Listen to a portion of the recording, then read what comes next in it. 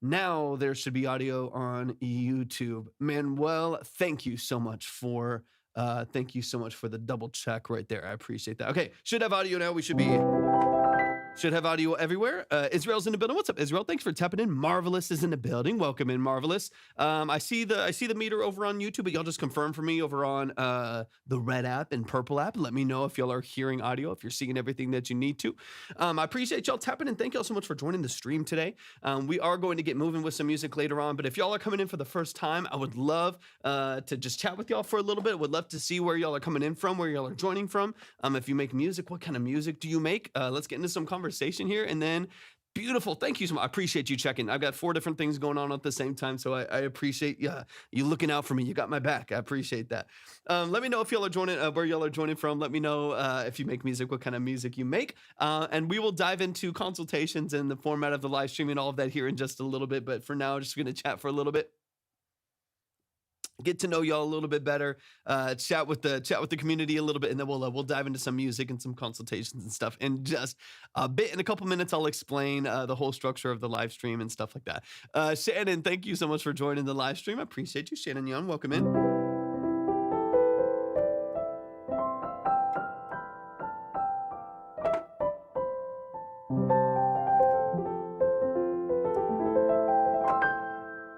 Beautiful, beautiful, beautiful.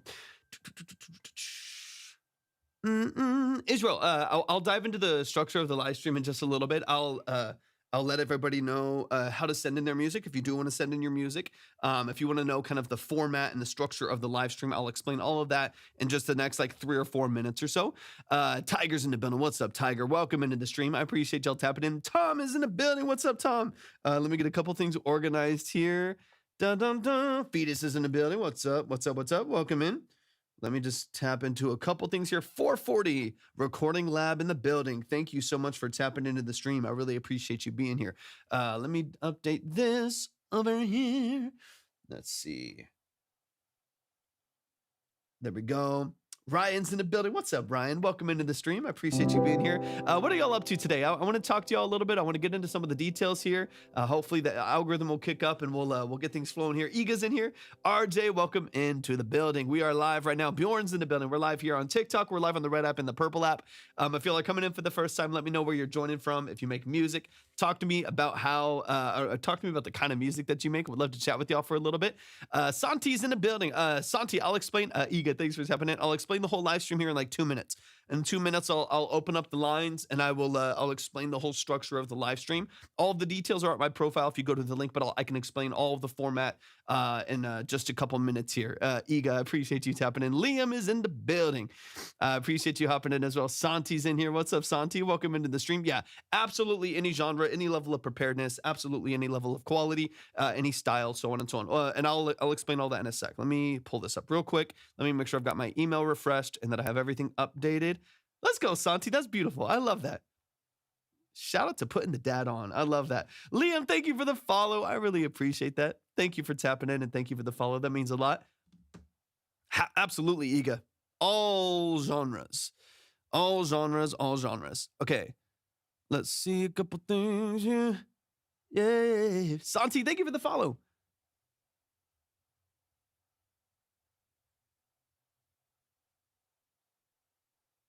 Let me check a couple things here.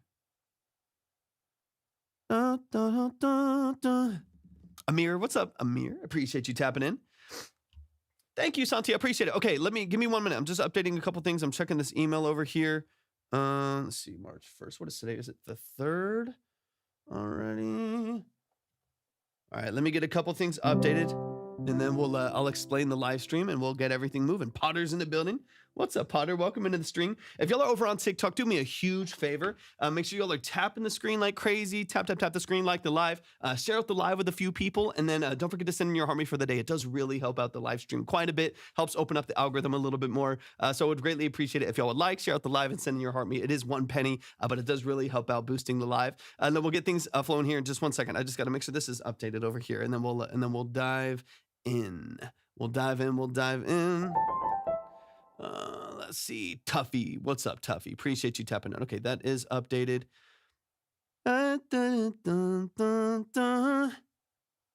Let's see. Egan, thank you for the follow. Okay, we should be ready to go. Eli's in the building. Welcome, Eli. I appreciate you tapping in. All right, y'all. Really quick. Let's dive into some stuff here. I'm going to get into all the details of the live stream here because it is a little bit different the way that we structure things here. So let's dive into some details. Once again, if y'all are here for the first time, welcome to Track Talk. Welcome to the family. I'm so glad y'all are here. I really appreciate you spending some time here. If you have never been here before, what we do at Track Talk are 20 to 30 minute long form detailed consultations for artists, producers, musicians, songwriters, vocalists, whatever it may be. Session musicians all the way across the board. We spend about 20 to 30 minutes listening to your track, your instrumental, your song, whatever, if you're an artist, producer, whatever. We spend about 20 to 30 minutes listening to your song multiple times, usually 2 to 3 different times, to dive into the details of your mix and master, production elements, sound design, lyric and song structure, really get into the details and the nuances of what you're doing creatively and practically. This is not a quick review. There is no trash or pass. There are no ratings. There are no polls. This is a really detailed long form breakdown. So if you are interested in getting a consultation and doing a full 20 to 30 minute breakdown of the structure of your song or the song of someone that you represent, then go to my profile, click on the link, just read through it and follow all of the details, and we will get you up on the line. The line is up on, I just threw it up on the Red app. So if you want to check the line, the order, the minimum, stuff like that, go to the Red app, YT. You can find all of that at my link, and then just look at all the details there. You can see the line, the order, the minimum. In fact, I need to update it, so give me 1 second here while I get this flowing here. Let's see. But yeah, if y'all do want to submit a song, go to my profile, click on the link, and then just read through and follow all of the details there. For those of you who don't know, my name is Torvik. I'm a full-time audio engineer, producer, and session musician. That is what I do for a living. I've done that for the last 14 plus years. I'm also a classically trained pianist. So the structure and the vision of this live is just to offer tools and tips and actionable feedback, practical feedback on the structure of your song, your music, your instrumental over that 20 to 30 minutes that we have on these consultations. Hollow Coves, recommend. Welcome in. I appreciate you being here. Thank y'all for the follows too. I appreciate that a lot. So once again, if you are looking to get a consultation, just go to my profile, click on the link, and then just read through and follow all of the details. That way we can get you up on the board, ready to go. Deb is in the building. What's up, Deb? Thank you for the heart me. I appreciate that a lot. I appreciate it. I hope you're doing absolutely fantastic. Let me double check a few things as we're getting rolling here. I gotta see who I got last time. Time Mind is in the building. Santi, go to my profile, click on the link right there. If you go to my profile, you gotta tap all the way in. I can never see. No, you can't send links in the chat. What's up, Time Mind? I'm doing pretty good, man. I'm doing pretty good. I hope you're doing fantastic. Arthur, welcome in as well. If it's not showing up, it's just usually a regional thing for the app. I have no control over that. Just do make sure that you go all the way to my profile. So click on my picture and then click on my picture again. That way you go all the way. It's not frozen on my end, and I have it up on my phone, so it might need to swipe out and swipe back in. No, I can't say the link. If it doesn't work, just go to my IG. Go to my IG. On IG, it's the same thing. Just look up Torvik Music anywhere, and you'll see the exact same link over there. But I can't say it I can't say the whole URL here in the chat.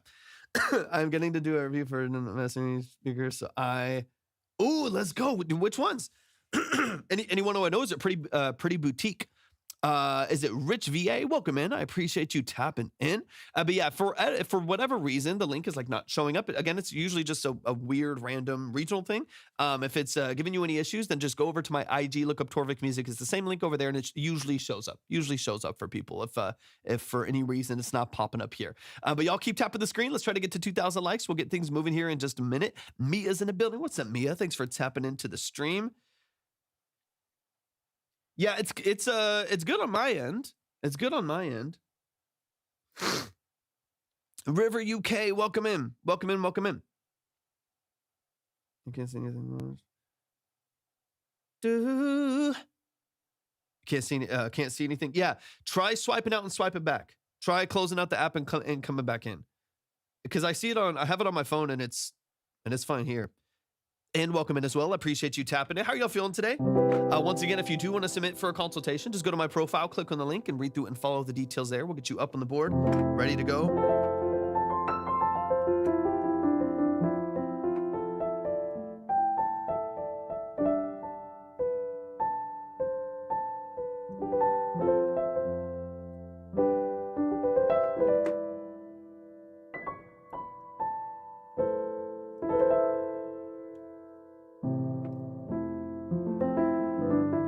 me check. I didn't even ask. They had me at Massey. He's like, I don't. He's like, I know. I know. Time mind is a gear nut. So I know. He's like, hey, just send me what you got. Send me what you got, and then I'll pick up the pieces later. What kind of genre music do you like? I like all genres of music for different reasons at different times of the day and times of my life. I will listen to largely anything. There's not really any style of music that I really don't listen to for any particular reason. I tend to gravitate, like personally speaking, I tend to gravitate towards like 80s sound design. I really like analog synths. I've got a whole bunch of them. I like 80s synths. I like to he listens to mumble rap. Yeah, right. I listen to a lot of different genres of music. I work on a lot of different genres of music. So I like 80s sound design. I like Depeche Mode, Tears for Fears, Aha. I like I like Kavinsky, Time Cop 1983, stuff like that. Let's go, Deb. Welcome back, Deb. This is a mumble rap is hilarious. XTX, thanks for tapping it as well. Raf, welcome in. Y'all keep tapping the screen. Share out the live with a few people. We will dive into some music here in just a little bit. Once again, if you've never been here before, these are long form consultations. So each of these breakdowns are usually 20 to 30 minutes long.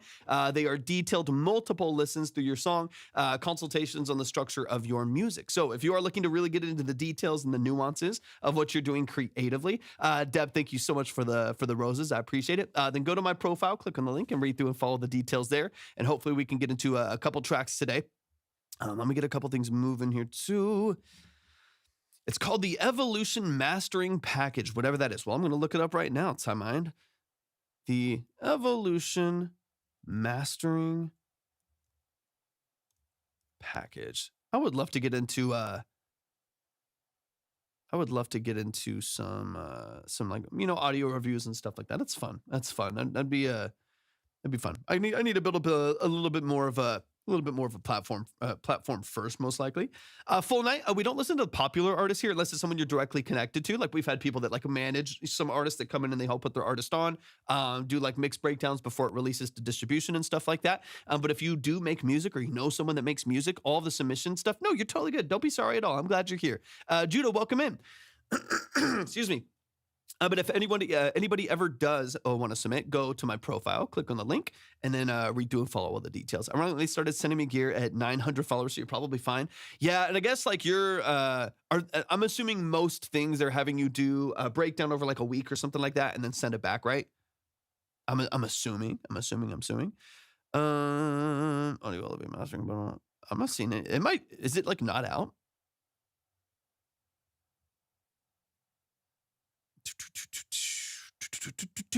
Yeah, if anybody wants to submit, they give me 2 weeks to do anything I want. That's amazing. Make some YouTube videos, make some long form YouTube videos, dude. Those will do well. I'm trying to do more of that stuff. I just haven't had time, haven't had energy. I had a huge batch of clients and projects that I had to kind of finalize up until like 2 days ago. 2 days ago, I had to finish this huge, or yesterday and 2 days ago, still revising this like huge 10 person project that I had to finish up on. So I just haven't had time to like lean that direction anymore, but I really want to a lot more. I really want to get more into that space and making some more long form content because I really enjoy it. I really enjoy like video stuff. I really enjoy making like long form content. It's just hard to find the time and space to do it sometimes. Just like, the headroom to actually look that direction while I'm also just working on the actual work. Okay, Anek, welcome in.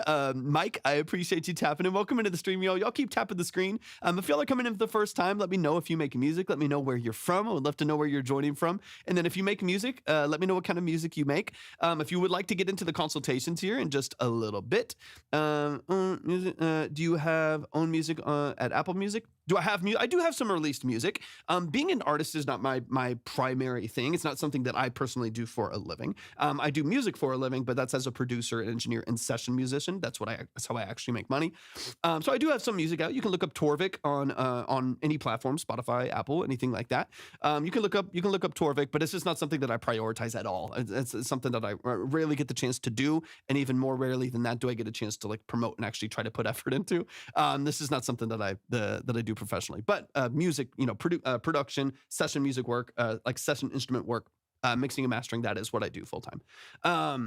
Do you have let me see, how do you submit? Gerard, thank you so much for tapping in. Go to my profile, click on the link. Excuse me, Jesus. go to my link and then click on Track Talks. I think it's like Track Talk Submission or something right there. But yeah, go to my profile, click on the link. It'll guide you through all of the steps right there. I have the line up on the purple app. I'm sorry, the purple and red app. I have the line up over there. So if you want to check the line, the order, the minimums, anything like that, you can dive into the details there. You can listen to my song and tell me what is wrong. That is a lot of what we do here. Your boy Dean, welcome in. That is the vast majority of what we do here. So we do these long form consultations. Each of the breakdowns of your song are about 20 to 30 minutes long. We spend that 20 to 30 minutes listening to your song multiple times, or an instrumental if you're a producer, multiple times to get into the details of your mix, production, sound design, lyric, and song structure. We're going to dive deep into your mix and the structure and what you're doing creatively and practically. Once again, I mentioned this before. This is not a quick review. There's no trash or pass. There's no ratings. There's no polls. It is a long form, detailed analysis to really get into those details and hopefully give you some practical and actionable feedback on your music. There's a couple people in line, but it's a little, we just hopped on. We haven't even gotten to the, a Torver pass is what I want. Well, maybe we'll integrate a Torv or past, a pass, at another date. It's not a super huge queue because we just hopped on a minute ago. We haven't even gotten to our first song yet. So we're just chilling for a little bit here. Until I get a couple more people in here. Let me update some things over there. But yeah, if y'all want to submit, go to my profile, click on the link. You'll see all the details right there. Okay, let me double check a few things here. So I got to figure out this 5 min. 5 min, where are you at?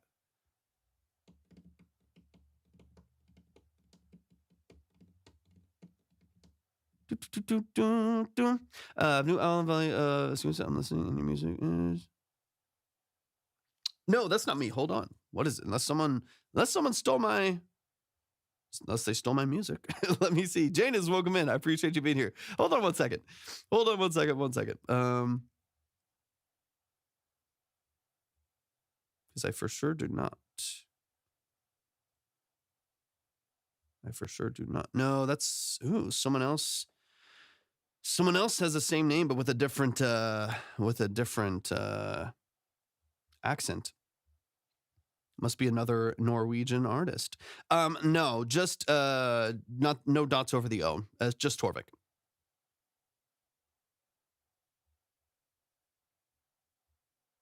Let me see. Let me steal Big's music 2026. Don't you dare. No, yeah, this is a different. Looks like a different Norwegian artist. Noah Tornlock, known as Torvik. Swiss electronic music from Grindelwald. Okay, interesting. So I guess he's Swiss. But yeah, very similar name. No, this is live. Markeel, what's going on, man? Markeel, I just finished up. Goodness gracious. Wait, I'm looking at the wrong screens here. I just finished up a massive 10 artist project that has been beating me up. It has been beating me up for the last like 3 or 4 months. I finally finished this project yesterday, which has been giving me hell. It's been giving me hell. So I finally have been able to open up some time and open up some brain space to be able to tackle some other stuff a bit faster, because things have just been, I've been chipping away at so many different things. Finally, this massive project has been beating me up. Oh yeah, this is interesting seeing this other artist here. Okay, let me double check a few things here. Thank God that ship has sailed. Thank God. Interesting, cool project, but very, very, very challenging. Very, very challenging to work on. Okay, let me double check a few things here. Y'all keep tapping the screen. Let me see kind of what's going on here real quick too. Yeah, dude, goodness gracious. I will not be doing that again. Not at the price that I charged him. It was a bit of an interesting project. Okay. It's been driving me nuts for the last 3 or 4 months, but thankfully I'm like finished. I think I finished my final revision yesterday. Ideally, hopefully, all things willing. Is it Coney? Am I saying that correctly? Thank you so much for tapping in. I think I finished up the final, all things willing, finished up the final revision yesterday, because it has it's taken up all my headspace. All my headspace is an exhausting one. Okay. Isa or IZAA. Thank you so much for tapping in. I appreciate you being here. If y'all do want to submit, go to my profile, click on the link, just read through it, follow all the details there. We'll get you up on the board, ready to go. We're going to dive into hopefully some music here in just a little bit. I'm actually looking for 5 min. because I'm really trying to figure out, because they sent another email 2 days ago when I wasn't live. If you do want to submit, just go to my profile, click on the link, and then just read through and follow all the details there. We'll get you up on the board, ready to go. We'll start the music here, hopefully in just a couple minutes. I'm trying to get some these other songs here on the board, but I'm not sure where this artist is, and I need to confirm their submission because they resent an email 2 days ago. Let's see. Get this over here. Let's see. But yeah, if anybody does want to submit, go to my profile, click on the link. Excuse me. Go to the profile, click on the link. Just read through and follow the details there. Aries in the building. What's up, Ari? Thanks for tapping in the stream. Once again, for those of you who are coming in for the first time, these are long-form consultations. These are really detailed, long-form, 20 to 30-minute breakdowns of the structure of your music. We're going to dive deep into your mix, production, sound design, lyric, and song structure to give you some actionable, really analytical feedback on the structure of what you're doing creatively and practically.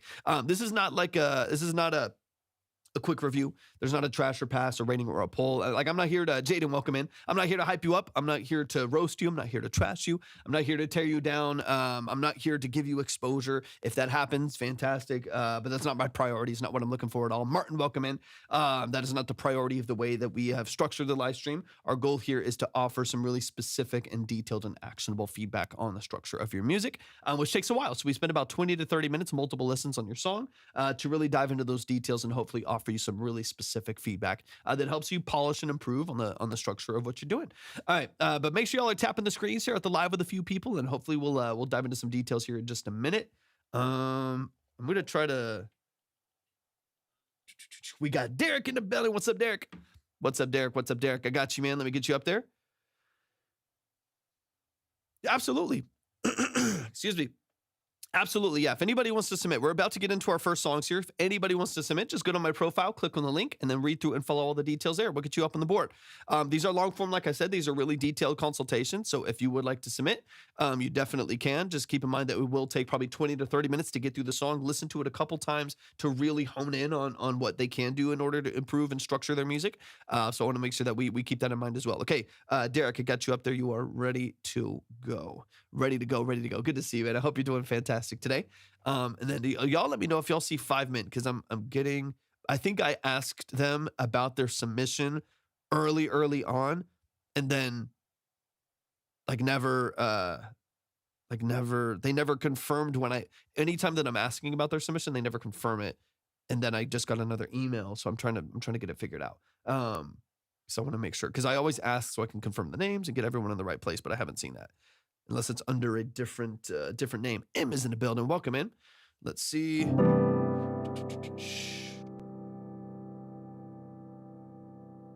Let's see. Dev, thank you so much. Thank you so much for the blossom. I appreciate that a lot. Thank you for the love. I appreciate you. All right, let me see here. And then Derek, I'll look for yours to come in as well. And we'll get it flowing. All right, we got it. Derek. Let's get it. Hey, y'all, still slowly trying to get over this sickness. It's been 2 weeks. Eesh. It's not fun, Derek. It's not fun. I feel like I'm perpetually sick because of these allergies. Texas allergies are no joke. And I feel like I cannot get a break. It's just nonstop, man. It's nonstop. It's crazy. Karen's in the building. What's up, Karen? Welcome in. Once again, if y'all are over on TikTok, make sure y'all are tapping the screen, share it the live with a few people. We're going to get full with the music right now. I'm pulling up the first track. Let me see. If you want to submit, go to my profile, click on the link. If you are over on the red app, go to the description for the live stream. If you are on the purple app, then type exclamation point submit right there in the chat, and we'll get you up on the board. Okay. We got a rough demo of a production. Lee, welcome in. Rough demo of a production I redid. I didn't want to release the other version. Okay, so this is a fresh version of an older track that you produced a while ago, I'm assuming. Let me know how deep we are into this demo, like how far along this is as far as like what you've produced and stuff like that. You obviously know the deal. Whatever you got for me, let me know. But let's dive in, y'all. This is Derek Bennett. He produced and wrote this, I'm assuming. This is called Unconditional, featuring Emmy Smith and Dubby Got Bars. Oh, I remember Dubby. All right, let's get into it. Have I heard this production before, though? Maybe the earlier one? Okay, cool. Sounds good. Production is pretty deep, but no mixing yet. Got you. Your love is so shaking, it's it's breaking through. I run and I hide and you're still by my side. Unconditional love, you won't let me fall.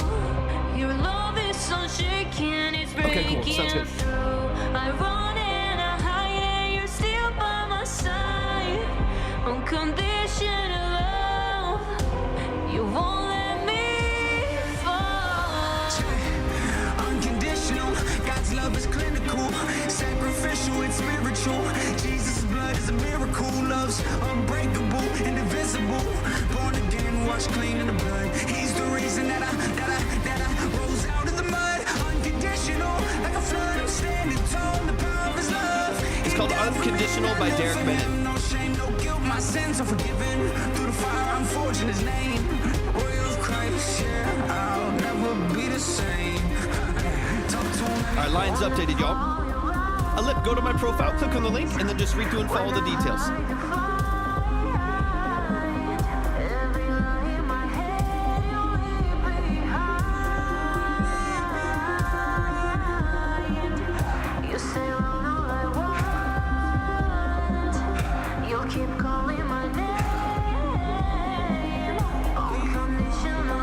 Let's go, Derek. Let's go, let's go. It's time.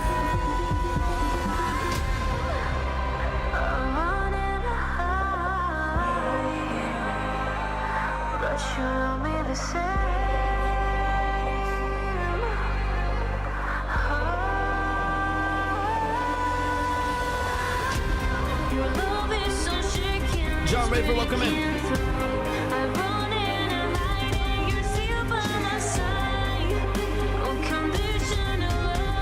What's up, Vix? Welcome in. You won't let me fall. Your love is unshaken, it's breaking through. I run and I hide and you're still by my side.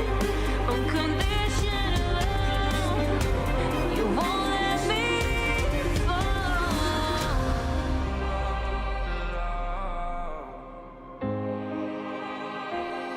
These choir swells are nice.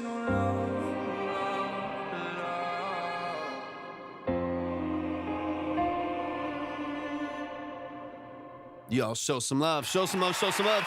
That is Derek Bennett. The song is called Unconditional. Sorry, I can't talk. Featuring Emmy Smith and Dubby Got Bars, which is the rapper that you're hearing in here. Let's dive in from the top. Let's get into it. Okay, really quick before we dive in, is it Hade? Am I saying that correctly? Thank you so much for tapping in. Absolutely, all genres of music, all levels of preparedness, any style, any level of quality. A lot of people send in unreleased demos and stuff like that, so they can polish and improve on certain parts of the structure before they send it to their engineer or to distribution. So you don't have to worry about the quality of your music or the standard of it compared to anyone else. This is a very like detailed, very analytical consultation on the structure of your music. So you just don't have to worry about like, am I hyped about it or am I going to trash it? That's not even what this live is about. These are detailed consultations. They're about 30 minutes per song, 20 to 30 minutes per song, multiple listens through your track. So if anybody would like to submit, if you're on TikTok, just go to my profile, click on the link, and then just read through and follow the details there. If you are on the Red app, YT, go to my description for the live stream. That way you can see the details there. It's the same link. If you're on the Purple app, starts with a T, then go to, or just type !submit right there in the chat, and then you'll see everything that you need right there. Gonna listen to Sofago, Kailu, Rockin' Remix, please. Yeah, Vix, same thing I just said. If you want to submit, go to the link that you can see in the description of the live stream over on the Red app. You'll see all the details there. These are, again, like I said, long form consultations are really detailed breakdowns. So any artist that sends in, producer, instrumentalist, whatever it may be, DJ that sends in, it is a very long form breakdown that we can really get into the details of what you're doing. Dorian, welcome in. All right, let's dive in from the top. Quick question, Derek Bennett. Do you, Divinity, thank you so much for the follow. I appreciate it. Do you send the engineer like raw vocals? Or are they already pre-processed at all? Let me know. That'll determine a little bit of what I say next. But let's run it from the top. Let's get into some of the details here. Shout out to these vocalists though. They're really, really talented. Really, really talented. I'm doing pretty good, Divinity. I appreciate you tapping in. Paul Christian, welcome in as well. Absolutely. Yeah, we just hopped on, Clay. We just hopped on. Board is current. We just hopped on. Do you have any really quick? Yeah, if you want, Jay, if you want to submit, go to my profile, click on the link, and just read through and follow all the details there. Yeah, Clayton, of course, man. We just hopped on Live is Current, so you can see kind of where the line is. You can see where the top is if you want to move forward, stuff like that.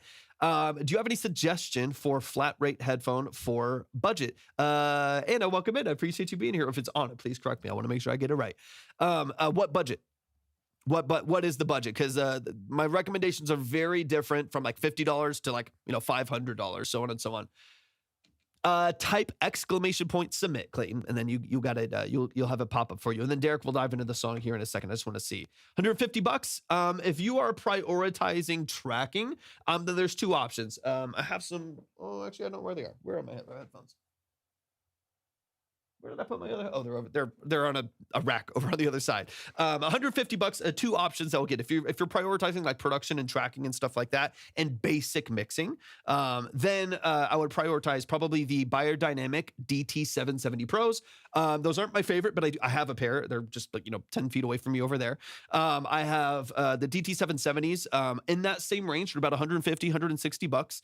In that same range as the Biodynamic DT770 Pros, which are industry standard. You're going to see those in every studio that you go to. I would also recommend the ATH M50Xs, Audio-Technica M50Xs. Those are also about $150, $160 unless you want to try to get some used or something like that. Those are both really, really fantastic. If you are prioritized, like the thing that I feel about the DT770s, which I have over here, and I've had both pairs of these headphones personally and used them many, many different times. They're both great. They're both going to last forever.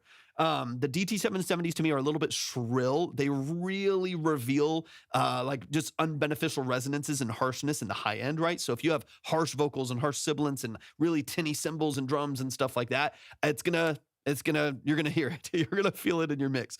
So those are great. They're industry standard for a reason. There's so many people that have them. I've had mine for like 10 years and I love them. Those are great. They're a little bit harsh sometimes, but in some cases it can be good because it's really gonna bring forward some of the issues that you have in your mix. The M50X is, I feel like, a little bit more bass heavy, a little bit more balanced for production and stuff like that. So if you're tracking instruments, if you're tracking your own vocals, either one of those are gonna treat you really well. Either one of those are gonna treat you really well. Hiru, I'm in Texas. Unfortunately, just kidding. Yeah, unfortunately, right now I'm stuck in Texas.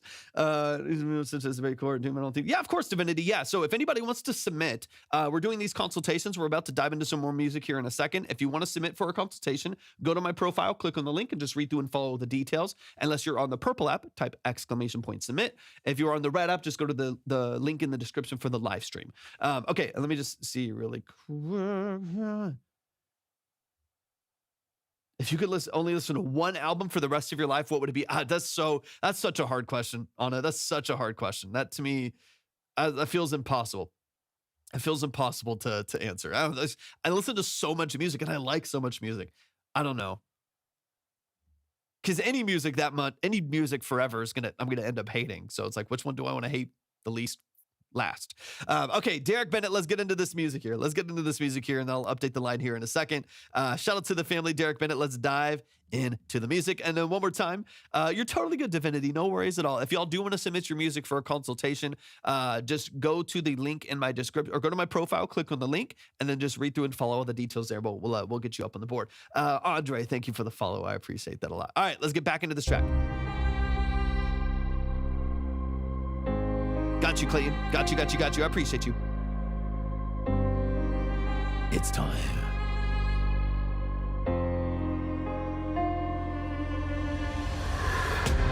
Your love is so shaking, it's breaking through. I run and I hide and you're still by my side. On condition. Let me give you again, as I always do when it comes to production structure and stuff like that. Let's get into just like my gut reaction really, really fast, right?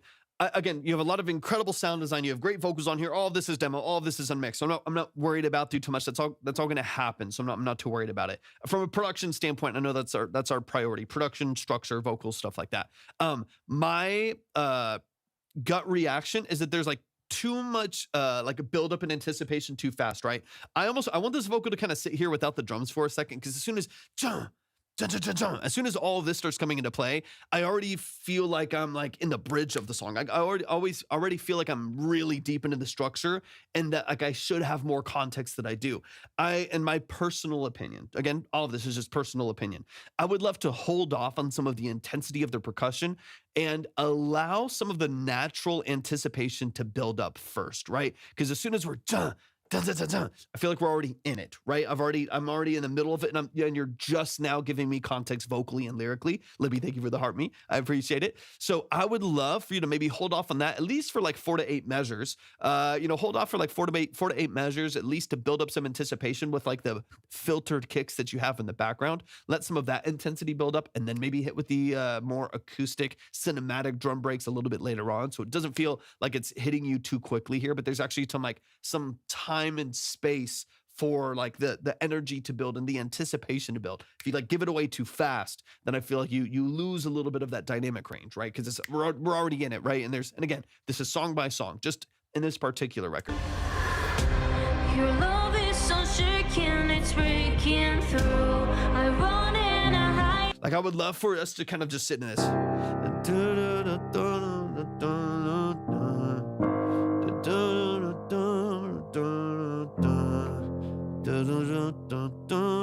I would love to just sit in that pocket for a moment off the C minor to just let us live in that level of anticipation and that level of tension and dynamic. And then there's always room to grow. There's always room to build the dynamic. So personal preference, again, that's all it is. Personal preference is I would pull the cinematic drums for at least like until the B section of your verse, like the next 8 measures. So Your love is so shaking, it's breaking through. I run it. that way you're just feeling these swells and this energy.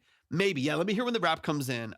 You can maybe do it a little bit earlier, like maybe, let's see, 8 measures in. I'll see where that is, if it's a full 16 for her vocal, and we can kind of build up from there. But yeah, that's kind of what I'm listening for. And I hide it, you're still by my side. So all of this to me, just those heartbeats,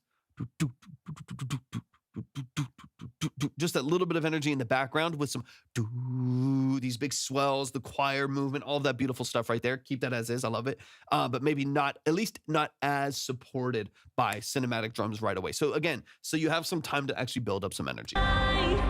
Unconditional love. You won't let me Like bring it in here. fall. Yeah. Your love is so Right in here. So it's da-da-da-da. You have that little high melody, and then boom. As soon as you go back to the low C minor right here, that's when I would bring in the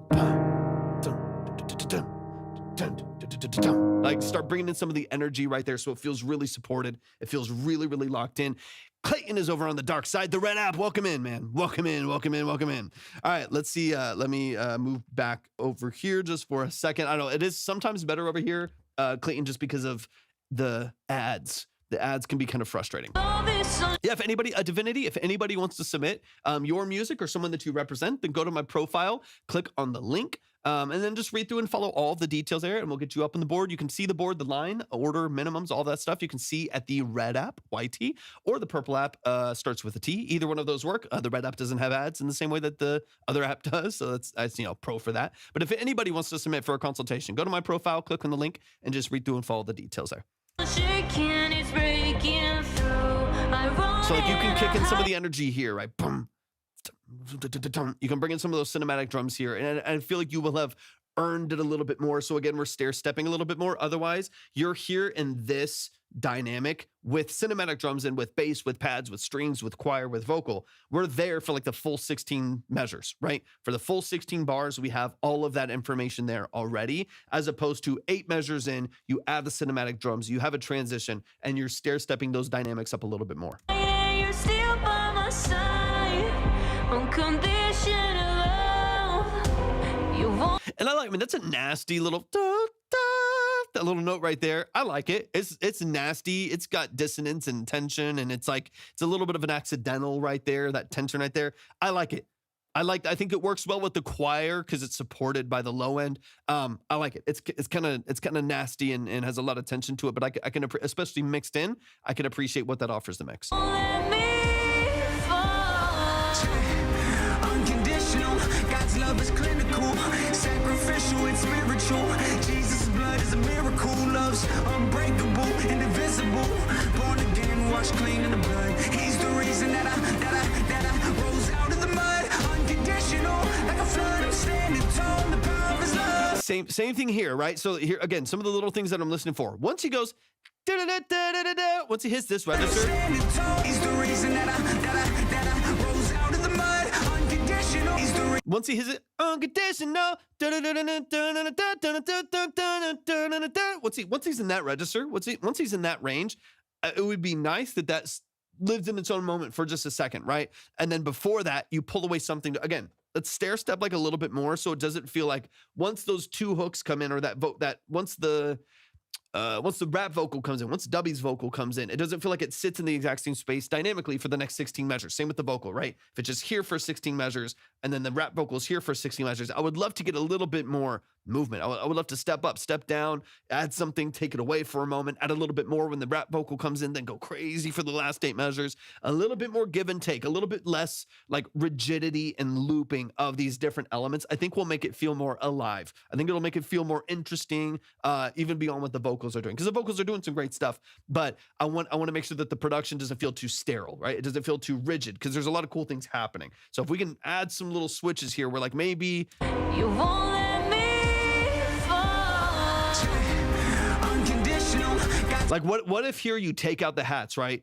And you just go da da ka da da da da da ka da da da da ka da da da da ka da da da. Like you get the energy there without moving into the hats and the full like spectrum of energy that you want to have there. Like if you just like again, and then you have a chance to add something new into the mix, right? Like in that moment, if you maybe take out some of the high end elements or something, right? You could do this however you want to. Take out some of the high end elements, maybe take out the hats right there. So you have this really, it builds up a ton of energy, and then boom, boom, ga, dun dun dun dun dun boom. Boom, and it's like super energetic, but it still has a little bit of space.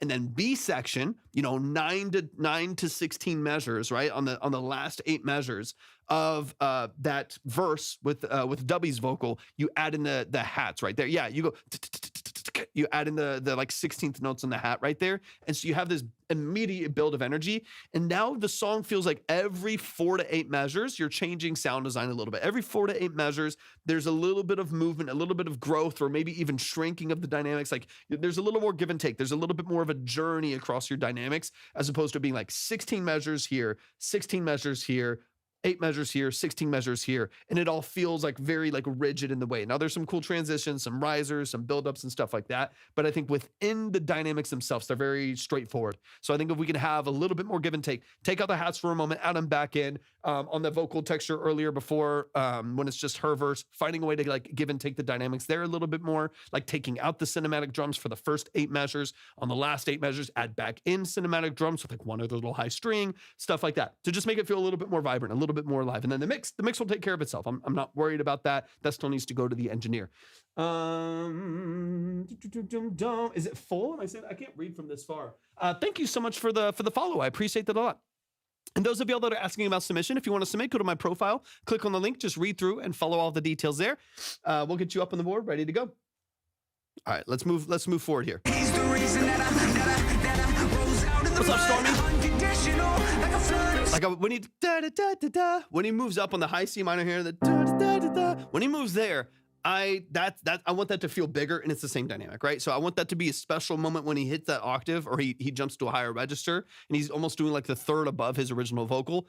That's beautiful. I love the energy there. So I want to make sure that the production structure matches his energy shift, and it doesn't feel like it hasn't moved at all. It's the same loop over. If you can add and take away what you need to make sure that does feel really dynamic and really special when those moments happen, I think it'll be great. Of Christ, yeah, I'll never be the same.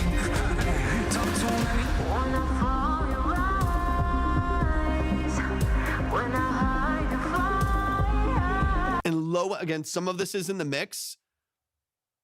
Yeah, exactly. Little things like that. So the more that you're able to restrain, the more you have opportunities to add to, right? Tony, welcome in. Like if you give everything away, so like your first verse has cinematic drums, filter drums, a low pad, a sub bass, you know, synth arpeggiator in the background, a vocal with her harmonies. Like if it has all of, again, sometimes it works. I'm speaking specifically to this track, right? Differently, starting on a metal track or an EDM track with a really heavy breakdown, maybe that works, right? But in this specific context here, if you give them all of that right away, when this like rap comes in and it's super dynamic or like is super busy and has a lot of energy and stuff like that, it doesn't feel like it as much, right? Because we've already had so much energy. Like we've already had this. Your love is so shaking, it's breaking through. Like there's already so much energy here. The wah, and dun dun, you know, like there's already all of that. So if that's all there right away, then when this stuff comes in later, the only like difference here is like trap hats and a different snare. Like there's not a really like a dramatic difference in sound design and energy, right? So I do think that it's beneficial to show some level of like dynamic restraint early on. Like you said, maybe pull the strings a little bit on the mix side. The choir can maybe come down 3 or 4 dB. You can clarify some of that stuff in there, you know, and then again, stair stepping those dynamics just a little bit more so it doesn't feel like you're giving away too much. Same thing with the rap, right? Add in the 16th hats a little bit later so that they don't build up the dynamic as high as it's going to go right away. And then we're like, okay, well, I still have, you know, 2.5 minutes of this song to like get more out of it. But you've already like reached like your climactic high by like the second half of the first verse, right? I wanted to open up a little bit more. Starry Fave, welcome in. 3D great. Thank you so much for tapping in. I appreciate you being here. If y'all want to submit, go to my profile, click on the link, just read through and follow the details there. And of course, we'll get you on the board ready to go. So yeah, a little bit of restraint is going to give you more dynamic range. Let's move forward a little bit into the second section here, and then we'll keep it moving.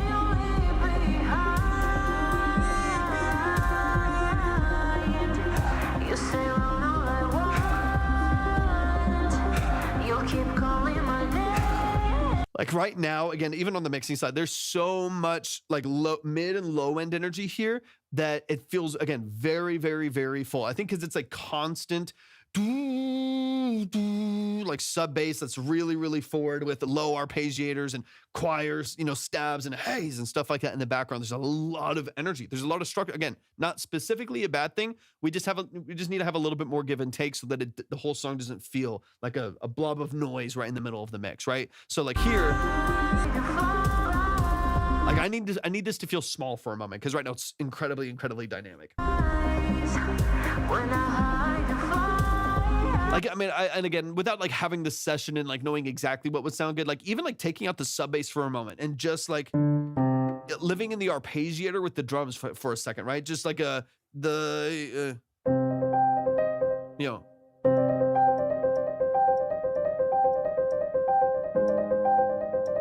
just having like that texture at the top right there with just the drums and a little bit of strings and like whatever in the background, but no sub bass. And then once again, B section to that, you do 8 measures there, and then 8 measures into that, you add in the sub bass, and then you get this low C down here that feels really weighty. It feels like it matters. It feels like it, you know, that there's intention behind why it's there. Otherwise, in this song, there's literally like sub bass and like sub harmonics through the entire structure of the song. So you're always feeling this like depth and this weight and this heaviness, as opposed to there being some give and take to where it feels a little bit more dynamic. So like I would start this verse without the sub bass and go at least 4 to 8 measures, probably without it, depending on how soon you go into the next hook. I'll listen in a sec. But go to like 4 to 8 measures without the sub bass, and then like B section to the verse, the next 8 measures or so, add the sub bass back in so it matters. It gives you some weight, but you had a little bit of a refrain from it for a second and then bring it back in so it feels a little bit more energetic. I think it'll feel more alive. It'll feel like there's more going on here.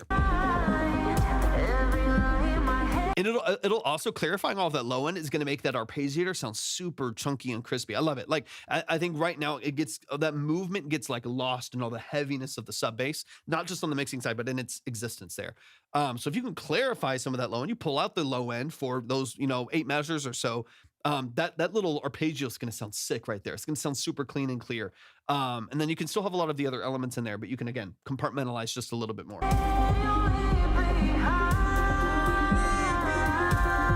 What's up, Cody? Welcome in. And I add the sub bass here. Like what I would probably do is add in sub bass and choir right there. The all that big energy in the background right there. Add in the subharmonics and add in that there. So again, you don't give away too much too soon. You add a little bit of, stair stepping in there so the dynamics change. I think that'll be a lot more interesting.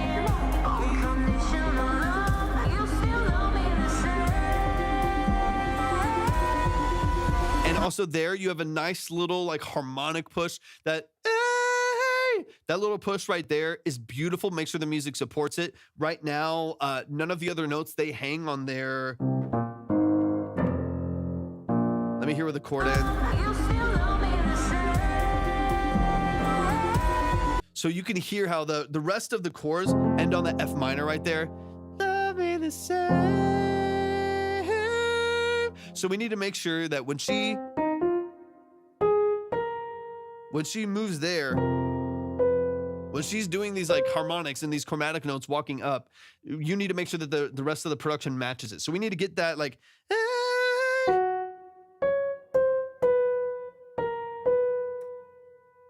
so if we're going off the F minor, hold on, I want to see where she's.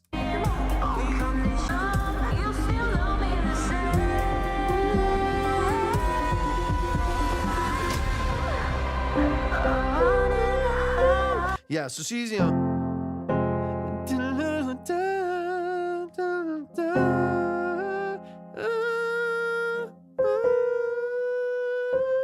the typical, F minor, like a movement right here, is gonna have a B flat, right? Or an A sharp in this instance, right? So if you're playing like the F, with all of the other instruments underneath it are playing this F minor, which is like G sharp and A sharp right there, right? So that's where you're getting all of your natural chord progression movement right there. If she randomly adds that B, you need to make sure that you support it with everything else, right? Like we need to make sure that there's enough like tension there that it all makes sense, right? Because right now you have a bunch of instruments that are doing the F minor, like just natural, right? Right here, and then her vocal hits that B in the background, and then kind of releases into the very top, right? So just make sure you need to have like some of your other movements in there, some of your other like arpeggiators, the strings or something. They need, if you want this nasty tension, at least supported by the other production, and make sure that there's like another instrument that's adding in the B. Otherwise, it is going to sound, thank you so much for the follow. I appreciate it. What's up, Jenna? Welcome in.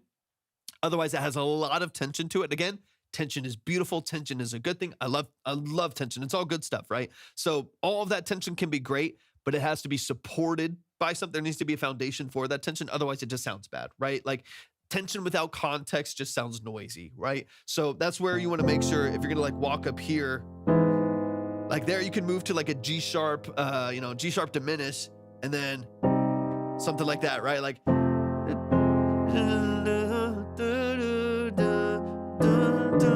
whoops, I mean,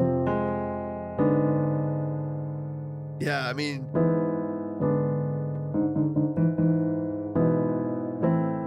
yeah, because you're coming from the F minor. That's a lot of tension. That's a lot of tension. So here,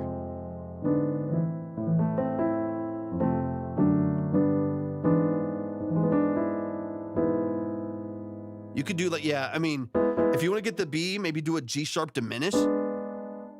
Maybe a G sharp diminish. Hold on, let me, not now. Let me do a, so if you're gonna, let me hear her vocal again. So yeah,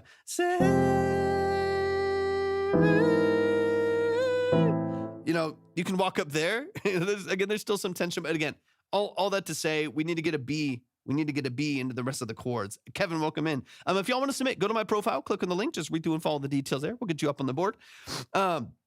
We got to make sure that there's a B in some of those other elements right there. Otherwise, it's going to sound pretty nasty. It's going to sound like it's got a lot of tension that I don't know if like really benefits the structure of the mix right there, because that B isn't present in any of the other chords that are playing the F minor. That would be something that's very outside of the natural scale right there. So we want to make sure that it's at least, again, fine to do. It sounds cool when she hits it, but it's going to sound bad.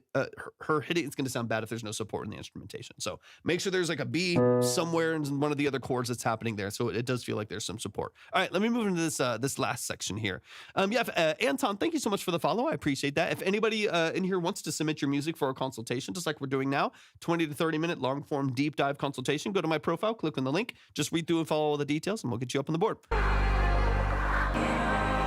I like this build up here. This is nice. This feels heavy. It feels dark. It feels moody. I like it a lot.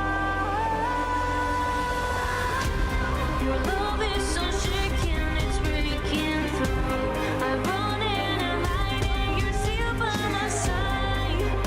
Unconditional love, you won't let me fall. Your love is so shaken, it's breaking through. I run in and hide and you're still by my side.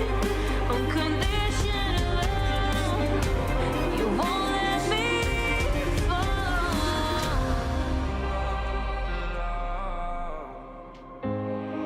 Not too. I mean, there's a couple people. It's not too crazy. Not too crazy.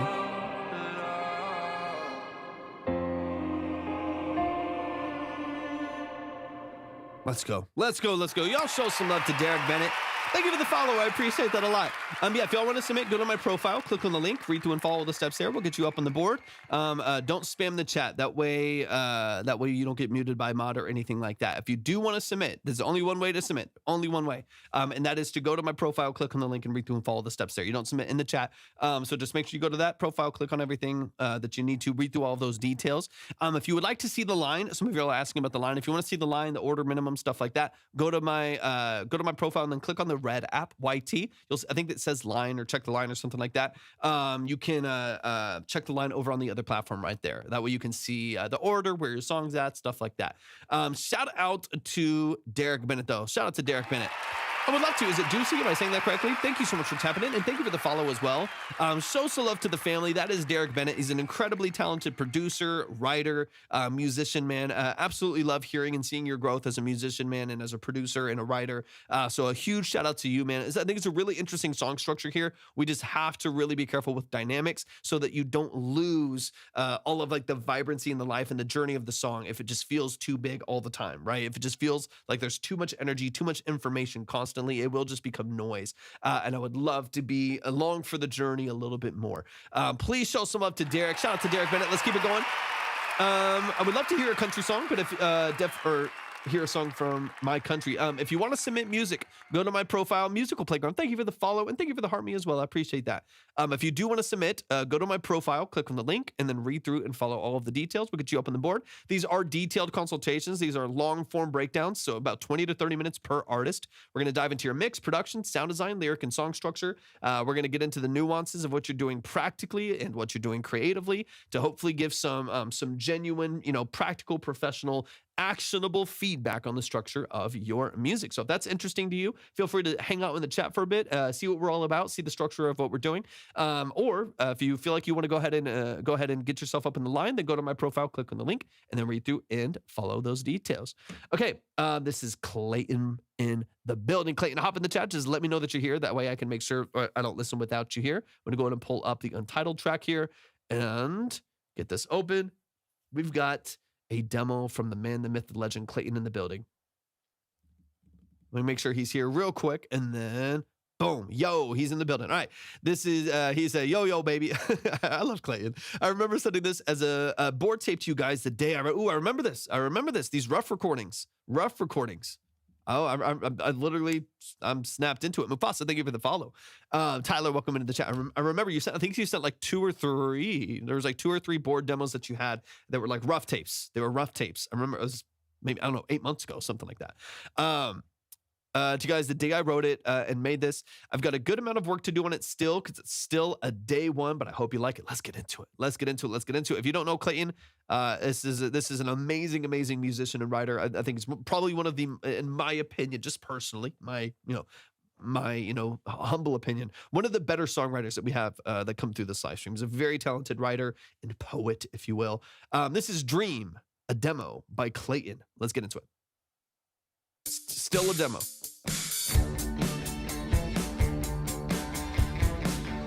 Yeah. I remember.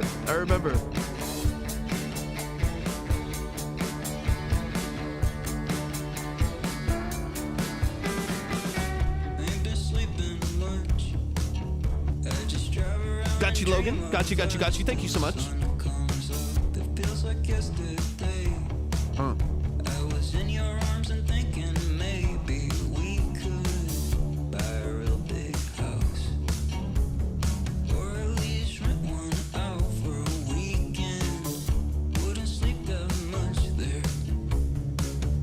Yeah, I dream of us, 'cause you're in my head. I get What's up, Stormy? Welcome in. I appreciate you being here. running the rest. How you doing today? I know that it's late, shouldn't try and debate. I miss your heavenly bass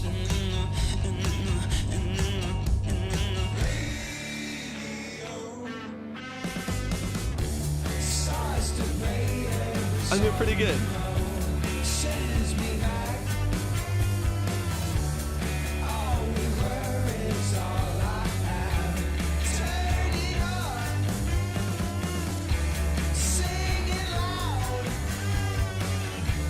I love the D-tune. The bending's great.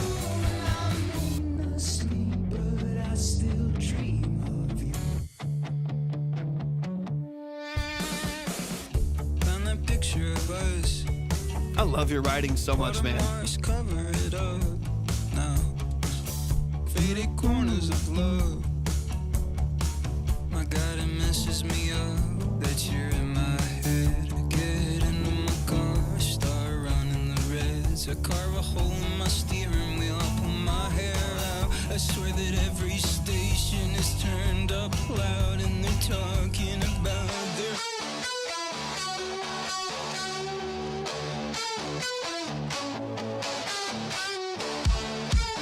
I love the nastiness.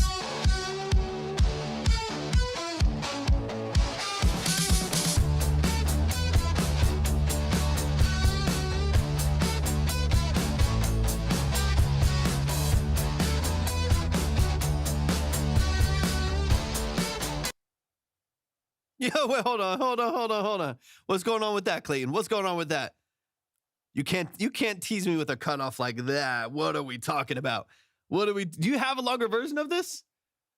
Do you have a longer version of the demo, or does it actually cut right there? You're pissing me off. You threw off my groove, bro. That's a bad. Do you have another bounce? I was in the middle of it, man. I was still moving and grooving, man. Send it over. I'll wait, man. Send it over. Send me a normal ass bounce. What are we doing? Can't get me in the middle of my. Send it, dude. Send it over. What are we talking about? Send it over. You can't get me in the middle of the groove. DaySick, thank you for the follow. I appreciate it. You can't catch me in the middle of a groove. You're fine. I was moving with it. Jay Bird, welcome in. Appreciate you tapping into the stream.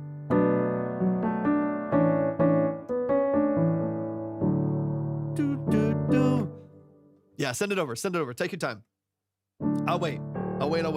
It's worth it. I was like, man, we're about to get into the climax of the song, and then a cut, and the energy dived. To be from Logan. Got you. I got you. You're up on the board, ready to go. I appreciate you so much, DaySick. Thank you for sending that in. And I do have your email as well. I do have your email right now as well. I appreciate it. Thank you for the follow as well. I appreciate that a lot. All right, we'll get this updated demo into here in just a second.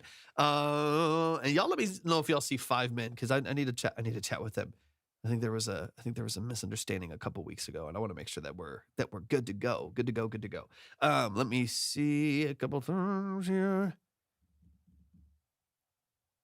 Let's go, Life Explosion. Let's go. I need to send you an update, just like the final updated one, because like I said, I needed to adjust Jay's vocal just very, very lightly. Yes, I'm here, TikTok. Hold on one second. I got to do my puzzles. I got to do my live puzzles. Give me a moment. Boom. No, Clayton, you're so good, man. Take your time. Don't even worry about it. Yeah, I need to send you the updated one. I'll check the oohs and ahs that we were talking about. Yeah, it sounds fine. It sounds good. But I need to update the master. Just his vocal, I needed to give it another 2 dB. Just, needed some edge. So I'm going to update his, and then I'll listen for those oohs and ahs. Otherwise, I think the rest of it's fine. I think the rest of it's great. Is it Angui? Angui? Am I saying that correctly? Thank you so much for the follow. I appreciate that a lot. Listen to my song, I Wish You Were My Sunshine. Yeah, if y'all do want to submit, nice to see you as well. If you do want to submit, we're getting into some music here. If you want to submit, go to my profile, click on the link, just read through and follow the details there. We'll get you up on the board. These are detailed consultations. So if you're looking for a 20 to 30 minute breakdown of the structure of your music, getting into the mix, production, sound design, songwriting, stuff like that, all of that info is at my link. Just follow the details there. If you want to see the line, it's over on the red or purple app, which you can also find at my link as well. I already love the song, dude. I already love the song. I can't wait to hear the full thing. I can't wait to hear the whole thing.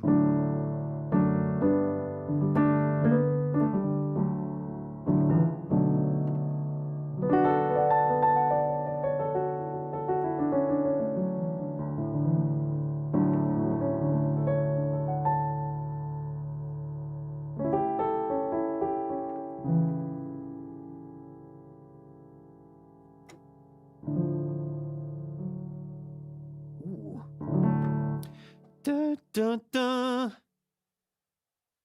That was so funny. Sorry, y'all. For those of you who are wondering, we're pausing just for a second to get an updated file in, and then we'll keep going with the music. And then Logan, I already got your email. I think I already, yeah, and I got you on the board as well. Yeah, you should be set to go. Set to go. I can go ahead and get. Dun, dun. Hey. Let's see. That's on Spotify. Okay, got you.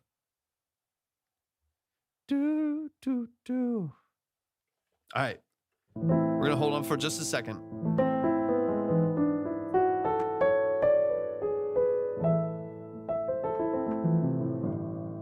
Oops. What kind of video I need? I know.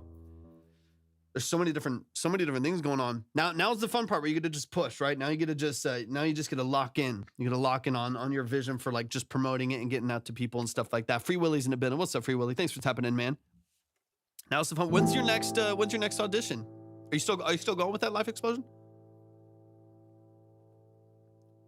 Ooh.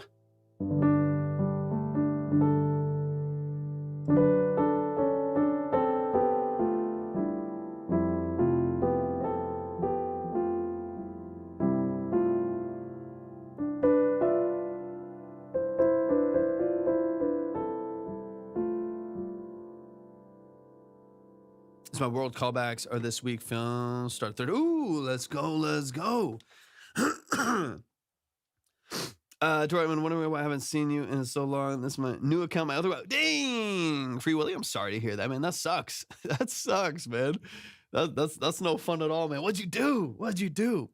No, man, it's good to see you. I was saying, I've been active as hell. I've been going crazy. Been working like crazy too. Hello, dear go-to genre. Anyways, as far as like what I like to listen to and I like to create, I mean, dude, right now my client base is literally all over the place. Pop, R&B, hip hop. I've got some contemporary. I've got an opera track that I'm working on. I've got some 80s style stuff, some synth pop, some dream pop, kind of some alternative stuff that I'm really enjoying right now. Some really cool alternative stuff. I'm doing a little bit of everything. Doing a little bit of everything. Big, thanks for tapping in. Go to my profile, click on the link. Just read through and follow the details there. We'll get you up on the board. Okay, Clayton said it's bouncing. To be honest, I feel bad. It's gonna be like 7 more seconds. Dude, no, don't even worry about it. You're fine. We're chilling, man. We're vibing. Might sound better because I've done a bit more. Yeah, beautiful. Listen in the middle. If I forgot to mute, you should just play the other one. If that happens, it's doubtful, but yeah, you never know. Thank you for the follow, Big. I appreciate that a lot. So, I mean, what I like to do a day, I love 80s sound design. I love 80s song structure. I think 80s song structure is some of the best song structure in the world. I think it's phenomenal. A lot, like, listen to like anything from like Tears for Fears, like a lot of like 80s rock, 80s alternative, 80s pop stuff. Like I'm obsessed with it. I think it's amazing. I love the sound design. I love the structure. I think the songwriting was really, really tasteful. It's just interesting to me. I think it's really, really interesting. So I like the 80s a lot. I'm a synth player. Been playing piano since I was 6 years old. So and I work professionally as a session synthesis and producer. So I'm constantly like dealing with 80s stuff. So I do have a lot of like 80s synth pop, synth wave stuff. Kavinsky, Time Cup 1983, Mike Dean, stuff like that. Let's go for. I love to hear that, Free Willy. Yeah, MJ, 100%. 100% day. Yeah, but as far as like what I enjoy listening to, it's a little bit of everything. As far as like what I actually like listening to, I will listen to any style of music. What's up, Retrack? Howdy. Good to see you, man. I hope you're doing well. I listen to all kinds of music and work with all kinds of music. So it's like I know what I like to create personally for me, and stuff like that. But as far as like the stuff that I work on, the stuff that I'm like working in and out of every single day, mixing, producing, session work, it's all over the place. I just did some session work for a rock artist. I just did it's like a kind of a heavier. I was doing some grand piano work for a rock artist. They had me track underneath it. And then, just a couple weeks ago, I was working with a country artist. So I did some session work for a country artist, did some executive producing for a country artist for one of their first albums coming out. So it's, it's all over the place. It's so there's not really any like bias because I quite literally work in every genre right now. I love to hear that, Free Willy. That's dope. That's dope, man.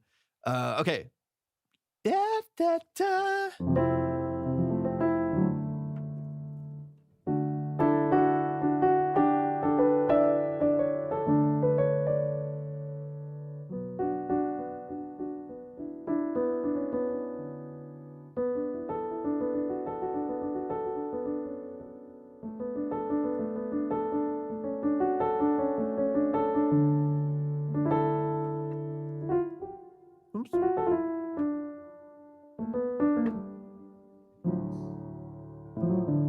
Alex in the building. Welcome in, Alex.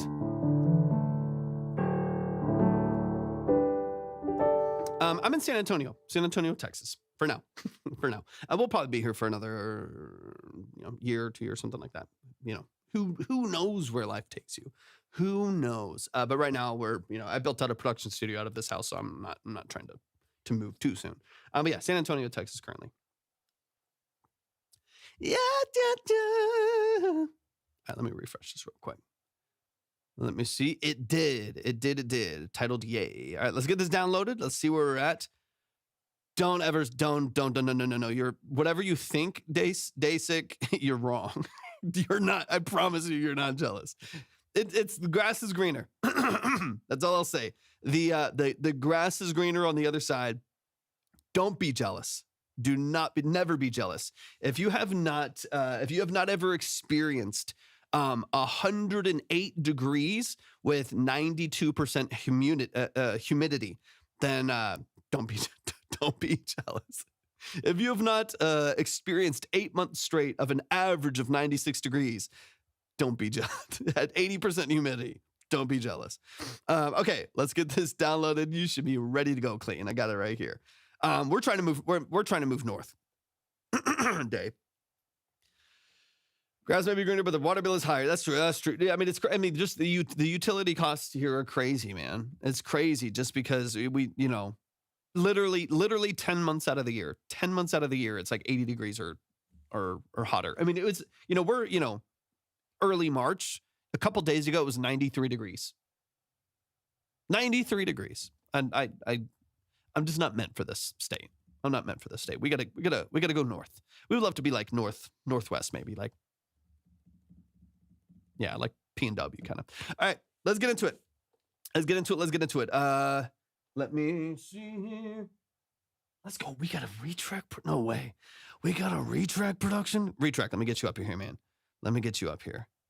And then it is not every day that we get a beautiful, special, amazing retrack production. So let's get this up on the board. Let's get it moved. Got you. Boom. Beautiful. Fabulous. Okay, Clayton, let's get into it, man. Let's see where we're at. I'm gonna go ahead and run this from the top, Clayton. Also, my freaking radiator sound toys plugin bounced out a long tail. No, you're fine. I'll read through the lines here a little bit. I'm gonna go ahead and play it from the top because I do think it's a fully updated file. Probably some of my feels because it's -20, -4 Fahrenheit here right now. Yeah, that's crazy. And I'm sure people say this all the time. My wife and I both like the cold. Like we like being in the mountains. We like when it's freezing. We like that far more than we like the beach.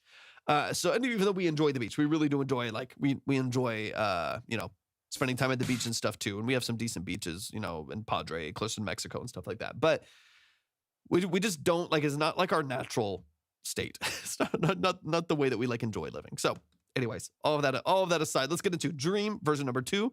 We get the full song this time, I believe. I've got another extra minute on here, so we should have the full song. Let's dive in. This already does sound cleaner. Got you, Free Willy. Got you. We got the family in the building.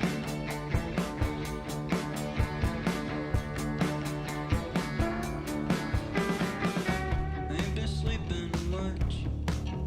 I just drive around and dream of us till the sun comes up. It feels like yesterday. I was in your arms and thinking maybe we could buy a real big house, or at least rent one out for a weekend. Wouldn't sleep that much there. Let's go. Yeah, dream of us, 'cause you're in my head. I get into my car, I start running the reds. Yeah, I know that it's late, shouldn't try and debate. I miss your heavenly face, and then the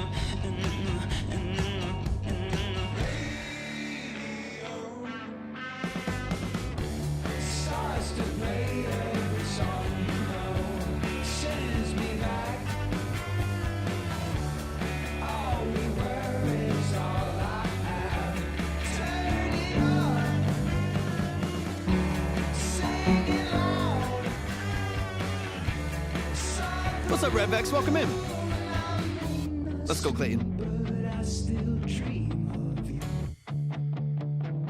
Love the dynamics. Found that picture of us. Watermarks cover it up. I'm doing pretty good. Thanks for tapping in today. Faded corners of love. My God, it messes me up that you're in my head. I get into my car, start running the reds. I carve a hole in my steering wheel, I pull my hair out. I swear that every station is turned up loud, and they're talking about their. Love the melody follow.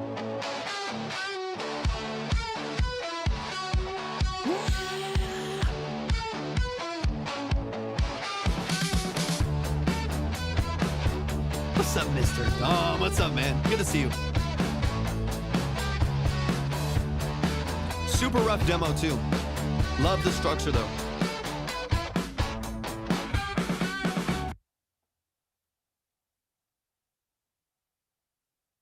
Is that the end right there? Is that the end and the rest is just the tail?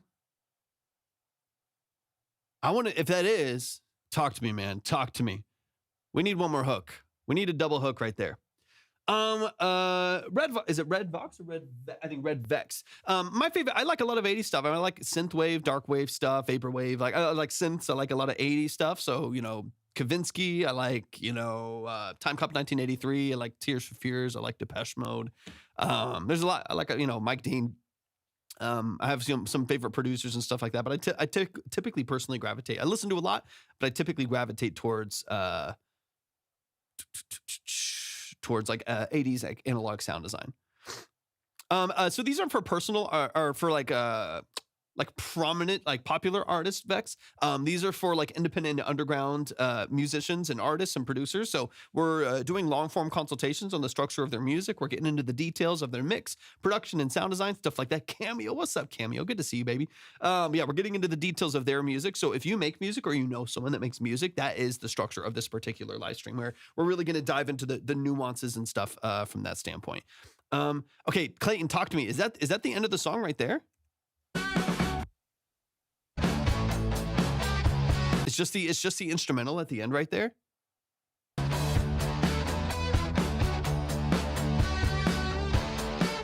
If you want us to make, go to my profile, click on the link, and then just read through and follow all the details there. We do have a line of people, which you can skip if you feel like it. Otherwise, you can get yourself in the line there to support your friend and stuff like that.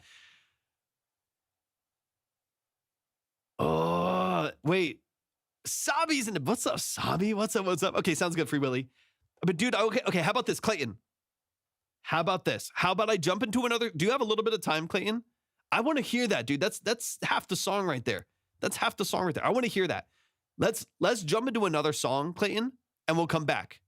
Because I want to hear this. I feel like I'm hearing half of what's happening here, and I want to get the whole thing. Is that cool? You got 20 minutes, man? That way you can chill, bounce your other song, bounce the other version, and then we'll jump back. What do you think? What do you think about that? Talk to me. What do you think about that? Because I feel like I'm missing half the song. I'm missing half the dynamics. I'm missing like half of like the variation that you're dropping in there. You tell me. Because I got to hear you. If you have a whole other section of halftime, a stripped down hook, more dynamic range, that's the stuff I want to hear. Dom, always appreciate you, man. I hope you're doing amazing, man. I hope you're doing all right. Hope life is treating you okay. Yeah, da, da. Let me know.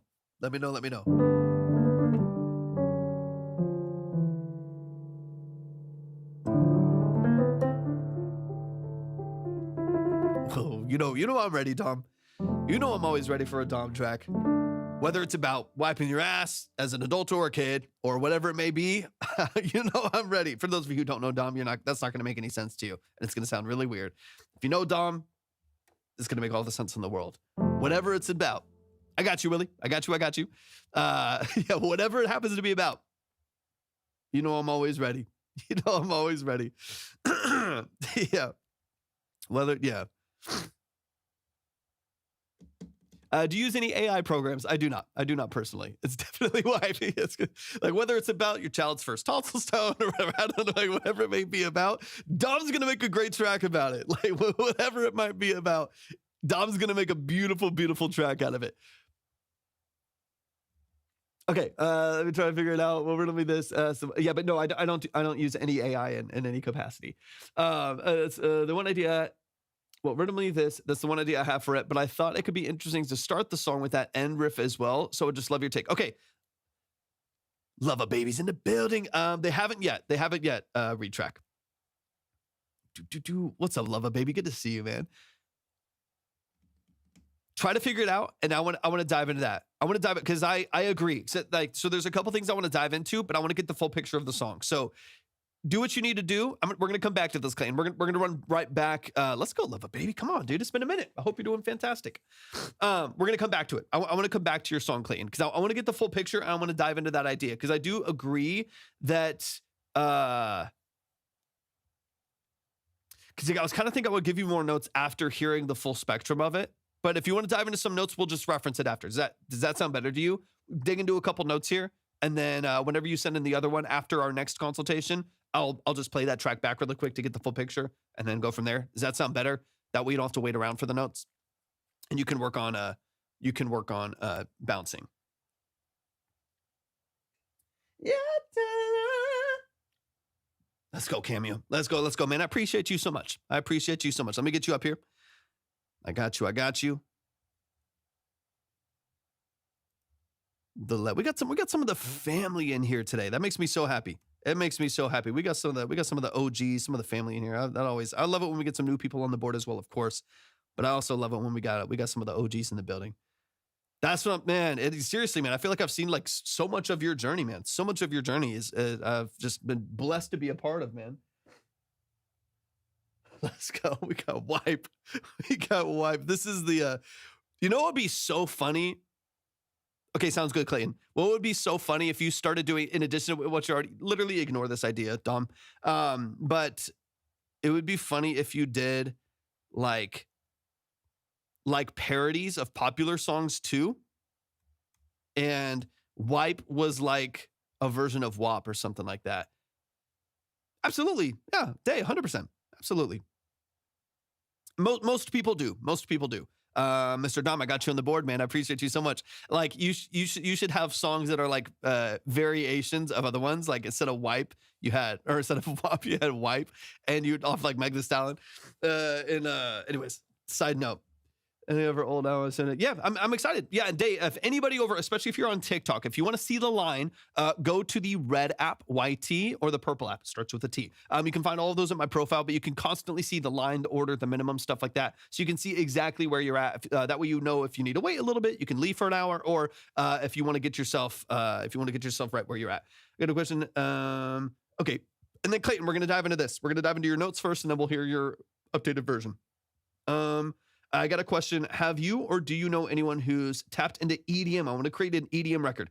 Dude, I know some amazing EDM producers. Cameo, do you know Hydra? Dude, oh my God. Hydra would crush your vocal, dude. Hydra would crush. I know some really talented electronic artists. Some like really prolific DJs that have worked with some of the best artists. Look up Cameo, shoot me a DM on TikTok. I'll send you their yeah, please do. Send me a DM. Send me a DM. I'll try to get you in touch with him.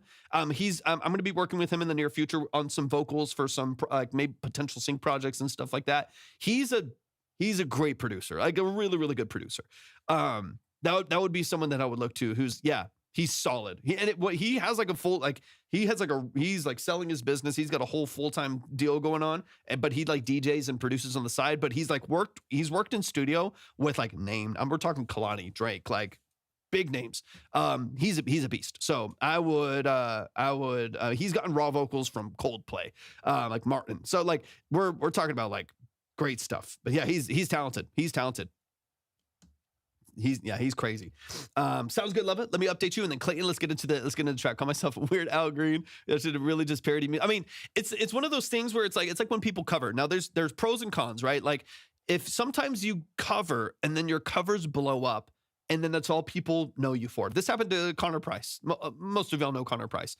This happened with Connor Price where he was doing a bunch of covers and like open verses and stuff like that. And he got really known for that. And then he would post his music and it wouldn't do anything. No one cared. They're like, just do the Drake open verse or whatever. You know, like that's all they cared about.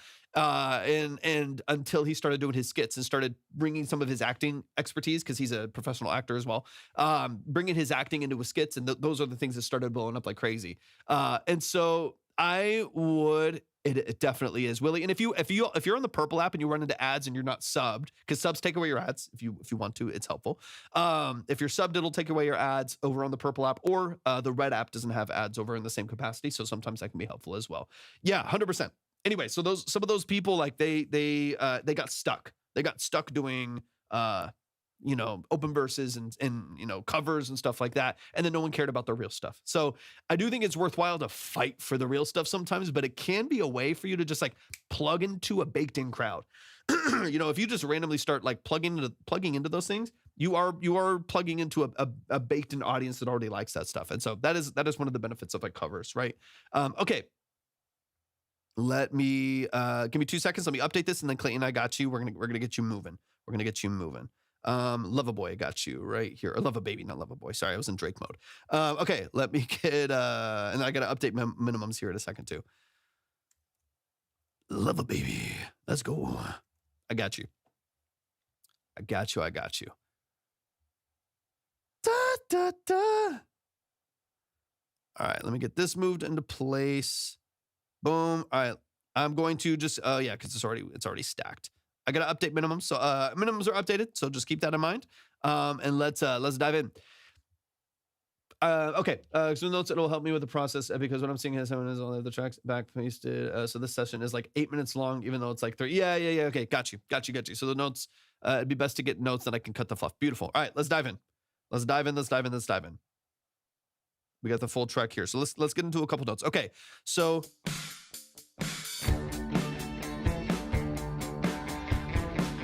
this might be a little bit of what you were talking about earlier on too, where I would love to get more clear melodic hook in the song structure. A little bit of what you're talking about at the end of the song. clear melodic hook as well as vocal hook, because you're da, your lead melody for your hook, gorgeous, beautiful. Writing is always on 10. I love it. I got no issues there. But on the music side, you have a lot of cool riff, a lot of cool breaks, and some really interesting, like very engaging dynamics. Like the song twists and turns in a way that really grabs your attention. It's very interesting, very intriguing to listen to, all while being cool too. It's just vibey, right? It's a cool aesthetic. As far as like the more technical song structure stuff, I would love to have more of the instrumental hook, because this initial riff here, I feel like this could be the start of any alt pop song, you know what I mean? Like alt rock song, you know, from like the 90s, right? Early 2000s, like just stylistically, right? This could be any number of songs. So having a really clear vision and like a clear melodic choice, I think you're in D major, right? Yeah, with the expanded right there. So like from that little pocket right there, I would love to have a really clear instrumental hook. So I'm actually going to go to the outro first, and then come back to it to see how we could integrate that. Because I do like holding, you're basically holding on the D major and like doing some expandeds and like fourth and stuff. Like that pocket right there is like really clean, and I like you holding on the D major right there. But I think we can try to find a way to integrate the other melody so that it sounds a little more interesting. So again, you have a little bit more of a sonic identity that is, as soon as the song hits play, people are like, yeah, I know that this is Dream by Clayton, right? Like they know exactly what the song is. It doesn't sound like, you know, a bunch of other records. So My hair turned up loud and they're talking about their. and what I also like about, to be honest with you, I really like this as a hook, you know, right? This is all like bent too, right? It's all, you know, it's all bent and kind of portamento, but it's all, you know, nasty guitar stuff.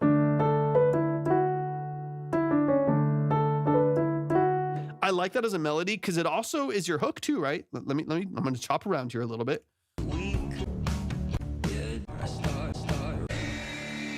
No, it's different. Beautiful.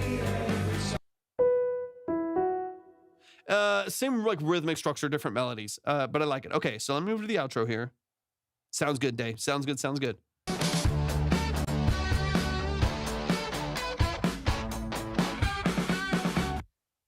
Okay, so I love that. So what I would do is right here, right off the rip, because you hear how like your lead cleans. They're just kind of doing like the open strum like fifths right here.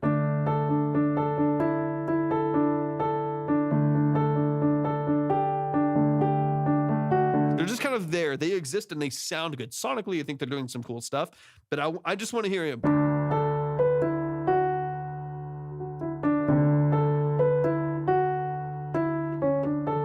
I want to hear that a little bit more baked in and then strip back. Once the vocal starts, we can empty out, right? Once the vocal starts, you can come down to like the cleaner guitar on the fifth, right? But I would at the intro, I would immediately bring in that intro really, really strong. So you do have like a locked in, like sonic hook, like an instrumental hook that feels really, really clean. Dimension, thank you for the follow. Appreciate it. Really, really clean, really sharp. And there's an immediate identity to the song. Like as soon as I hear that, I know exactly what song we're listening to.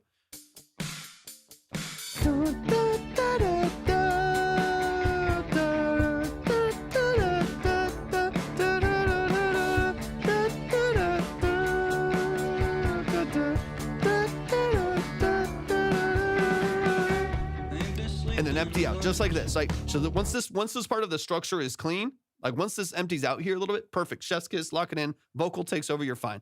Lock in a good hook. I love the outro melody for it because I do think it gives you, again, a really, really nice identity to the song that I think will immediately grab people's attention.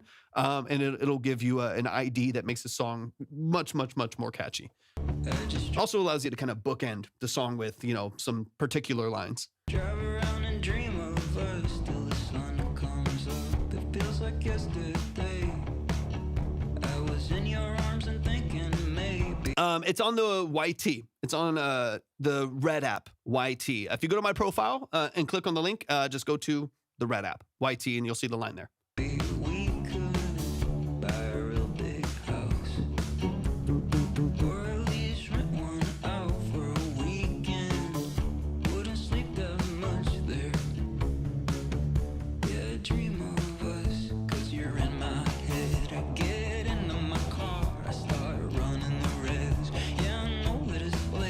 would love, okay, so at this point, at 53 seconds in, the actual structure of it, like the dynamics of it, holding on the D major with the second and fourth here, holding there, to me, it gets a little bit monotonous once you hit about 53 seconds. So you have a little bit of a buildup and the drums change a little bit, but I would love to change dynamic range there just a little bit and be a little bit more dramatically different in your sound design there, even if you're going to, especially, not even, but if especially you're going to keep holding on the D major, just because I feel like at that point, we're now 24 measures in, going to 24 to 32 measures in of D major sus, right? D major to D major sus. So you're really, really locked in. You're really, really locked in. And again, sound design wise, structure wise, poetically speaking, songwriting, all fantastic.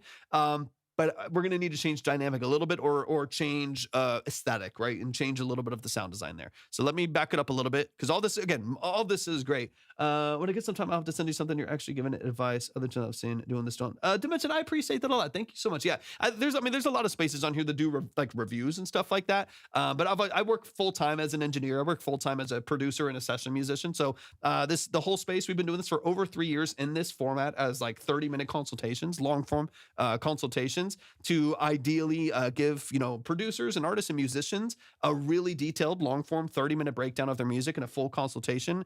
And there's a lot of people that are doing quick plays and stuff like that, and I have nothing against that. That's just everyone has a different goal. But yeah, that's one of the reasons why we created this community. Is I wanted someone who actually works professionally in the space full time to be able to offer some tools and tips and lend their ear to what people are doing within the structure of their music. And to me, I just hope that it's really valuable for people. And over the last 3 years, I feel like that's been proven true. I appreciate you being here so much. Send you a Google Drive link too in case the MP3 takes forever to send. Okay, perfect. Sounds good. Just make sure I have access to it. DaySick. Just make sure I have access to the file. Okay, let's back into this hook really quick. Yeah, I got you. A dream of us, 'cause you're in my head. I get into my car. I want to hear this part of the verse again. In your arms and thinking maybe we could buy a real big house. This is already like a B section here. Or at least rent one out for a weekend. Wouldn't sleep that much there. Yeah, dream of us, 'cause you're in my head. I get into my car, I start running the res.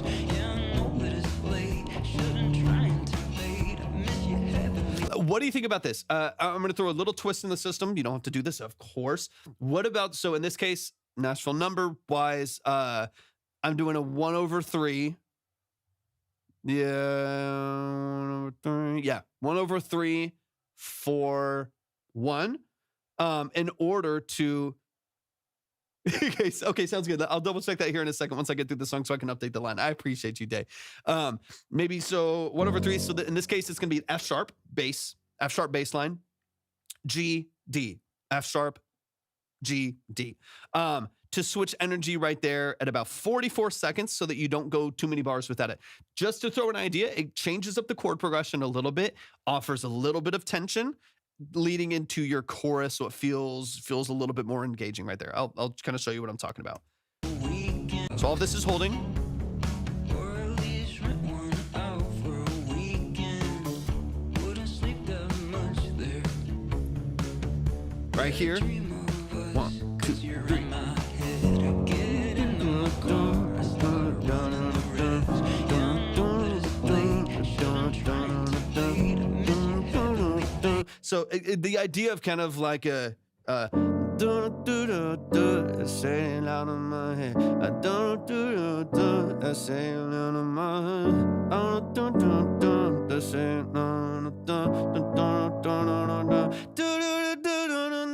and then when you go into like your next bigger hook structure after that, you don't have to do it like that, and you don't even have to like do that progression in any sense. But the idea of switching away for a moment, of getting out of the D major and the D major sus right there, in order to shift the energy, you shift the toms a little bit in the drums, and I think that's fine. But my brain needs newer information because your register, your vocal, the percussion and guitars largely stay right here. Your vocal register largely stays right here, and the chord doesn't move at all. The chord stays on the D to the D sus. So I need a moment, just even like 4 measures here, 2 to 4 measures here, where like the progression changes for a second, and then you can hit your big chorus here, and I feel it'll feel more dynamic. So like,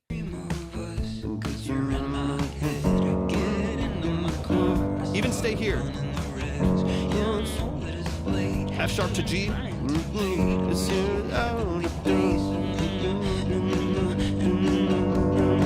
you build up right there. Honestly, what I don't like going to the A and the B minor there. Honestly, if you do anything similar to this, just tossing ideas out there. Get your own wheels spinning. Even just moving to the F sharp and G. Just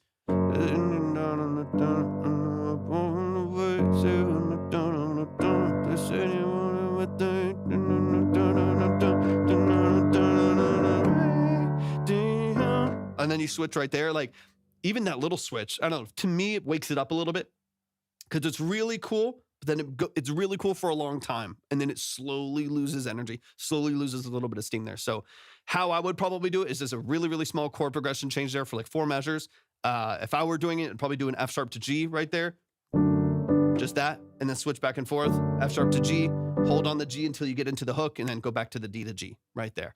That to me is like the simplest way to like change the energy right there without doing too much, without dramatically changing, kind of the structure of the song here.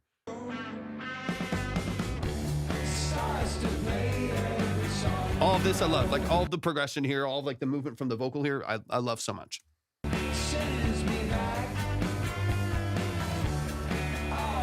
Great secondary counter melodies to the vocal there. Awesome. I love the bends. It's grungy and nasty. It's doing everything that it's supposed to do.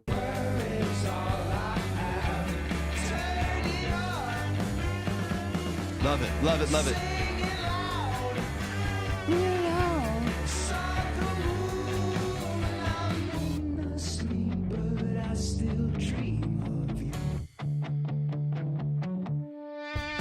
Yeah.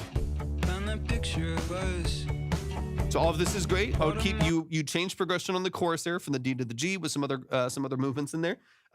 Go back to holding on the D major here and the D sus. Keep all of this where it is. I love the sound design. I love the actual movement of the drums. I think that's great. Cover it up now. Faded corners of love. My God, it messes me up that you're in my head. Get into my car, start running the reds. I carve a hole in my steering. So like on this little build up here, potentially, if you do that kind of an idea, on this part of the movement here, once you finish this second verse here, halfway through you would switch to the F sharp again, right? So this is all D major, D sus, D.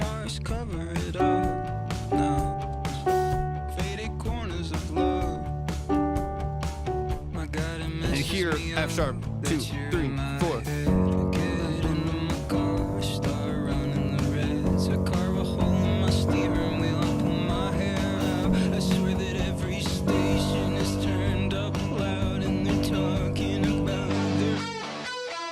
And then empty, right? Or next to the next transition. So halfway through, you would like go back to the F sharp to the G, or some variation of chord there. But that to me, like from a structural standpoint, Don, welcome in, is like the only thing that I feel like needs any changing, where it like opens up a little bit. Otherwise, I do think that we're probably going 8 measures too long holding on the D major before like at first it's like new information. It's an interesting song and it's really good lyrics.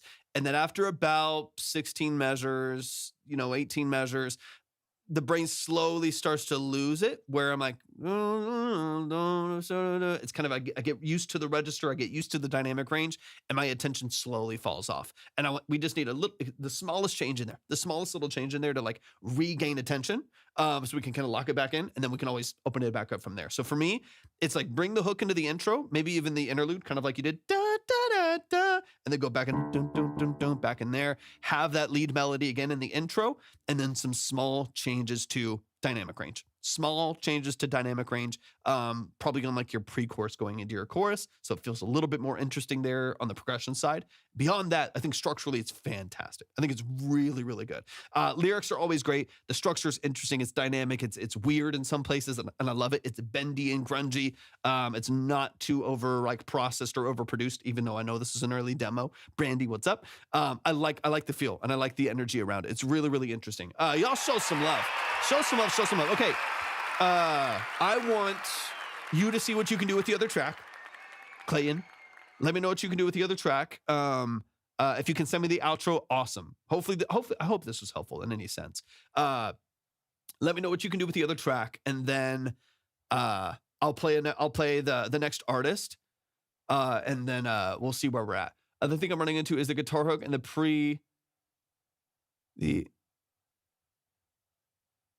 guitar hook and the pre is catchy. Let me hear it. The following of the melody, right? So you're talking about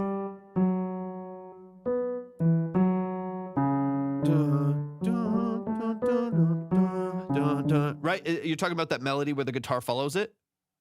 Because I like that too. I actually don't want you to change that.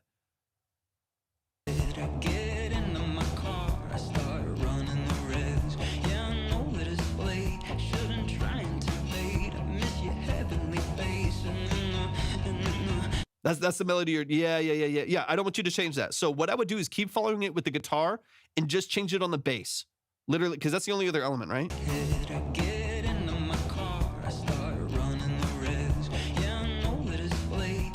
So you can,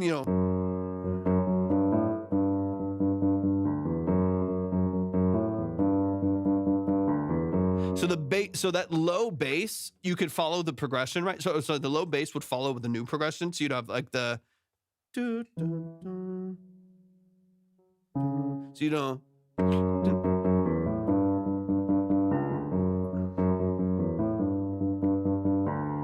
like the bass would follow something similar to that, however you feel like doing it, right? But the bass root and like tonic is kind of here.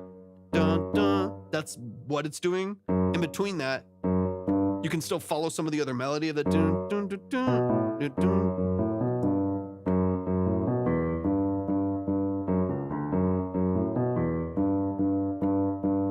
Exactly. You got it. So if the bass is there, so the bass still has some of the original melody, but it's basically following F sharp. Dun, dun, dun, dun, dun. That's basically what it's doing, but in between, you have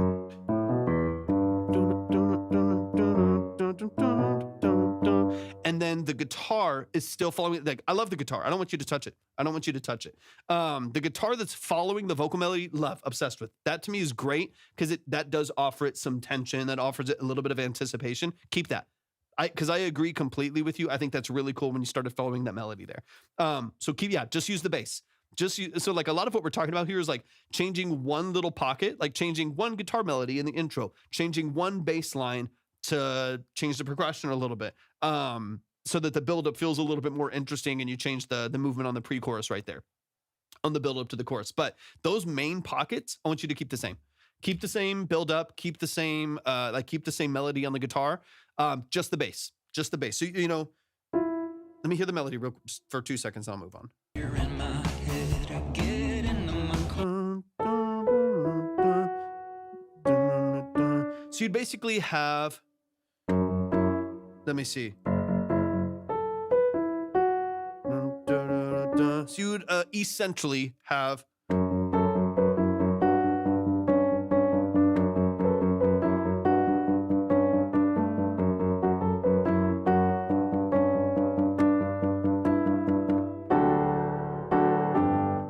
Like that's how the buildup would feel, essentially.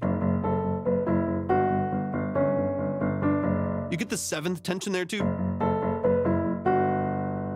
That tension right there.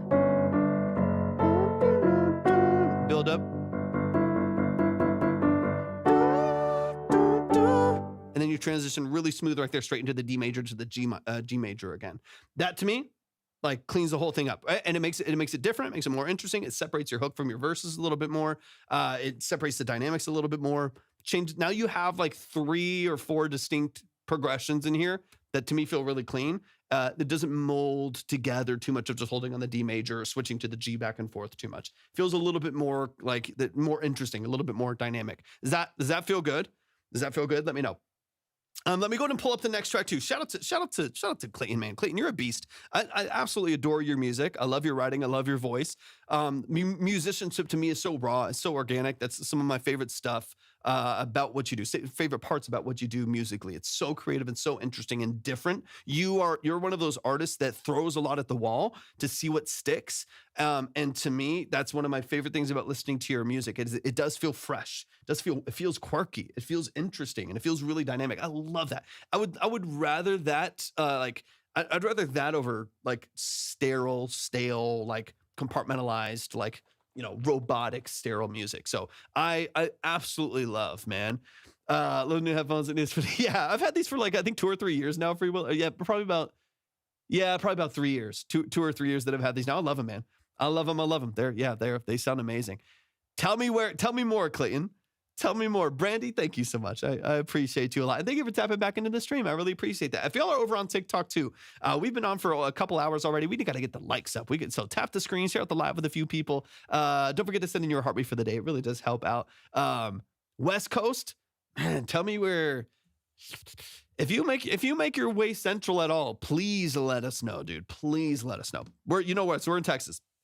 If you make your way down south, please let us know. And if there's anybody that's here in the chat, please tap in with Clayton. Tap in with Clayton, man.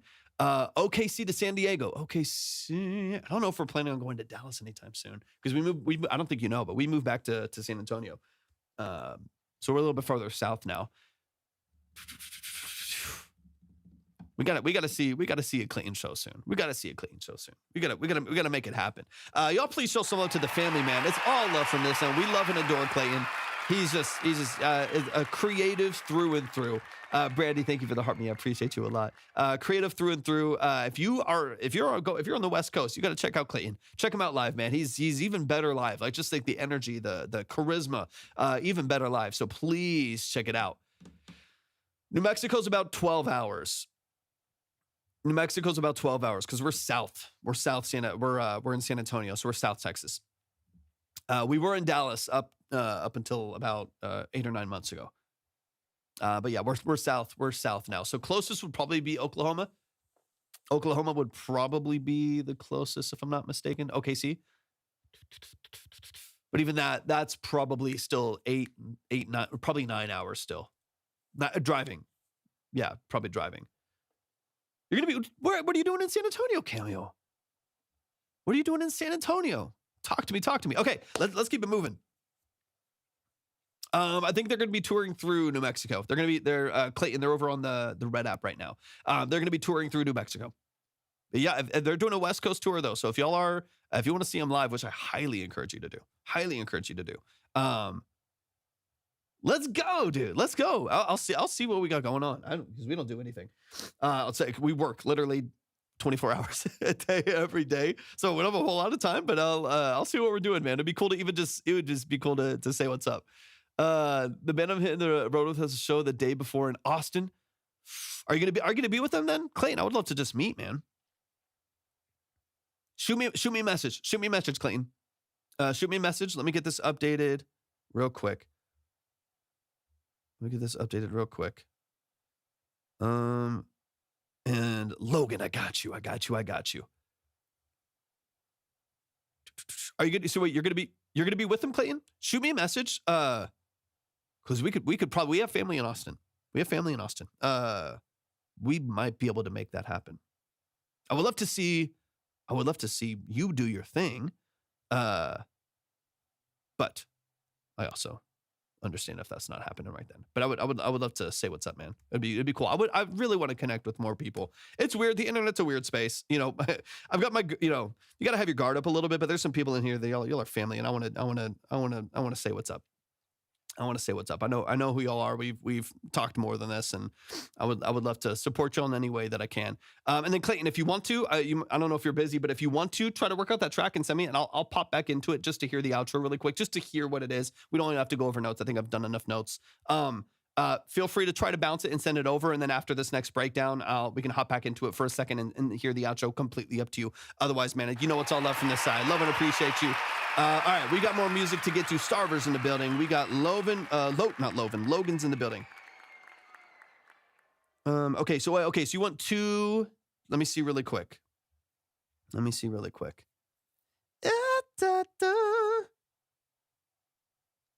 get Logan.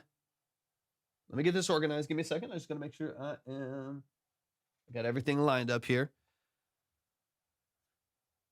Let's see. So we got Logan in the building. Absolutely. All genres, all levels of preparedness.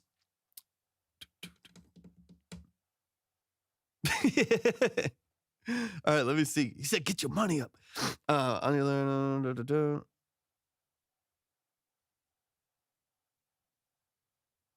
Okay, wait. So I just want to make sure I get you. You want 2 songs, right? So 2 songs. So I need to split that. So let me split what you sent. So we'll do a 20 and a 25. So I gotta make sure I get these in the right order. So this is gonna go here. That way I can keep everything in the right order. So 20, and then let me add another one down here. Yeah. Just because I got to keep them in the right order. That way, because if it's 1 song, then you're next. If it's 2 songs, then that notches it down just a couple people. Nothing crazy. Let me get these in the right order here. That way I can keep everything organized. Okay, boom. And let me get a second.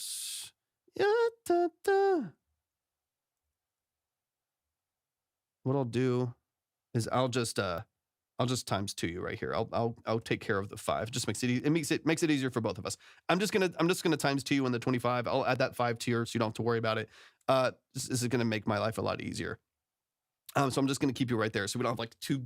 You have like a song, and then 3 songs later another song, and it's still both like higher scale. I don't want to worry about that. So I'll drop that extra 5 for you. That way I can keep you in the same spot times 2. You should be in the right order now. Everything should be organized. We're good to go. Okay. Cameo's in the building. Cameo. Let's get into some music, y'all. I want to move at a better pace. We're spending a decent chunk of time on each song here. So, all right, this is a rough draft of an emotional acoustic record I will be releasing. Creatively, I'm finished with the song, but I am struggling with the layering and dynamics of the record. Love to hear your feedback. Blessings, man. Blessings to you as well, man. Love and appreciate you so much. Let's get into talk to me briefly. You know the deal better than most. You know the detail that we go into. So talk to me about like mix and production. I know more often than not, you're at the very least handling like mix and vocal production yourself. I know in the past it's been split between like working with producers and maybe like BeatStars leases, stuff like that. So talk to me about the control that you have over production and stuff like that. And then we'll dive into it. And let me just make sure I get this updated real quick. Over here. All you beginning to end fabulous. Okay, looking at the line. So that's okay. Okay, I've got to update minimums again. So y'all keep an eye out on the list. Keep an eye out on the list. We got about 4 tracks left. Y'all can see who that is on the board currently speaking. I'm actually going to move. I haven't seen Marcel in here, so I'm actually going to move them down the list, which will boost y'all forward just a hair, just another notch right there, because I haven't seen them in today. They were late yesterday and they sent in, so I wanted to make sure that I had them up because they had submitted towards the end. Okay, let's. So I got 4 tracks left. 25 minimum top right now, just so y'all can keep an eye out on the board. I'm going to count Logan's as 1 because it's just a back-to-back right there, so that'll be easier. Okay, but we got 4 tracks left, so let's dive into it. We got Cameo13, Nothing Remains. This is an acoustic record that he did top to bottom. Top to bottom, top to bottom. It's moving around all the time, Love a Baby, so that's why I want y'all to double-check it. I want y'all to double-check it, because it just 30 seconds ago, it moved around 10 seconds ago because people are coming in, they're moving, they're skipping, they're cutting back again. So go to the red app, YT, go to my link, and then go to YT, the red app, the one that you watch videos on and stuff like that, that we're live on 2 other platforms. So go to that platform, that way you can always at least keep it open on a tab and see like the line, the order, the minimum and stuff like that. And it's also better quality audio and stuff like that if y'all care. All right, let's get into this. Let's get into this. This is Nothing Remains. All through and through, done by Cameo13 right here. I just don't want, the reason why Love a Baby is I don't like telling people where they are, because then what happens is then someone else skips or someone moves and then I've told them the wrong thing, and I don't want to tell people the wrong thing. I'm like, y'all keep an eye on it. The list is always up. It's always updated. Or I try to update it at least like between songs, like every 5-10 minutes or so, or at least like every 5 minutes to keep it updated. I just don't want to like tell you you're somewhere and then that be wrong by the time that you check it or something like that. So yeah, keep it up on another tab. That way you can always see. All right, let's get into some. I'm going to try to move fast. While still giving all the sauce. All right, let's go.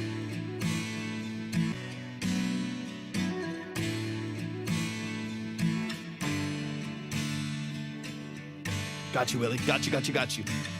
Suffocating, every breath that I take's not enough. Things are changing, but the change isn't something I wanted. I love your voice, dude. So what are my options? Do I sink or swim? It's too late. There's too many problems, but I gotta leave right now to escape. It still feels like I'm falling, but I'm trying not to forget the pain. Yeah. The things that I wanted still hard to face, that you ain't want the same. But I guess people change. It's better I'm moving on and forgot all the things that you'd say. Did you play guitar? So don't try to text or call. There's nothing left to take. There's nothing remains. Nice, man. Nothing, no. I might as well reset to the day that we first met. But it's making me nauseous, how it's toxic now. Cool. Yeah. It's a little bit time stretched, right? A little bit. All the days you're complaining, but I can't seem to face it. So what are my options? Do I sink or swim? It's too late. It's too late. There's too many problems, but I gotta leave right now. It's too late. It still feels like I'm falling. That's what I'm saying. But I'm That's what I'm saying. trying not to forget the pain. The things that I wanted still hard to face, that you ain't want the same. But I guess people change. It's better I'm moving on and forgot all the things that you'd say. Things that you say. So don't try to text or call, 'cause there's nothing left to take. Let's go, man. Nothing remains. No, there's nothing, no. No, there's nothing, no. No, there's nothing, no. Yeah. There's nothing, yeah.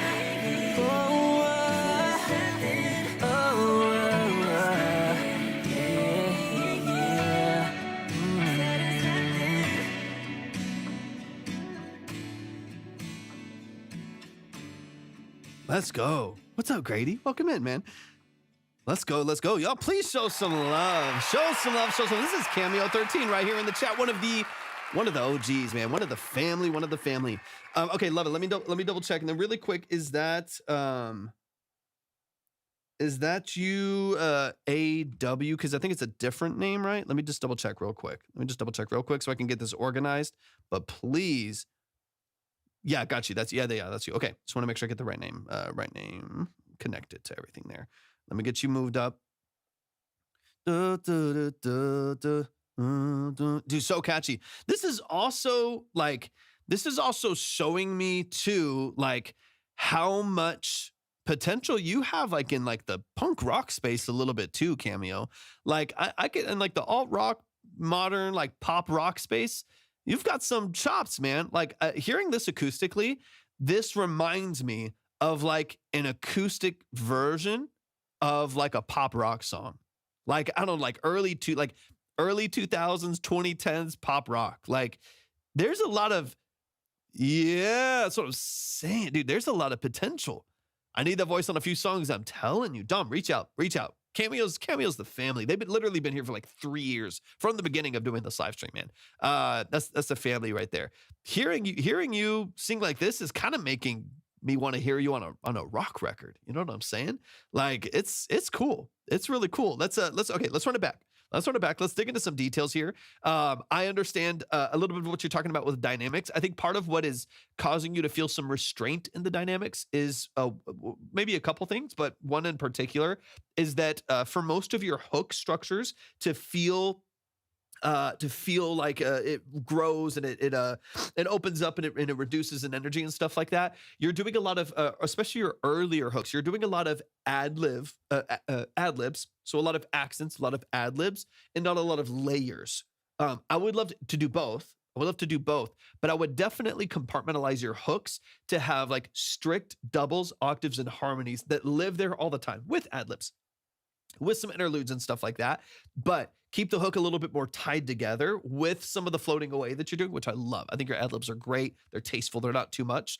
That way that there's like something that happens during, since you're looping an acoustic part underneath, nothing wrong with that.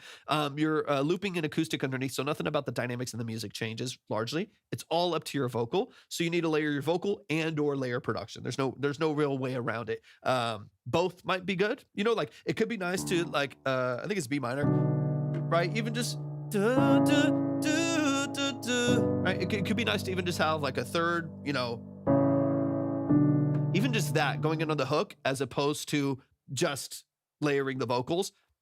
Small, tasteful things like that, I think could go a long ways to making this feel a little bit more like it's got a different dynamics for your verses versus your hook. But let's run it from the top. Let's dig into some details here.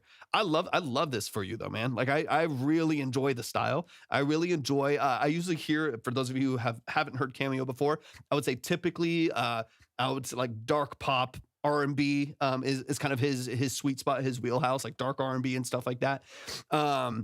This to me is a little bit of a separation from that, but I think it really, really works with your vocal. It really works with your vocal. So sit here for a moment, man. Do some acoustic. You know, if you're like, man, I'm stuck. It's hard to make a lot of other songs.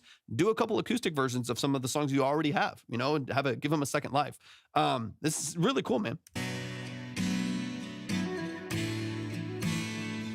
Really quick, on the acoustic guitar, you have it time stretched, I think, unless it was baked into the sample. You have it time stretched by, I would say, at least probably like 6 BPM, 8 BPM, something like that. You know, it's a little bit stretched out in order to fit the BPM of the song that you're working in. You can hear some of the like warbling of that, right? It's pitched down a half step. That's probably okay. So that's where the artifact is coming from, right? That happens, right? The sampling is slowed down, so you have it pitched down a couple semitones, or one semitone. So, and that's where some of the warbling is coming from. I was just kind of interested in where that was coming from, so that makes perfect sense. What I would do, especially in this case, because I don't mind that, it's like part of like you'll hear that. Sounds good, Dave. You can hear that on a lot of like modern pop and R&B records, right? There's nothing wrong with that. Hearing even a little bit more of that artifact. I would probably not go too like bright and airy with the vocal, because then you kind of end up with like an over exaggerated production on a low fidelity sound. I don't know if that makes sense. It kind of makes sense in my mind, where you're taking something that inherently has some warble and some wobble to it, and a little bit of like a little bit of not even aliasing necessarily, but like a little bit of degradation of the signal, right? A little bit of artifact in the mix because of it going down, and then over brightening the EQ and putting it in a huge hall reverb or whatever it may be. So you're hearing like a really sharp, high fidelity mix on low fidelity sound, and the gap between the two feels a little awkward to me, to put it. That's probably the harshest way I could put it. It feels a little bit awkward. Excuse me. I would almost rather, like, you hear like this piano here. Like what I would love to kind of hear with what you're doing, just to drop this on you so you can kind of hear what I'm talking about, and maybe it'll make a little bit more sense too. Just to kind of show you what I'm talking about, I'm going to drop RC20 on this piano, right? And I'm going to add some stereo warble, right? If I'm dealing with a lower fidelity piano, something that feels a little bit lower quality, I'm going to bring this to some tape noise here, vinyl 2. We're going to introduce some space. We're going to digitize it. We're going to tube distort it, and we're going to filter it down just a little bit.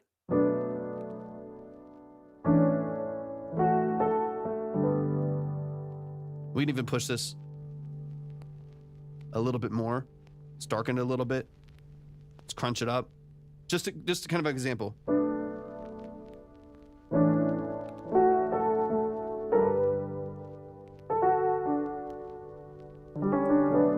Now it sounds like intentionally bad, right? Or like, you know what I mean? Like if this had any like warbling in it,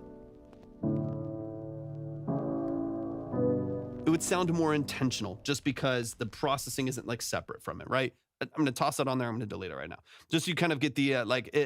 It's a little bit filtered down. I can bring this down a little bit more natural. A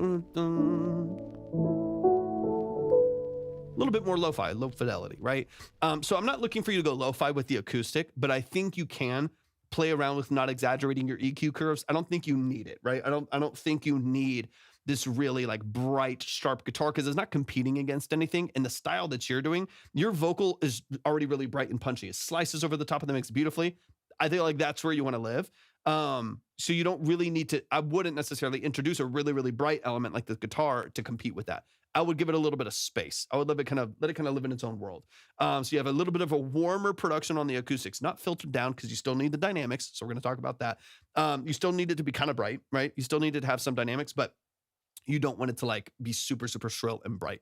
Okay. And that'll also help, I think, disguise some of the artifact introduced by pitching, right? A Nightmare Tim in the vocal peaks in that frequency. And you're using, are you on the 102 for this one? Am I remembering that correctly? I think you have a SM7B and a 102, right? Are you on a 103, maybe 102?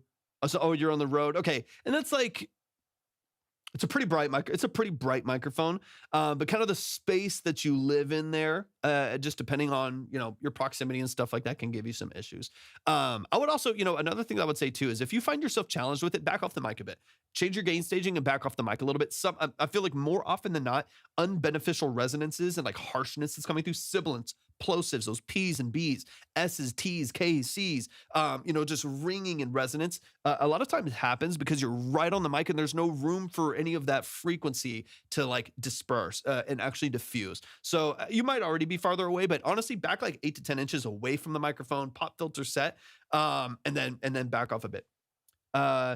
I pasted the Vox with a mic and I wish I didn't, but the performance was just too good for me to re-record. No, yeah, I get it. It happens all the time. That's pretty common in pop. Maybe like, I think I gain stage too much. So like maybe it's coming in a little bit hot, but yeah, I would, your first tonal decisions happen between you and the microphone. So your first EQ is here. This is your first EQ. How high the microphone is, the angle that the microphone is at, what the microphone is, the kind of diffusion that you have between you, and then of course the way that you sing, right? Is it a little bit more nasal? Is it like mixed? Is it a little bit heavier chest voice, right? Is it breathier? Is there going to be more sibilant content?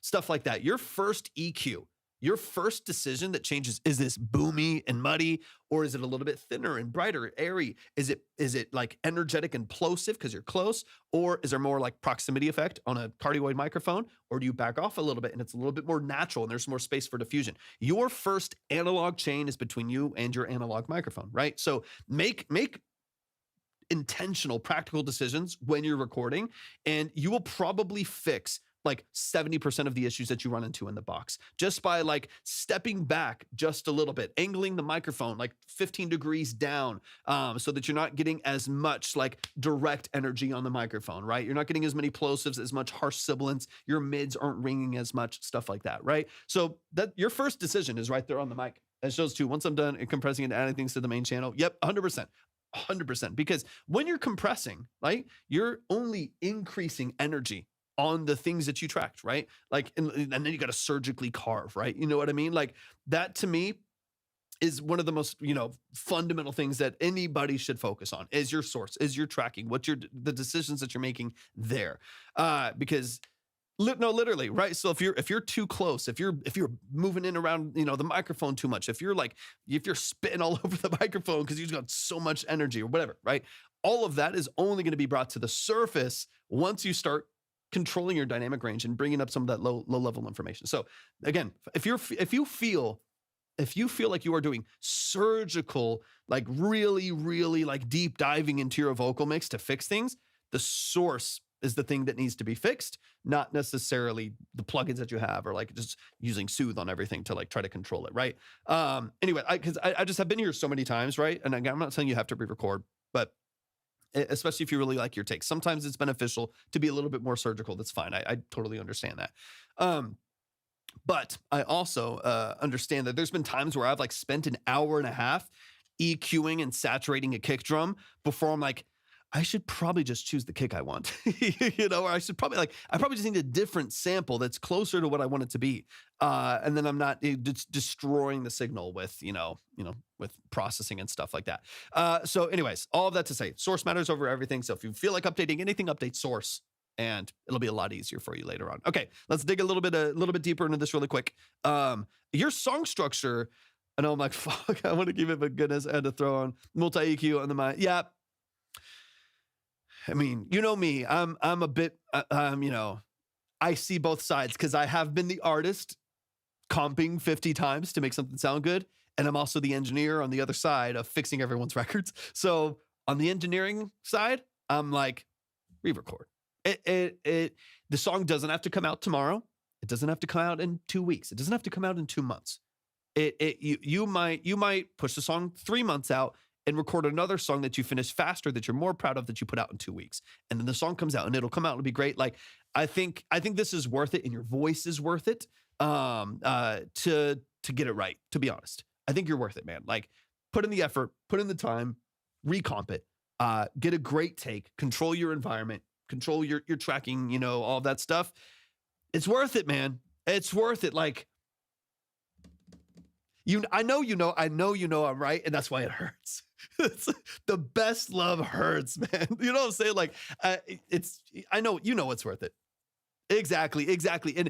And what's going to be frustrating for you is for you to like put it out knowing you're going to put it out and be like, not too happy with it. And then maybe it does well regardless. That happens. Maybe it does well. Or it might not do well for a little while, and you're trying something new in this style and going more acoustic. And then you're constantly going to have a thought in the back of your head. Is that why? Should I have just re-recorded that hook again? It's not really taking off. Is it the new style, or is it the fact that I just didn't put the effort in? Like, you're going to constantly have this like chip on your shoulder of like, oh, I should have just done it. You know what I mean? Just do it. Just re-record it, get it done right. You'll be so much, I hate this about my own tracking too.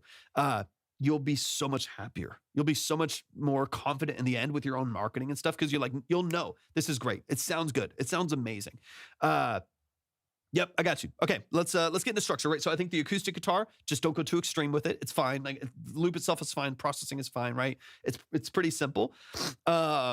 That to me, I'm not too worried about. It's not too, what's up, Avis? Drop it in the chat. I'm going to get into, thank you for the roses as well. I appreciate that. I'm going to get back into the track here, but I'll try to answer some questions in between as well. Yeah, I want to fix it, but also avoid re-recording everything. I totally understand. Okay, let's get into it. Forget us too.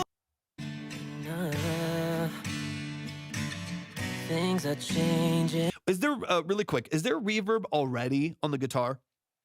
Like, baked into the hook, is there a huge reverb on it, or did you add that? I'm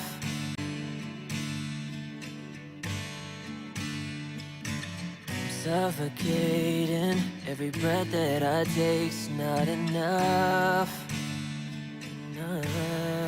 Okay. Things are changing. I would, again, your vocals like dry and intimate and forward, right? It feels like it's really close to you. It's right in the front.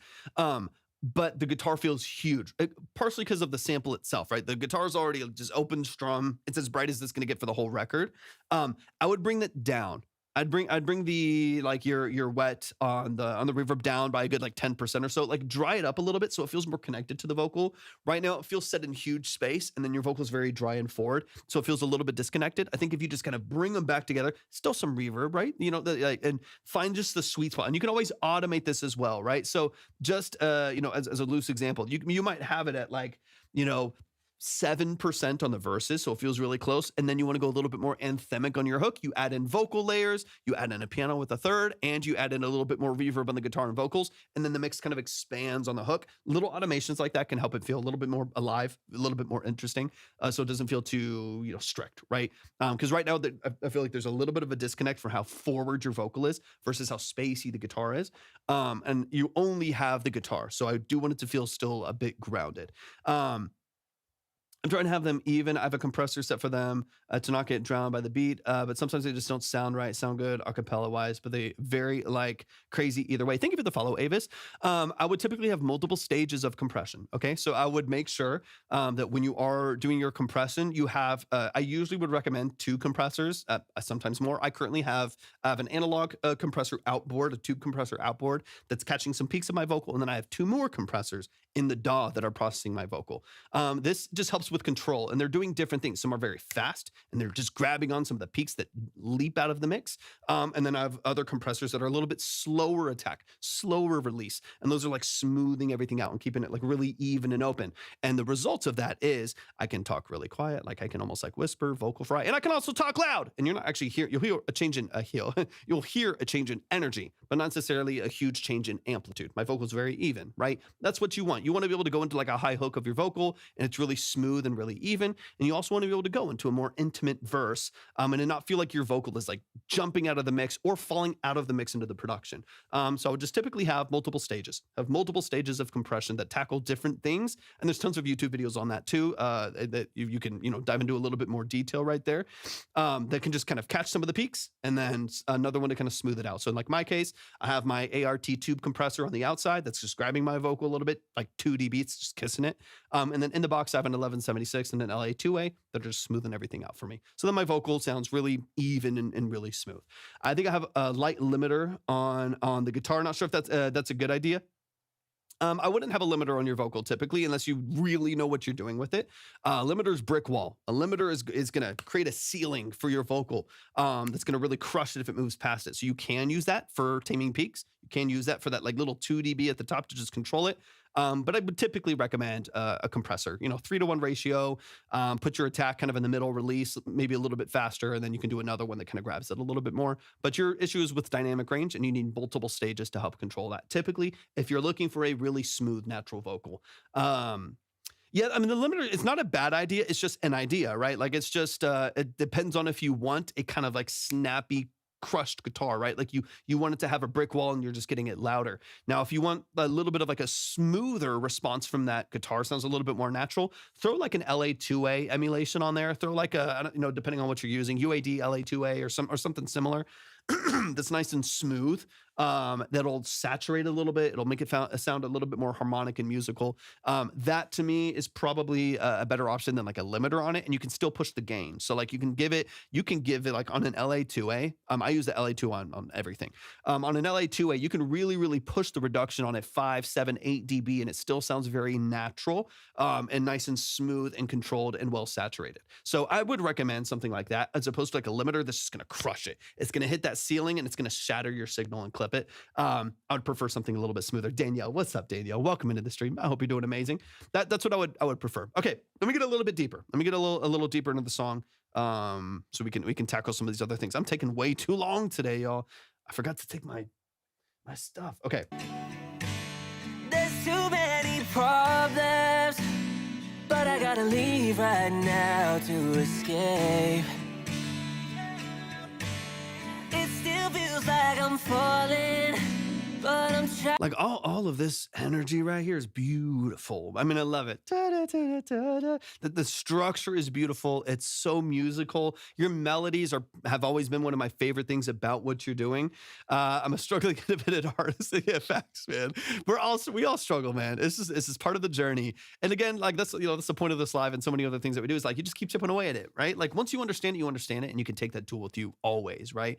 But yeah, I mean, aren't we all? All right, let me dig a little. Like these melodies are beautiful, but that's why I want you to separate the hook so that you can separate the energy and the flow right there, so it doesn't feel like it's too much of the same dynamic coming from the hook of that guitar straight over to the chorus here. Trying not to forget the pain. Like it's such a good, and I really like the processing in your vocal here too. It's very modern, so your compression is really tight. It's like very, very like tight, a little punchy, a little forward, but it works well with your vocal. It really does smooth it out, and open it up in a way that I do think is really, really nice. It just can't be too distinct from the guitar and some of the other stuff we were talking about. Let's get into this chorus, and then we'll move on. Yeah, the things that I wanted still hard to face that you ain't want the same. But I guess people change, better I'm moving on and forgot. Is this your hook? So this is kind of what I'm talking about, where I'm kind of having a little bit of a hard time. They're over on TikTok, Dom. They're over on TikTok. It's Cameo13. They do have music out on platforms. They do have music out on platforms, but it's Cameo13. Dude, super cool. But they're on TikTok right now. Where does your hook start? Because I think this is part of what I'm trying to look for is, again, the distinction between the two, because the guitar is the same. All the things that you'd say.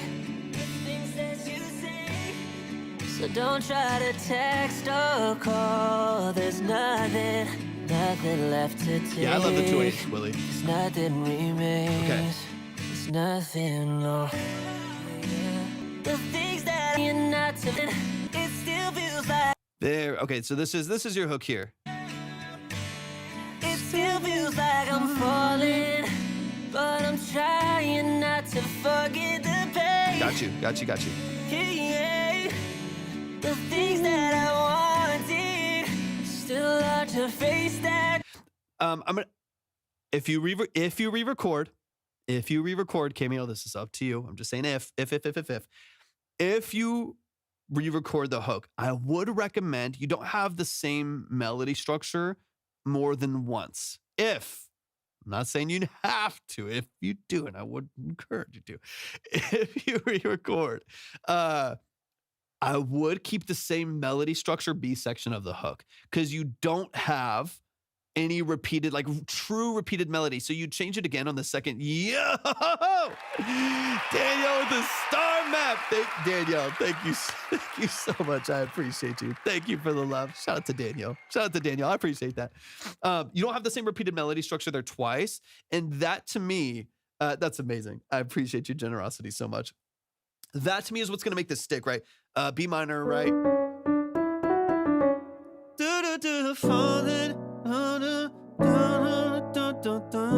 So this right here. It still feels like I'm falling, but I'm trying not to forget the pain. I need to hear that melody again. Yeah. I need to hear.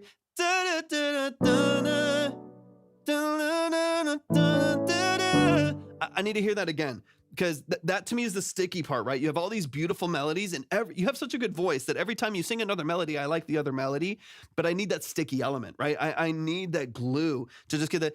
It just feels like falling. The pain.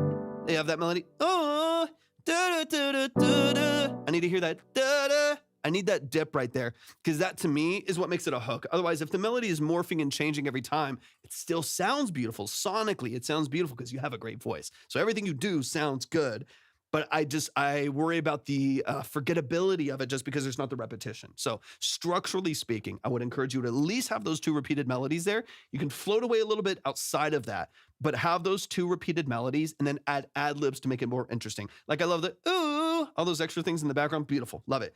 But those two foundational melodies, to me, that's what's gonna grab me. That's what's gonna create that earworm for me. Lock that in. And since this is your hook, this is where I think you need harmonies. This is because if you're gonna open up your verses a little bit more, I'm gonna keep it a little bit looser, you're gonna keep it a little bit more open, drier, beautiful, love it, nothing wrong with that at all, then definitely create some harmonies, not ad-libs. Ad-libs fine, but make sure that you have layers and harmonies to those melodies. So it still feels like I'm falling, but I'm trying not to forget the pain. in that vein, The things that I wanted still hard to face that you ain't want to save. so again, melodies are a little bit different there, right? But if you match it, da da da da da da da da, right there at the top, right? It still feels like I'm falling, but I'm trying not to forget the pain. That third harmony there, double track left and right, third harmony there, that's to me what's going to separate it from the verse, because the verse is dry. The verse has no other vocal layers outside of some occasional phased like chorus ad-libs in the background, right? Which I love, that's perfect. But I would love to build up this hook, so because the acoustic's looped, so you have nothing else to build your dynamic range, we need the layers. So I would look at the third note harmony right there, so that's the da-da-da-da. Would love the production around this to be like Justin Bieber's goes, ooh, yeah, no, I love that. And then side note to this, Cameo, this is up to your capacity.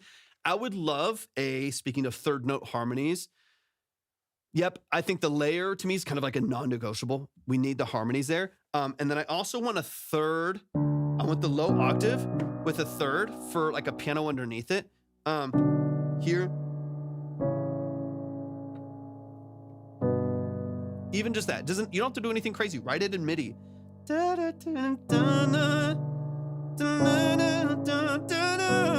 Like just that underneath, right? It still feels like I'm falling, but I'm trying not to forget the pain. Yeah, the things that I wanted still hard to face that you ain't want the same. The warmth that brings, adding the third note harmony and the octave on the piano, even like the third on the piano, it just, again, we're creating depth and we're creating like an upline for that vocal. So it gets like bigger on the vocal side, and it gets a little bit more depth, and a little bit more presence in the low end with the piano. And a call and response at the end of each phrase of the chorus. Yes, and later on, there's a little bit more of that call and response. This is first hook. Later on, there's a little bit more of that. I mean, I'm here. I'm here. That's what I do for a living. I'm always here, man. There's obviously never any pressure, and that's not even the point of this live stream. This point of this live stream is autonomy on y'all's side.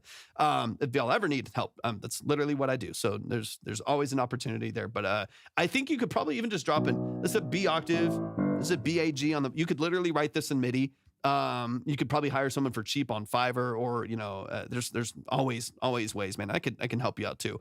But yeah, there's this whole structure I think is beautiful. Like, you have such a good voice, but so my goal is that we amplify that. Like, you have a beautiful voice, so let's give it a foundation. Let's give it a foundation. Let's give it support. Let's give it layers. The production itself is very, very simple. It's just a looped, guitar underneath it. Let's give it some support to separate the hook from your verses. And again, restructure that melody for the vocal so it has some repetition and it has some structure that's really beneficial to the song. Let me hear this last part here, and then I'm gonna move on. I'm spending way too much time, but I want to hear this last hook one more time. The struggle is always the chords. I mean, I can tell you right now, it's a B minor, A major, G major. If you need to reference the VOD over on the Red app to remember it again, I got you. It's a B minor, A major, G major. That's the chords. That's the chords right here. Or actually, hold on. Let's do this.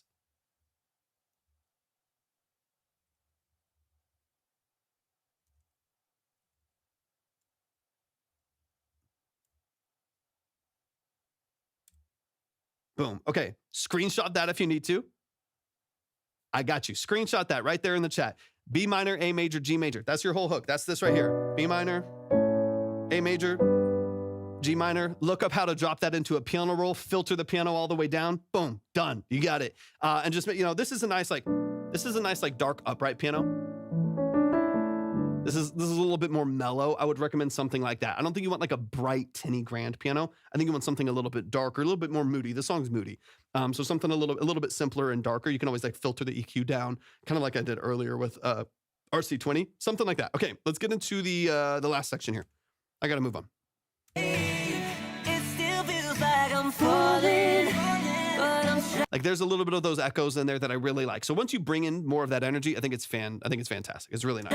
trying not to forget the pain. And there's those harmonies. Come on, like, is it like love, dude? I love when you bring in the harmonies. It gives it such texture, such color. Like, I love it. So now imagine all this in there. But I guess people change. It's better I'm moving on and forgot all the things Don't do that. say.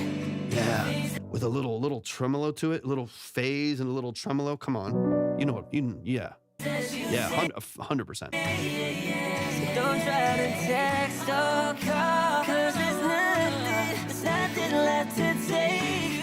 'Cause nothing remains. No, there's nothing, no, there's nothing, no, there's nothing, no. Yeah, because right now all of this energy is coming at you right here in the middle. I feel like I'm doing like a spell on y'all. Hold on. Okay, I would love to. It's a part of fitting in a mix without clashing with everything else too, because the sound credit to on the vocal side it does. The vocal side Oh yeah, the vocal side's it is a little bit crowded. That just because all of your layers are forward. So this is where it comes down to like choosing your non-negotiables, right? Obviously, non-negotiable being your lead vocal and your foundational harmonies and layers, right? Those have to be there to create the structure of your vocal. Outside of that, like your what I call peripheral elements, they can be a little bit outside of your scope of vision. They're not necessarily in focus, right? Like in this case, acoustic guitar, lead vocal, and maybe those layers, 3-layered harmonies, right? So some of those layers, those are more non-negotiables. Those have to be kind of in there.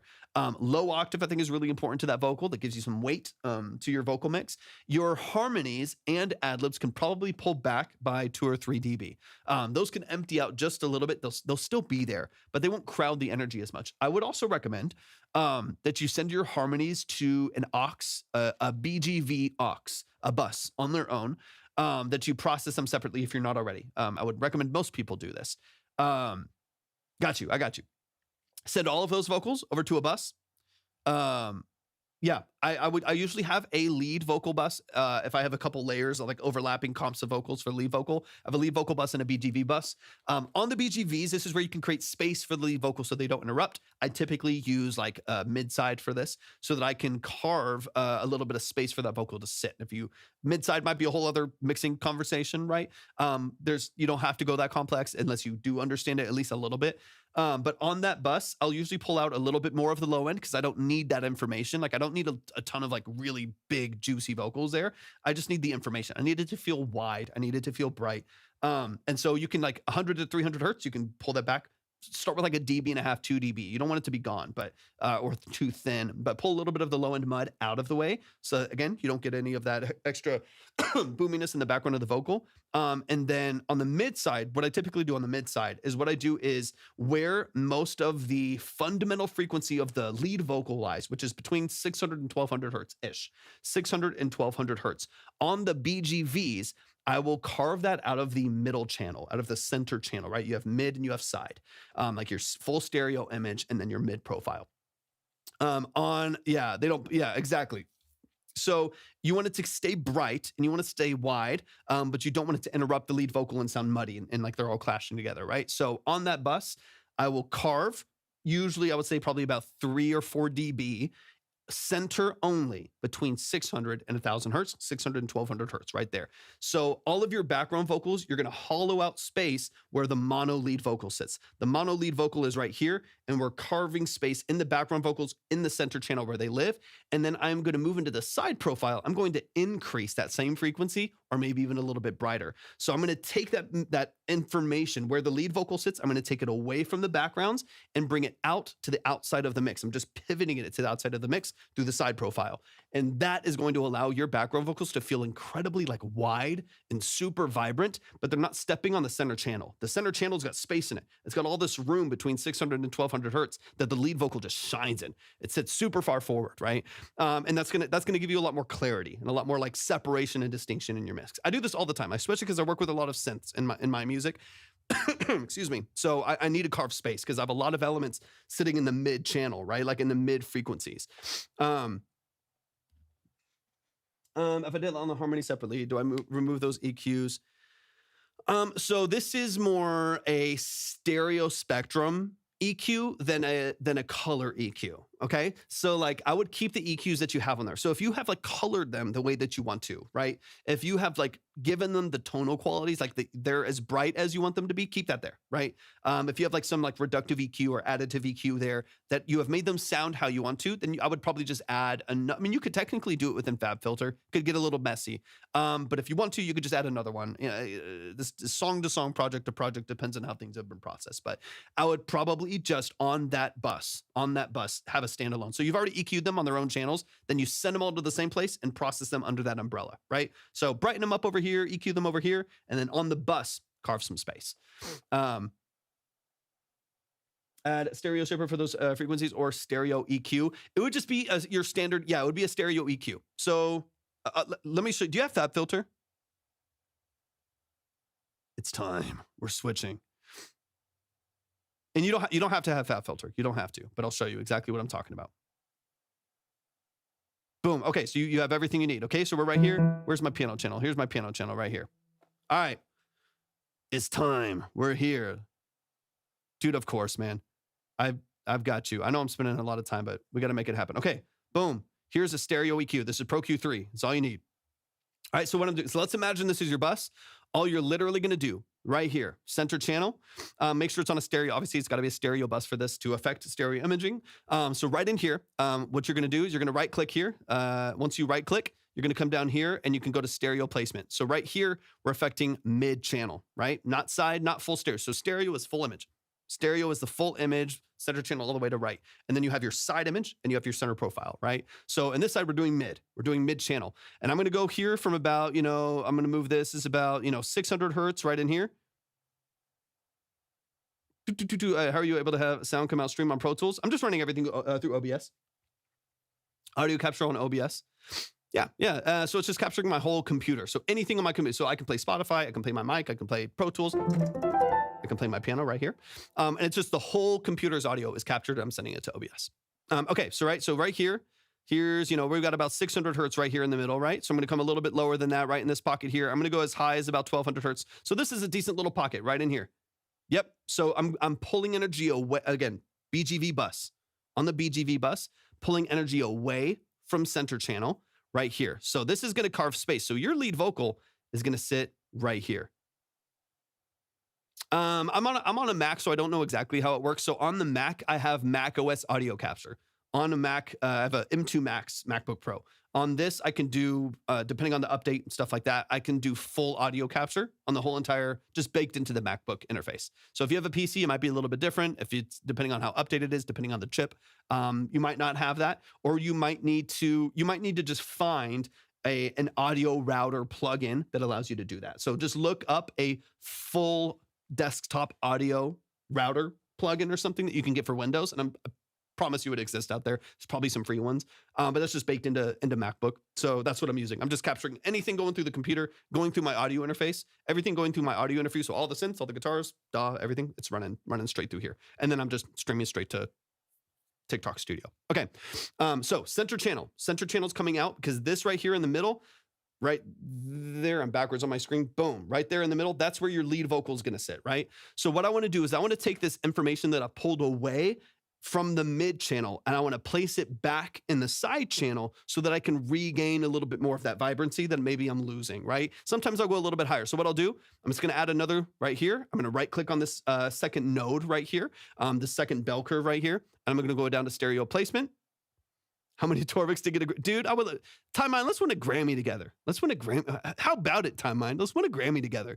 Okay, I'm gonna go down here to the second one. We're gonna go side, right? So I'm pulling information away from center channel and introducing, color and tonal information into the side profile here. This is when you hear mid side. This is all we're talking about: middle channel versus side channel, not full stereo spectrum, right? And I can do it right here in the same frequency, right? So I can take I don't know if this will come through on YouTube or any other platforms, but I can do it pretty dramatically where the piano feels really out here. You know what I mean? This is how you can, gain stereo width, perceive stereo width without widening plugins and Haas effect and stuff like that. So this will allow this to feel, I'm gonna bypass it. I don't know if it's gonna come through over here. It's pretty dramatic. It's nice. And so again, doing this now, sometimes I'll do this. I'll pull it out of the stereo. Yes, sir. I'll pull it out of stereo. I'll open this up a little bit and I'll put it up here, right? So I'll pull the middle out, all that mid muddy information you're getting from your background vocals are all stepping on each other's toes. And then I'll brighten up the top end. So I'll take it out of the middle and I'll wrap it around. It's like I'm wrapping the vocal in a blanket. I'm pulling out of the middle, bringing up the highs, and the vocals are nice and bright, right? So I can crank this in the side channel. It's bypassed. Listen to the difference. It might not be what we want, but now it's super open, right? It's out here and it's wide and it's bright. You get the idea. That is what you need. Okay. That's kind of what we're talking about, right? And again, how you do this, how dramatically you do this, obviously is completely up to you, right? It's up to the song. I wouldn't do this all the time. It just depends on what you need. But if you're having an issue with a bunch of things running into each other, get them out of their way. Pan them properly, track them, pan them properly. That's number one. But if you still just need space, I need to separate these items. It's like putting kids on either side of the room. You know what I mean? Like, I need to get all of this mud out of the middle. So just take it out of the middle and put it somewhere else, right? So I'm going to pull it out of here and I'm going to put it on the right side. Or I'm going to pull it out of here and I'm going to separate it in stereo. Or I'm just going to pan this piano all the way over here and I'm going to double track all the way on the left. Thank you for the heart, Tobias. Appreciate it. That's going to help open up your track quite a bit more. Hopefully, yeah, exactly. They're running into each other. For one, you can pull them back by a couple dB. You can remove some of the low end mud like we talked about, but then I would use mid-side to wrap the vocal, right? Use that mid-side to wrap it, get them out of the way and get them to the outside. Start with the same frequency. So you're just pull out 600 to 1200 and then replace 600 to 1200 outside. And I can assure you're going to feel that vocal set into a pocket. Game changing, dude. It'll change your life. Y'all show some love, man. Cameo, I love and appreciate. I know we took a while there, man. I'm sorry, but please show some love. Yep, exactly. And you don't want to take the information out, right? You know what I mean? Like, I don't want like super thin background vocals. I don't want a super thin piano. You know, like, I still want it all there. I still want all the information there. I just need to place it properly. I need to pan it properly. I need to EQ it properly so it fits. But I also just need to position it and place it in the spectrum, in the field properly as well. Because if I just let everything live all in the same place, there's no way around it. They're going to step on each other's toes, right? You have a lot of elements living in the same space. Dude, of course, man, anytime. You're the family. I love and appreciate you, man. I got to keep it moving. I got to move fast, y'all. I'm going way too slow. I'm going way too slow. Okay, let's keep it flowing. Let's keep it flowing. We got Free Willy in the building. Free Willy, let's go. We're moving and grooving, y'all. We're not messing around. Free Willy, hop in the chat. I see you right there. Dude, hit me up, man. I got to get you in touch with Hydra. I got to get you in touch with Hydra. You know, when you're talking more than you know your song. That's because I spent so much time on it, man. Jesus. Shout out to Dom. I appreciate it. Thank y'all for your patience. I forgot to take the stuff that helps me not be so ADHD. It doesn't help that much, but do you hear how much? Dude, I'm excited, Willie. Let's get it, man. This is Can't Trust by Free Willy. Let's dive in. Jay Star in the building. Let's dive in. Give me the details. You said you've grown a lot. You've been doing a bunch of stuff. Talk to me about your record, man. Talk to me about production of this. Did you mix this yourself? I'm expecting your vocal on it. Rico's in the building. What's up, Rico? I mixed and mastered this, and friend produced it. Beautiful, dude. Let's go. This is Can't Trust by Free Willy on top right here in the chat. Let's get it. I'm going to try to move faster, y'all.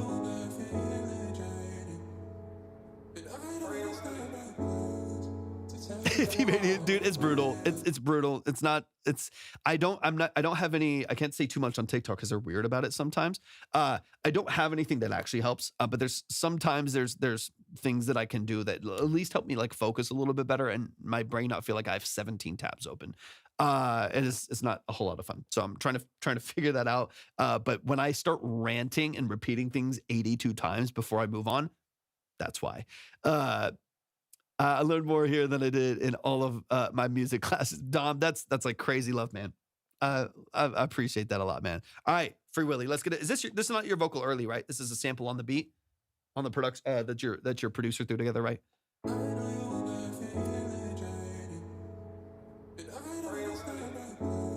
Okay, cool. I know people out here searching for the better days, trying to find a better space, but they don't see you how. They can't hear you cry out loud. They won't even help you out. I used to give people my all when I wasn't getting none. Used to think they were my friends till I seen it all. Shit they did was flawed. It's kind of funny how they act like they ain't do no wrong. But watch when the shoe flips. I just need to get diagnosed. That's the problem. Get on my ass and you ain't doing enough. You ain't I'm there. I just when it was your time to go help, gotta go to someone. Let me fall. Y'all been knew what's going on. Y'all ain't even. Let's go, Free Willy. I can't trust no one. No this is so much better, Willy. They probably laughed and thought that shit was funny. Yeah. Remember I was sleeping on the concrete. It's kind of funny. There's 5 minutes. Okay, hold on. I gotta pause it, and then we're gonna go back to your track, Willy. We're gonna pause it. We're gonna go back to your track. There's 5 minutes. 5 minutes. Okay, I got your email a couple days ago. There's 5 minutes. I was so glad. I kept telling the chat. I was like, hey, please let me know if 5 minutes comes in. Let me know if 5 minutes comes in. Okay. I think every time that I have asked like a specific detail, you haven't been in the chat. And then you come back into the chat asking about your turn, and I don't think I have the information. So we've been on different pages. I'm so sorry. We've been on different pages. I didn't remember seeing any credit come in or any submission come in, only emails. But then you sent the email 2 days ago that said you did send 10. So I should let me know. I think every time you've said that, I've asked where you sent it in. And you said the email. And so I've been seeing your emails, but I haven't seen the credit. Where did you send, where did you actually send the 10? Because I've been thinking this whole time that you didn't send anything in because the name didn't match up. That's why I've been confused. So I'm so sorry about that. I've been thinking this whole time that you've only, I've been thinking this whole time that you have only sent the email. Can I summarize? I can't type on that platform from my computer. I don't have that set up on OBS right now.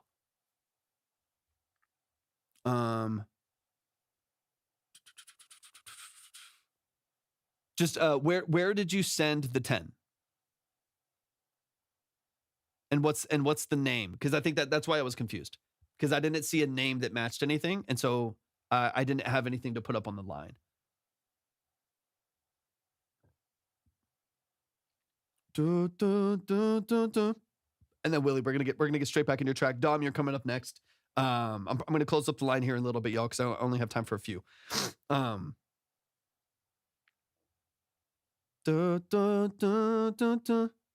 this has been weighing on me for like the last week. Because I've been super confused.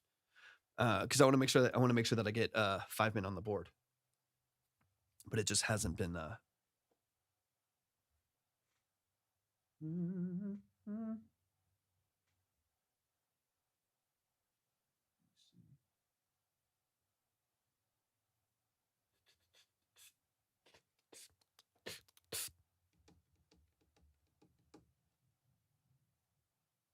yeah, for sure. Okay, 5 men, just so I can get through these songs right here. In the email, send me an email, 5 men. Send me an email and just let me know where you sent the 10 to. Let me know where you sent it so I can find it connected to your name, and I'll get you on the line. And then hopefully tomorrow's stream, since we're already kind of towards the end of this one, tomorrow's stream we can get you up on the board. But I just don't know. I don't know where it is because I didn't. The name is different on all the different platforms, so I didn't have. I don't know where the 10 would be. I would have to look for it on the platform. So yeah, shoot me an email. And then let me know. Yeah. I want to get you up there, but I don't, cause sometimes people send in their name of just to throw random. They'll send their, in your case, YouTube name. It'll be 5 men, but then I'll get, a Cash App from John, but then their artist name is Proud Elements, or I don't know, whatever. I'm making stuff up, right? It's all different names. And so if I don't know who it is and who to connect it to, then I just don't know where to place it. And I think every time I've asked that, you've hopped out for a little bit. And so we've never connected on the name and the credit to get you in the right place on the board. So email me where you sent it. That way I can get you on the board hopefully tomorrow. Since we're already skipped a little bit higher now, I want to make sure I get you on there. Apologize for the for the disconnect right there. I think I was getting super confused because I kept just being just send, I see you an email, but send the credit or whatever. And I think you did, but I just don't know where. I don't know which platform it's on, so I didn't get the notification. Oh wait, yeah, send that email and we'll get you lined up. Free Willy, let's get into it. Dom, let's get into it, y'all. These are our last 3. I'm going to close up the line after this song. So we got Dom and so there's 3. So these are 2 left. I got 2 songs left tonight, y'all, because it's already super late.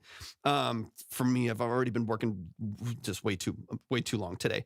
So I got 2 songs left. Currently speaking, that is Dom and Logan. Dom and Logan, y'all are closing this out. Anyone who's left up there will, of course, be saved tomorrow. No questions asked. I'll always make sure you're taken care of. We'll be live tomorrow for a good amount of time as well. Okay. We're back, Free Willy. We're back. I'll close up the line after this one here. But currently speaking, it looks like on the list, it's Dom and Logan. All right, focus, Willie. Focus. It's time for Free Willy. I know people out here searching for the better days, trying to find a better space, but they don't see you how. They can't hear you cry out loud. They won't even help you out.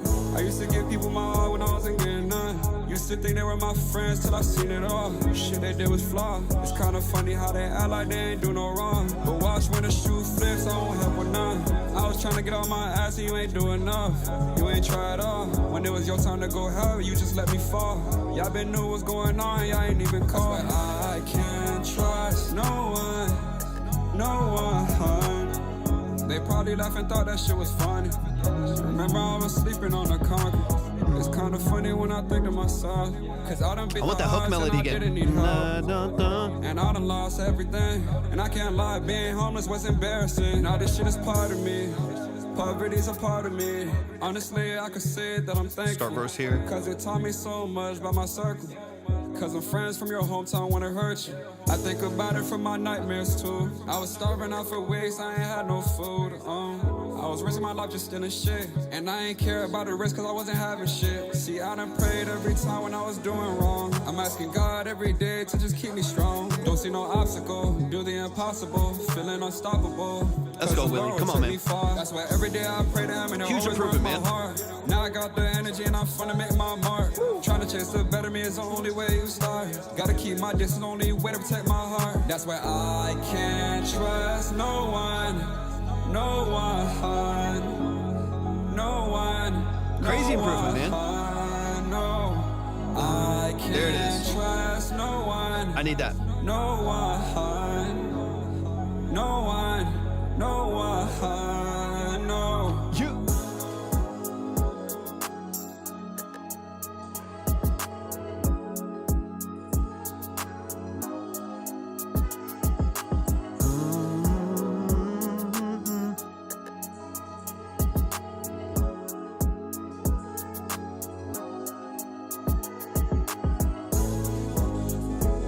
Is this all open? Yeah. Okay. Open production on the end. All right, let's go, y'all. Show some love. Free Willy on top, right over here in the chat over on TikTok as well as the Purple app. Show some love. Show some love. Okay, let's get into structure. Because I mean, huge improvement on your mix. If y'all don't know the.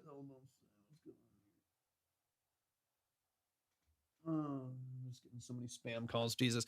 For those of you who do not know Free Willy has gone through the ringer working on his production structure, working on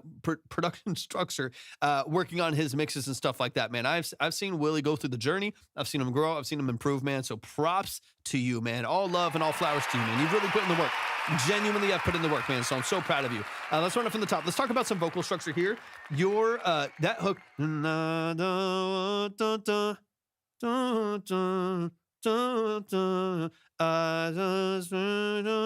That melody right there, that's gold. That's catchy. The repetition, locked in. Love that. We need that. Your first hook here, personally, you said you worked with a producer, right? So you have a little bit of control over the production structure, right? You have a little bit of, okay, perfect. And what I love to offer is getting those lyrics on the beat a little bit tighter. The hook is, yeah, exactly, Dom. Okay, you do. There's a section before your first hook. Your first hook needs that repetition because that melody to me is so good. That's what makes the song catchy. That makes me want to like wait for the next hook, right? It makes me want to get through the verses to even listen to the next part of the structure right there. I want to hear that hook again. So there's a moment where the,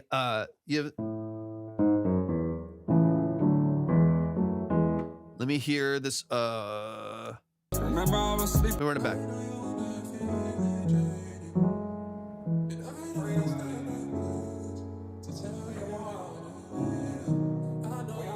I know people out here searching for the better days. Trying.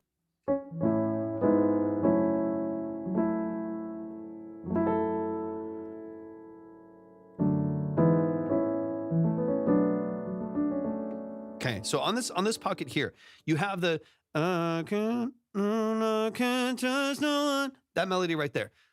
Love the melody, super catchy. And then it goes to like a filter drum right after that. And then it cuts again into the verse. I think when you go down to the filtered drums after that first verse, you should repeat that melody again. Same line. I can't trust no one. Repeat that melody again. And then when the open drums start again, when everything opens up, start your verse there. So right now you have your hook and then the filtered drums come in and you change to the verse, and then the open part happens and you just keep the verse going. So the transition, nothing happens, right? You just kind of keep doing your vocal and the music changes, but no energy really actually changes right there. I would do hook, and then when the filter drums come in, do the hook again, so you get the double melody. It's catchy, it's repetitive. And then when it opens up, start your verse there. So you're just gonna move your song 4 bars forward. You're just gonna move everything forward 4 bars and repeat your hook. And then the rest of the structure should flow pretty well. But that first part right there, I need the repetition. It's so catchy, and you're leaving some streams on the table by not really solidifying the structure of the hook. And then I'll talk about a couple other elements here. So like, let me get into that really quick. How they act like they ain't do no wrong. Oh, I was asleep, time to go hell, you just let me fall. No one. They probably laughed and thought that shit was funny. Remember I was sleeping on the concrete. It's kind of funny when I think to myself. So like right here, right? I tried all. When it was your time to go hell, you just let me fall. Y'all been knew what's going on, Right here, I ain't so- even call. I can't trust no one. No one. They probably laughed and thought that shit was funny. Right here, Remember I was again. sleeping on the concrete. It's kind of funny when I think to myself. Cause I done beat the odds and I didn't need help. And I done Like right there, and then this opens up in a second, you'll hear it. lost everything. And I can't lie, being homeless was embarrassing. Now 4 this shit verse. is part of me. You hear a Part of it is transition. a part of me. You hear the production changes to verse right there. So when it filters down, you just need another bar. I can't trust no one, no one, no one. Like keep that structure right in there when it's filtered, and then you can hear the production change. The production changes like to the verse right there. That's where I would start your verse. Everything. And I can't lie, being Like think of like a low, like honestly, think of like a low like Drake or like Party Next Door verse or something like that, or even like Brent, like where they'll filter down. It's like super like low fidelity like R&B. Filter everything down and then it's clear vocal over the top. This is something like Noah Shabib does all the time. 40 does all the time. It's like you filter everything out, you keep the lead vocal over the top, and then when the verse opens up again, it feels more dramatic, right? Feels exactly. You just put everything under what 40 talks about is put it all underwater. Put the beat underwater, filter everything down, and then open it back up. And then he talks about it. He's like, that way Drake always lives in his own world at the top of the mix, right? Do the same thing here. Keep it filtered underneath right there, and then put your vocal with the hook over the top of it. You get the repetition, you get better clarity, and you also push the start of your verse to where the start of the production shift happens. So you're gonna have to redo some of the production things. Because the whole song needs to move back 4 bars. Once you do that, though, just restructure what you need to with the producer to make sure the rest of your song structure makes sense. Like you don't want to just feel awkward after that. Make it all line up. Get everything really, really clean and clear, and then rebalance. And I do agree with Dom that the balance of your vocal is so much better. The balance of your vocal is so much better. The only thing that you're running into is some timing issues. Now, there's obviously many different styles of rap and melodic rap in this case, right? So I know there's some styles that are going to be a little bit more free-flowing, so I'm not trying to step on the toes of that. What I'm keeping in mind as a new artist to everyone, right? Like if you have under 10,000 monthly listeners, you are a new artist to everyone. As someone who is a new artist, right? Nobody knows your songs yet, and we want them to know the songs yet. If you make it difficult for them to know the songs, you will have a hard time getting people to know your songs, right? like just, it's common sense, I guess, in a sense, right? And I'm not trying to dumb it down, but like it really is like if it's hard to learn your songs, less people will know your songs. That's the bullet point, right? And so in this case, because of what Dom is talking about and the rhythmic changes of your vocal where you're kind of talking slow a little bit and then you move a little faster and you rush a couple lines to kind of fill in an extra couple syllables and then you slow it down a little bit and then you pause and then you rush it again and you come back in. The changes in pocket and cadence and flow can be a superpower if done strategically, but it also can be a detriment to people understanding your song. The hook is so good because how consistent it is. Da da da da da da da da da. That's so consistent that I'm like literally locked in. I'm literally like, you know what I mean? Like it's whether I like the song or not, it's stuck in my head because of the structure, the repetition, the format of it. You need a little bit of that on your verses, right? So I would lean it, whether you do that on this particular song or you do it on a future song, right? If this song's closer to being done and you just want to lock it in, balance it and do what you need to do, move the verse and stuff, feel free to do that, right? But in the future, I would definitely keep in mind not only what you want to do creatively, but how difficult you're going to make it to connect to your music. Should I do mid-side processing in the mix or master? I prioritize the mix. You can do it in the master. There's nothing like wrong about it, but it's going to be the most beneficial to do in the structure of your mix on your individual tracks or your buses. I prioritize it a lot on buses to make room for the vocals and stuff like that. Raphael, Turtle was out of my mouth and wrapped in a 101. The hook locks me in, and then the verses. Yep, yeah, I agree completely. And you're vice versa. You're given other language to what I'm talking about too. And so yeah, that's the thing about the policy, the philosophy, if you will, that I want you to keep in mind is I want to be creative. I want to be authentic. I want to take my life and my influences and my story and put it in my music. And I want as many people as possible to connect to it, right? Like nobody wants to release their music to avoid or to yes men, which is usually the two people that we are releasing our music to initially, right? We're sending it to our friends and family who love everything that we do, or to avoid of emptiness and a bunch of critique online, right? If you want to garner new people that enjoy your story, that connect to your life, that connect to your story and your message and the energy that you bring to your music, we want as many people as possible to hear it. That doesn't mean we become robotic in the way that we produce and mix and structure our vocals, but it does mean that we keep in mind, now that I've created, creatively and loosely and spontaneously, how do I then make sure that it connects, that it gets to the right people? And if it's too hard for people to remember it, it won't get to anyone. Or you have to force feed it to people through ads and communities and stuff like that. So my goal for you, Free Willy, is you have improved dramatically in your structure. Your hooks are better than I've ever heard your hooks. Your mix and your vocal is the best that I've ever heard it. Sure, there's small little polish things. We can always use little polish things. I'm not too worried about that at this point. But I think from a structural standpoint, a writing standpoint, those rhythmic changes to me are going to be what allows someone to see you on social media, right? And or your song comes on a Spotify, playlist or something like that, which is amazing. Hear it and love it and, really enjoy what you're doing, but then forget because nothing's stuck, right? Instead of that hook structure, which we're going to improve on already. So that's why to me, this is like dramatically to your benefit is you have so many dramatic improvements in everything that you're doing. Make sure that your song is memorable. Like make sure that there is parts of your structure that are unforgettable. And if it's too hard, like how would I sing your song, right? If this is a song then for the masses, you've done it for yourself. It's your personal story. Like I hear there's lyrics in here about your story. I love that, dude. It's personal. It's relatable. It's amazing. Like I love so many things about that. How can I sing it? How many times, like realistically, how many times would I have to listen to the song to like learn your rhythm, the melody that you wrote and the words that you wrote? Like how hard would it be? And if it's challenging, if it's really challenging, hook is gold. If it's challenging to do that, you're going to miss out on exposure, right? So that's my like more foundational edit point that I would focus on, because you have a lot of talent, man. You are a great storyteller. I'm hearing some of your lyric structure here. You are a great storyteller. Mix is so much better than I've ever heard it. Hook on 10, love it. So ridiculously catchy. Double it in the beginning. Move everything around. Lock in on some of the other stuff, man, because you've improved so much. It's like, to me, it's like the last little missing piece. Make it a little bit easier for people to remember your music. And I really feel like you'll catch a fire. Like people will get it. They'll like your tone. They'll like your sound. They'll like your energy and your charisma. Now they just have to remember it. You got to give them the very like scientific part, the mathematical algorithm part of them remembering your music. And that's pattern recognition. It's repetition. All right, let's move into this last little hook here. I got one last little tip, and then we'll move on. Okay, last tip right here. Here's my tip. This is more on, you can do this on the engineering side. You can do it on the production side, whoever wants to handle this, I guess. I wouldn't rely on the beat sample to carry the song, intro or outro. What I would do is I would sample your hook. Take the, I can't trust someone, whatever the lyrics are right there. Form it, shift it up, and octave up, form it, shift it high, little altar boy. Set it in the back with a chorus and an auto flanger in the background with a little bit of delay and reverb, and use that as your sample, intro and outro. If your early sample, yeah, do it. If that's your gut reaction, do it, Willie, because this doesn't, outside of me hearing yeah from Drake in the beginning, like outside of like hearing that something like that should happen, this hook itself lyrically and even sonically doesn't mean anything to me. But imagine if your melody here is you form it, shift it up, chipmunk voice in the background on the mix instead of samples in the background. You could keep the sample there still, just pull it back. I would have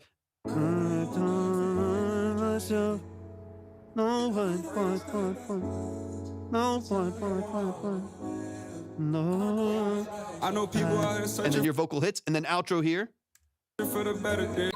no one, no one, no one. Close out. No.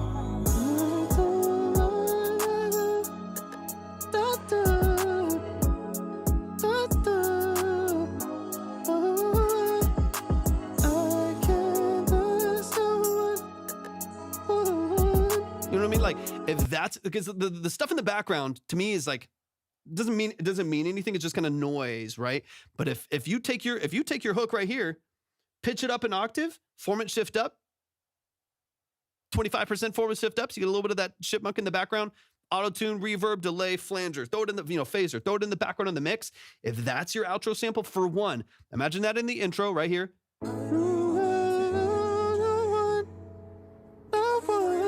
Then you have the pattern recognition, you have the catchy melody, then you go into a verse right off the bat, you go into a double hook, catchy, repetition, pattern recognition, go into another verse, another hook, double hook, outro, sample of the hook. You're locked in, dude. The melody is addicting at that point. You know what I mean? Like people could listen to be like, oh, I hate this style of music, or they could be idiots, right? And just, I hate this. And it'll still be stuck in their head. That's the gift you're gonna give them. Like, lock that melody in. The double hook in the early first hook, the double hook right there is really important to that structure, but also sample it. Sample it early, sample it late, and lock it in. Lock it in, man. And then it's addicting, man. Then it's an earworm. Torvik, hey, white chocolate hook master's crazy. That's hilarious. That's hilarious. That to me, that's the last thing I want to say. That's the last thing I want to say. Beautiful song, dude. Beautiful song. Y'all show some up. And I dig into all this, Free Willy, because you have so much potential. I dig into all this because you have so much potential, and I never want. It's one of those tough things, dude. Because like I want to celebrate all of the progress. I want to celebrate all of the things that you're doing so well, and I want to like squeeze the fruit for all it's worth and like get everything that you possibly can out of your song, right? No settling. You know what I mean? Like, if you want to make it, you want to make it. If you want the quality, you want the quality. If you want great structure, you invest in the structure. That's, I believe in you, man. And I do think you have a ton of potential. And I think you have an interesting voice and an interesting message that people are going to want to hear. And I want that. I don't want anything in the structure of your music to be a barrier to that happening. Because that's so many people. There's a lot of people out there with great mixes and shitty songs. I'm not saying I'm grain of salt, right? That really, like, I personally know people that have gotten Grammy-winning mixes and paid to be on the like iTunes charts. But the song isn't good. It has 1,100 streams. They're on the iTunes charts because they paid to be there. They got a Grammy-winning mix. They spent $800 on a mix, and they have 1,100 streams on their song. And it doesn't do anything, right? Because the song didn't grab you, right? The structure didn't grab you. Quality was fine. The sample was interesting, but you didn't make a good song. So you have the potential to make a really good song. So invest so much. Now the quality's there. You're working out the quality. You're getting better at the mix. You're getting better at building production structure with the people that you're working with. Now it's song, it's structure. It's that part of it that I want you to dig into. Because if you get that right, then it's game over. Then people can't help but get your music stuck in their head. Y'all show some love to the family. That's Free Willy on top. Let's keep it moving. Show some love to the family. Free Willy would love and adore you, man. That's one of the OGs. Appreciate what you do so much, man. Love to see your growth. That growth that you have had is monstrous, man. It's not even funny how much you've grown and improved at your craft. So y'all, please show some love and support to the family. Go chill in his live anytime that you get a chance as well. I don't think I've been on TikTok once you've been live, man, but I got to tap in. Show some love to the family. We got Dom in the building. Let's keep it moving. I got one more song after Dom, and then we're going to close it up. I believe it's going to be Logan if they're in here. Wipe, produce, and I love Dom's music so much. It's insane. Produced and written by me, musicians, Musiversal. Shout out to Musiversal. Folks mixed by Kofi. Okay, let's get into it. Thank you for the help. Sounds, of course, Free Willy. Of course. Scotland, I appreciate you tapping in. We are closed for today. Actually, now that we just finished the song, I do need to close the line. Like I said, we got a couple people that will be up on the board later. There's DaySick. I see you, Logan. A couple people that will be on the board. That's why I always keep the board up and running. So we got Dom, Logan, I believe Lava, Retrack, Marcel, Nova, Zach, Bobby, John B, Gutter, Bemi, and Leo. Y'all will be safe for tomorrow. So I'll be live tomorrow early afternoon-ish. Depends on my projects, but tomorrow afternoon we'll be live. So definitely tap in, get in early. Lava, I got you. Lava, I'm going to drop you another 5, man. I'm going to drop you another 5, man. I appreciate I know you're hanging in. You're going to be the top one right there that I'm not able to listen to tonight. So I'm going to drop you a free 5 in credits. You get a little bit of a boost tomorrow. I try to do that as often as I can if you're hanging on by a thread.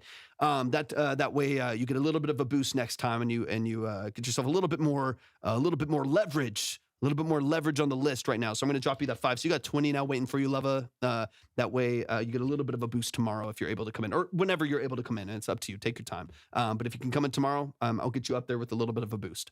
Okay. All right. Dom, let's get into it. This is... I got both of yours, Logan. That's why I have to close it, because I have 2 tracks left, but yours is 2 tracks, so I'm actually still doing 3, which is already I've been on for almost 3.5 hours after a long ass work day already, also doing music. So it's a lot. I got to rest my ears. So I'm gonna get to those last 2, Logan. So we'll do both of yours. I'll run them back to back so we can get through both of those, and then we'll go from there. Okay. Let's get it. This is Wipe. I just mixed this a second time. Would love your honest feedback. First of all, let me get this downloaded. If y'all have not heard Mr. Dom's music, if you have not heard Mr. Dom's music, you need to go look up It's Circle Time. Go look up It's Circle Time. It might not be your personal jam unless you love learning your ABCs in the most vibey way possible. But it's fantastic content. It's amazing content. It's chef's kiss. It's so good. Go look up Mr. Dom, follow him everywhere, be a part of what he's doing, engage with his content. Check out It's Circle Time. It's beautiful, beautiful, beautiful content. Adore what you do, man. I think it's phenomenal. You have some great reach from that. I think it deserves to be 10x that. Educational videos for kids. They're accessible. They're beautifully produced.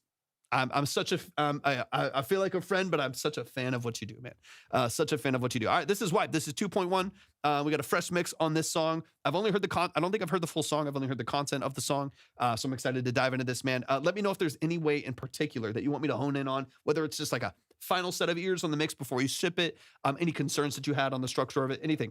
Drop it in the chat, man, and we'll get you moving in the right direction. And also, just again, quick reminder: if you get any ads or anything like that, if you're not subbed, hop over to the Red app. That way, you don't miss anything. Okay.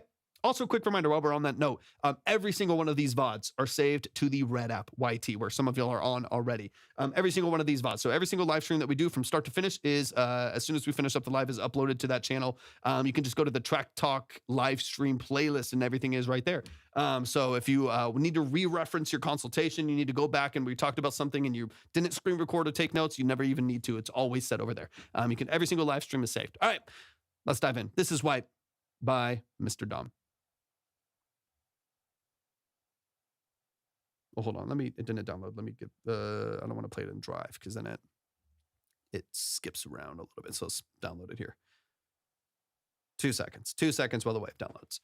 Final set of ears. Okay, beautiful. Dude, of course, man. I love what you do. Love what you do. All right. You gotta clean your butt. I said you gotta clean your butt.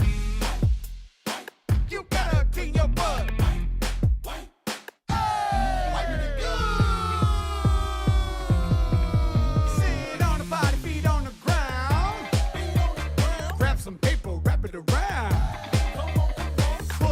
Yeah, not too much. Perfect. Now fold it up, soft to the touch. Now it's time to wipe. Front to back, front to back, front to back. Always remember you gotta wipe. You gotta clean your butt. Wipe. I said you gotta clean your butt. Front to back, wipe it clean. Front to back, wipe it clean. Back, wipe it clean. Hey. Front to back, wipe it clean. Front to back, that's how you wipe your butt. Wipe your butt. We don't want no itchy gut. No, flush it down. Charlie Brown. Wash your hands. It makes me so proud. You better wipe. It's great, man. It's really good. It's really good. Always remember you gotta wipe.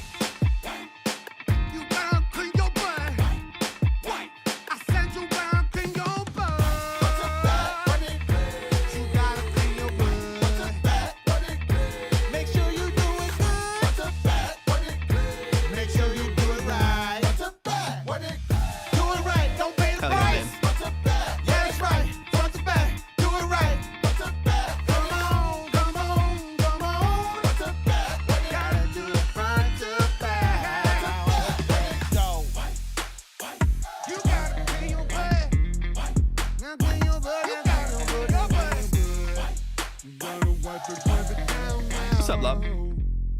What are you talking about? Come on. Yo, so I got like one like quick note. One quick note, Dom. Again, you know, it's another beautifully structured. Yeah, I'm not positive what you're referring to.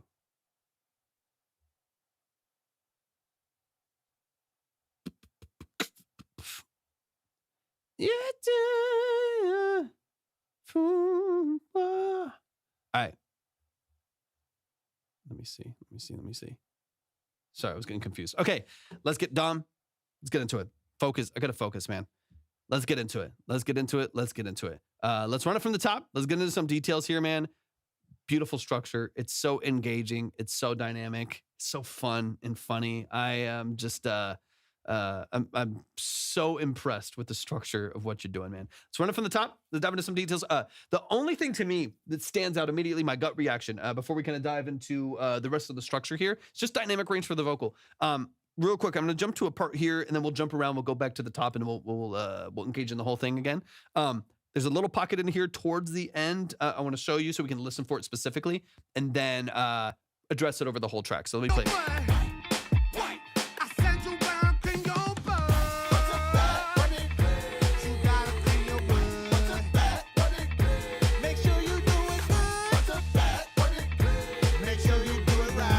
Right there. 1 minute and 37 seconds. There's your timestamp. 1 minute and 37 seconds. So what I'm looking for is dynamic range, right? And control over dynamic range. So this is happening over the whole track. It happens the most obviously right now. I would, depending on how you've structured your vocal session and stuff like that, tighten the threshold of your compressor to limit your dynamic range a little bit more.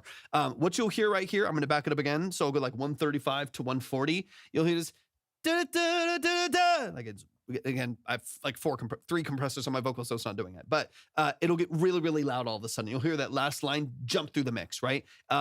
I don't want that to happen too much. I want a little bit of dynamic range so it sounds natural and fairly transparent. But I don't want it to jump out of the mix and fall out of the mix. And a lot of what you're hearing over the course of the song is great structure, great lyrics. It's so fun. It's so engaging. All of that stuff, I'm not even touching. It sounds so good. But I'm hearing the vocal cut in and cut out a little bit. It ebbs and flows a little bit too much, which reduces your clarity and reduces like the prominence and like authority of that vocal in the mix. Especially because it's vibe centric, but it is lyric forward, if that makes sense. Where like the beat itself is very, very cool. And it's what makes it so like modern and engaging for kids to listen to and for parents to put on and stuff like that. But none of that matters if the lyrics don't say what the lyrics say. So we need that to be front and center. That needs to be an authority in the song so that you can maintain its prominence the whole time. So if you're trying to talk like distinctly and strict like two kids and you want them to hear the fun and funny message and stuff like that, then that has to have a clarity. It has to have clarity. It has to have separation from everything else that's going on. So I would prioritize that over everything. So compression threshold. In fact, I would, based on the style and where you want that vocal, I would have another stage of compression to grab. Just because right now it floats a little bit in one compressor, and there might be multiple. They're just not kissing it enough. I do feel like one stage, it might grab it and control it a little bit, but you're still allowing it to fall back a little bit too much. Another stage, I do think would be beneficial. So like, just as an example, let me throw this up really quick. I could throw it on TikTok too. Just like as an example, like I'll go to my vocal here, right? Like real quick. Let me see what I have. So I've got oh, it's not popping up. Hold on. Let me refresh it on OBS. Give me a sec.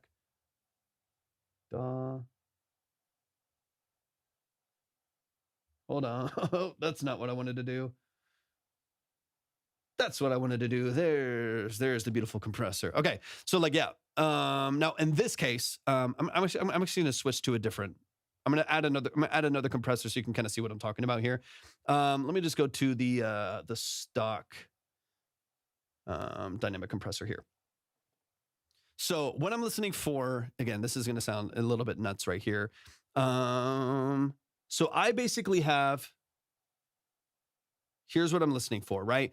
You'll see here. So this little line right here on the right side, you have the 3 meters here. This line on the right side is GR. That's gain reduction, right? That gain reduction right now is not doing anything, right? So I'm going to go ahead and bypass my other compressors. You'll hear the difference that the compression is making real quick. Bypass. Well, that's way too quiet. This one's doing a lot of work, so I'm gonna keep it right there. I have 3 compressors on my vocal now, this one being the 4th. You can see right here that there's no compression happening here, right? So I can, if I talk really quiet, the vocal falls out of the mix, right? Falls out of the mix and you can't hear anything. And if I talk really loud, it's gonna jump forward a little bit more, even though I already have I have technically two compressors on there. It's gonna jump in and out of the mix a little bit more, right? I don't have that control. I don't have that tightness, right? And so if I bring this 2A back into play, if I unbypass this, and you can see now there's some gain reduction there. Now, if I talk really quiet, you hear how it's like forward now? You hear like even when I talk for like the same way I was talking before, if I start talking really quiet, it's like still there. And if I talk really loud, it's controlled. You see the gain reduction right in the middle there? It's kicking on like 7 dB, 7 dB. So I can like talk really loud and it's crunching and it's doing all the work. Or I can like talk really loud, or I can talk really quiet and my vocal's still like forward. It's still like right there in the middle. Like I can almost whisper. And it still sounds like, even when I whisper, it sounds like loud. Or I can yell. It's all right there, dude. It's like all right. That's what I'm looking for, right? It's all right there in front of you. So the way that I have this structured, this is what you're looking for right here. This is your, and again, stock plugins, paid plugins, it doesn't matter.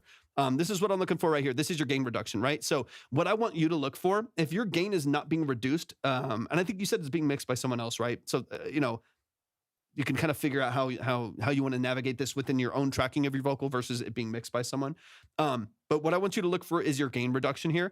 If this isn't doing anything, if my threshold right here isn't doing anything, and I've got 0 dB of reduction, then my vocal's not being controlled at all. There's no actual compression of the signal happening. No makeup, pushing the lower stuff up, and no control of the top end. So I need to lower this till I'm at least getting, like in this case right there, boom, it's kicking in 3 dB.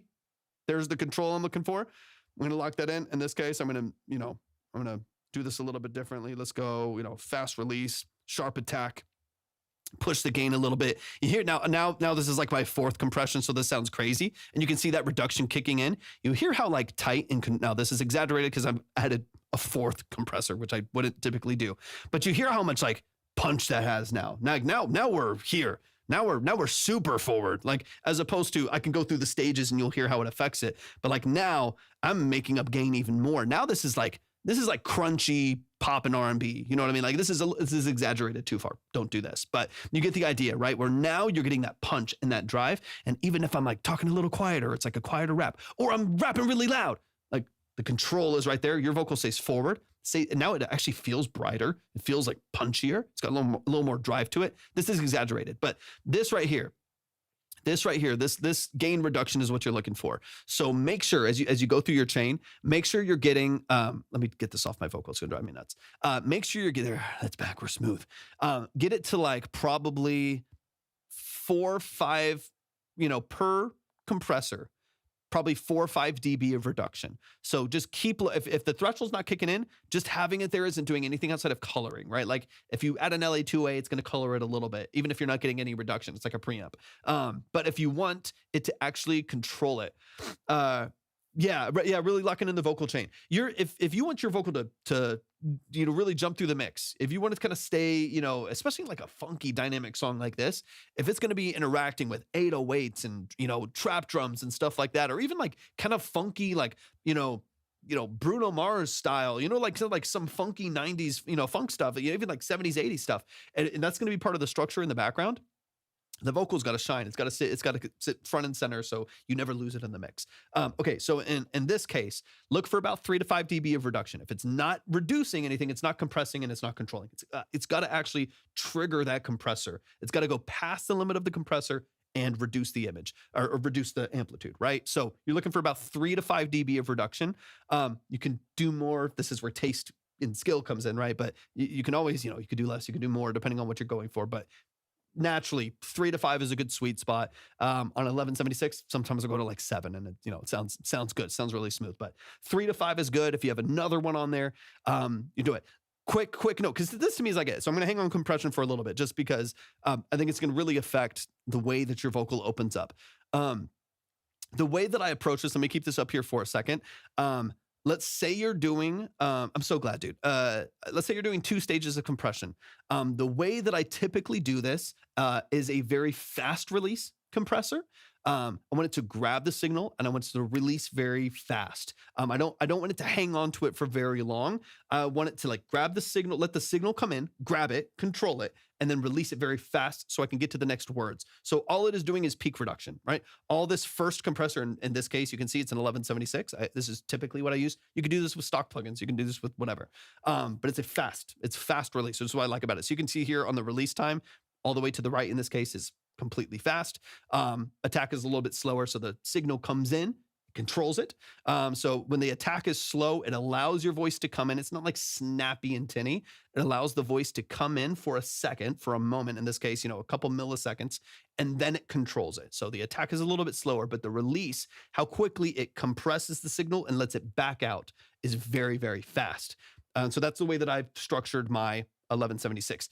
I have this one at an 8-to-1 ratio. This is more of a voiceover chain. I would keep this like 3-to-1 or 4-to-1 typically. For my voiceover chain that I have here that I've just created randomly for the live, I have it a little bit higher, so it's a little punchier, a little punchier sounding. Keep the ratio at about 4-to-1. And the release is really fast. And then you can see here's my meter. Again, I'm just talking right now, but I'm getting like 4 or 5 dB of reduction, right? So it's taking those peaks. So when your vocal when you randomly like move on the mic and randomly you say one word that has a P in it and it jumps forward in the mix because there's more energy behind it, it just controls it. It just tells it to sit down. So anything that jumps out, it sits down, right? Then again, this is fast release. And again, I'm ranting a lot, so if this doesn't make sense, let me know. There's also, I can make more videos and stuff on this as well, and you can always reference back the VOD, but hopefully it's helpful, right? So I have one compressor that's just grabbing, saying sit down. Anything that jumps out of the mix, it's controlling. It's peak reduction. Then I have a second compressor here. In this case, it's an LA2A. Same thing. You could do it with, stock plugins. With the LA2A, this is a slow release. So you can see, like when I'm talking and you see the meter move, it'll move fast. But look how long it takes to settle as a slow release. So what releases, this helps smooth everything out. So one compressor is locking it in. It's kicking in really, it's releasing the signal really fast. And then a second one is taking that release signal and smoothing it out and releasing it nice and slowly. That's why the LA2 is so good. That's why everyone loves it. It's why everyone wants the plugin. Everyone wants the real one's $4,800. It's one of the most popular compressors in the world for this reason. On vocals, on bass, on pianos, it's so beautifully smooth. And this helps keep your vocal really even. These two in tandem don't allow your vocal to fall back in the mix. Again, I can literally whisper. Like I'm not even going to change my proximity to the microphone. I can literally whisper and it still feels like it's right there in front of you. And I can also sing really loud and yell and be obnoxious. And it controls it. It's not flying out of the mix at you. That's the control that you want, right? To where when you do maybe even like more of a whisper track and you have a quicker rap at a lower register or something like that it's really smooth and really even and that information comes up and forward. And then when you're, yelling or you have a little bit more energy, but a little more like projection behind your vocal, it tells it to sit down. It controls it and still pushes it forward in the mix. So just double check. Again, all of that to say, let me switch back. All of that to say, that's a lot. I'm talking a lot. All of that to say, dynamic control of your vocal is going to kind of make or break how much that sits forward and on top of the other elements. Because if your vocal is allowed to jump forward, then it'll get like kind of abrasive every once in a while, or it'll feel more amateur, right? It'll jump forward and then it just doesn't feel as polished, right? And if it's allowed to fall back in the mix dynamically, then you're going to lose some of your lyric structure. You're going to lose some of your clarity from that vocal and without it being pushed forward in the mix. I need to redo my vocal chain for sure. I have a C414 XL. The C414, Davis Law Firm, sorry. ADHD moment. The C414 is a good microphone. I've used it tons of times. I've used that mic probably a lot of mics. U87s, 103s, and 414s I've used a ton. I like them on drums a lot. It's a good mic. I would recommend a decent tube microphone, a decent one. You don't have to do this. It doesn't have to be anything wild, but I would recommend in the near future. It just softens some of the harshness so you can push a little bit more. You do have an SM7B. That's kind of on the flip side, right? So you have a really sensitive large diaphragm microphone that handles a lot of SPL, like the the 414, right? It's a large diaphragm condenser that can handle a lot. What's up, Joseph? Welcome in, man. I appreciate you. Joseph. It can handle a lot. The SM7B, much less sensitive, but much more dark and mellow. Also can handle a lot of noise.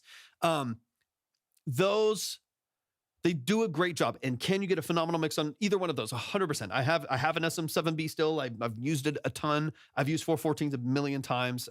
You can get an absolutely wonderful mix on those. That's not like the limiting factor.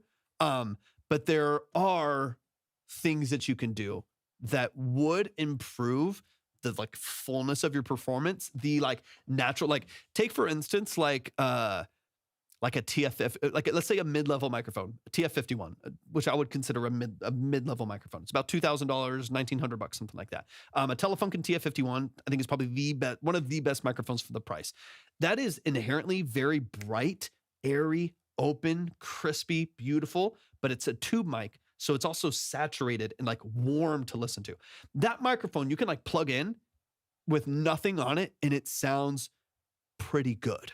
Like you don't even need, like, throw a couple compressors on there and like one EQ, done. Like you're good. It sounds gorgeous, right? So there are, but the SM7B, you got to do some work. I have one. Like you plug that microphone in and you better do a lot of EQing and a lot of opening up of the microphone to get it doing what you want it to do. Get it doing, what you're get out of it what you're trying to get out of it, right? It just takes a lot more work. So you really have to hone in on processing, proximity, and stuff like that. So I would probably, 90% of the time record with the 414, just it's more sensitive. You're going to get a fuller profile from the vocal. Yeah, you just got to do a lot, even with the little switches on the back and stuff like that. The present switch and the low cut and stuff like that. You got to do a lot of work. Like you end up over processing in order to make it like sound decent. So I would go, if you have the two, go with a 414 probably more often than not. I think you're just going to get a broader sound, a more bright, a little bit more open sound. But I think for me, I'm going to go back into the song here just for a moment. But to me, that's like it. That's like the biggest thing. Your structure's great. The production's killer. I love even like the background vocals where they sit. They're so fun. They're so dynamic. I really want to hear that vocal a little bit tighter. To me, the compression chain is like the most important thing that you can focus on. Mics, I've used a ton of different mics. Some that are, this one's very expensive, I would consider very expensive. I also have some super cheap microphones that I record with all the time. Like, to me, it's much less about like, do we have to have new gear? It makes a difference. Sure, it does. But, I think you can get a really good mix with a 414. It's a pretty bright microphone. It can handle a lot that you throw at it. I think you can do a lot with that until you just feel like, I'm ready to do that. Don't do a 102. Don't do it. Of all the mics you could possibly ever do, don't do a 102. I have one. Don't do the microphone. It is a nightmare. I say this loosely because someone else is going to love it. Someone else is going to love it. Don't you dare. Don't you do it. Can get a good mix, every great engineer that I know hates that microphone. I'm trying to sell. I want to sell mine right now or trade it for more synths. That was the first nice-ish microphone that I bought years back. That mic is so bright and brittle, and the sibilant energy is just brutal. So it's the TLM 102 is the opposite in every way of the SM7B. If the SM7B is non-sensitive, dark, mellow, can handle a lot, the TLM 102 is the opposite.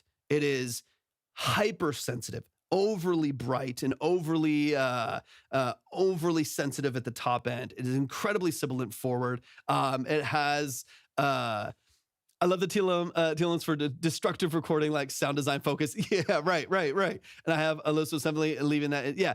To me, don't do vocals. So I have one. I've had it for like 7-8 years, something like that. I don't like it. It's personal preference, but I know some Grammy-winning engineers, some Billboard charting engineers. All of them hate that microphone with passion. I would get either really nice solid state microphone or FET mic, or a decent tube microphone. A decent tube microphone, like I said, TF47, TF51 from Telefunken. You can find those used for like $1,400, $1,500. New, they're about $1,900.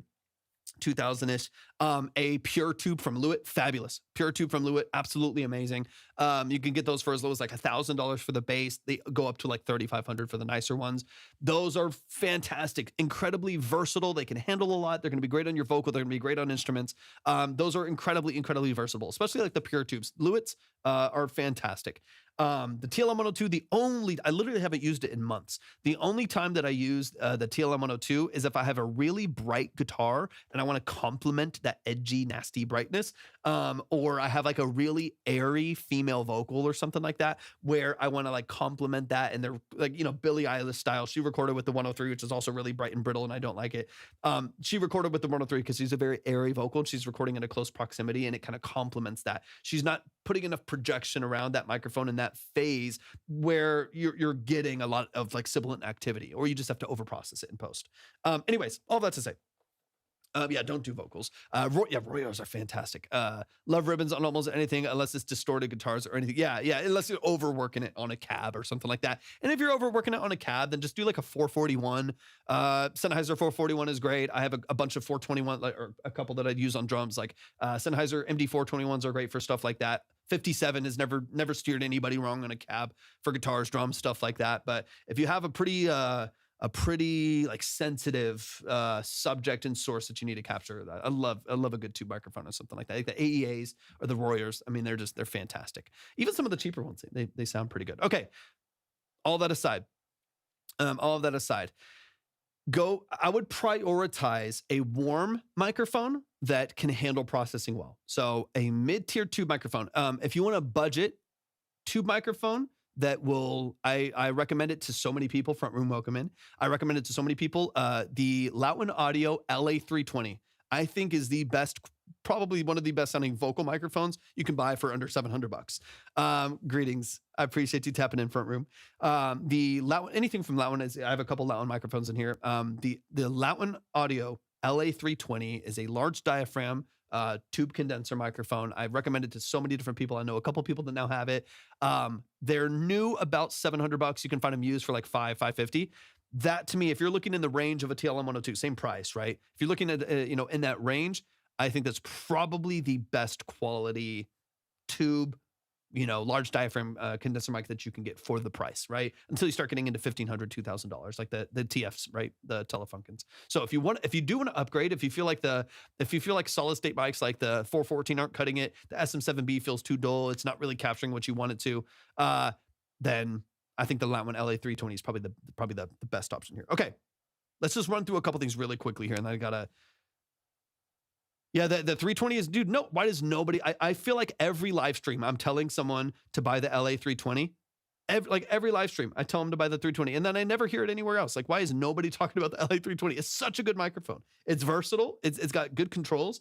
It's a really nice, like, bright open microphone. It's a tube mic. It's I don't know, it's beautiful. I don't know why people don't talk. I like never hear other engineers talk about it. They tell everyone to get they tell everyone to get a Rode. They tell everyone to get an AT2020. They tell everyone to get a TLM. And nobody talks about the 320. It's cheaper than half these other microphones. It's so beautiful. I love it, man. I convinced an artist that I'm working with exclusively now as a producer, and I convinced her to get one. And her voice just shines with that thing. It's amazing. It's amazing. Okay, but if you're looking at, and of course, Dom, message me anytime if you ever feel like, hey, I'm about to take the dive into some mics. I'm about to take the dive. I'm looking into some gear or something like that. Shoot me a message, man. I have either owned or used everything at different times. Like I've bought and sold and traded so many different mics and so many different interfaces and preamps and stuff like that, or worked in studios where we're using that, or worked with artists and closely with other producers and engineers that are utilizing these other things. And so I have experience in balancing them, mixing them, and what they sound like in a room and stuff like that. So if you ever need advice, dude, if you're ever about to jump down that path, then just let me know, man. I'm always happy to shoot you some racks. Never liked the Rose, too dull and boring for a vocal mic. You want something with color. Yeah, I guess it kind of depends. Like sometimes some mics, like we talk about the 102s, they're making too many decisions for you. And I don't like that. Like, I don't like when, like this is a Neumann M147 tube. I love this. It's one of my favorite mics. This microphone's not making any, it's like flat. It's like flat and it's a tube mic, flat, mellow, super, super like even, and could be considered dull, but it handles everything that it just absorbs the processing that you throw at it in a beautiful, smooth, even way. So I think it depends. Like I think I prefer oftentimes outside of like a 251 realm, right? Like I prefer something that's not making like too many decisions for me, because if they're cheap mics, then I don't like the decisions that they end up making, right? If it's a really, really high-end microphone, usually those decisions are carved in a way and molded in a way that they're really musical and really beautiful.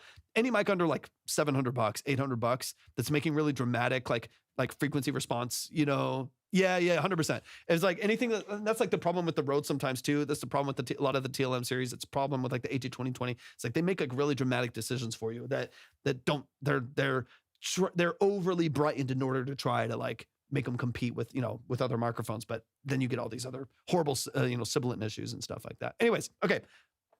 Let's get into it, Dom. Y'all know I can talk about this shit forever, but we got places to be. You gotta clean your butt. I said you gotta clean your butt. Yeah, again, positioning, power, all this stuff is beautiful. Just dynamic control for that lead. You gotta clean your butt.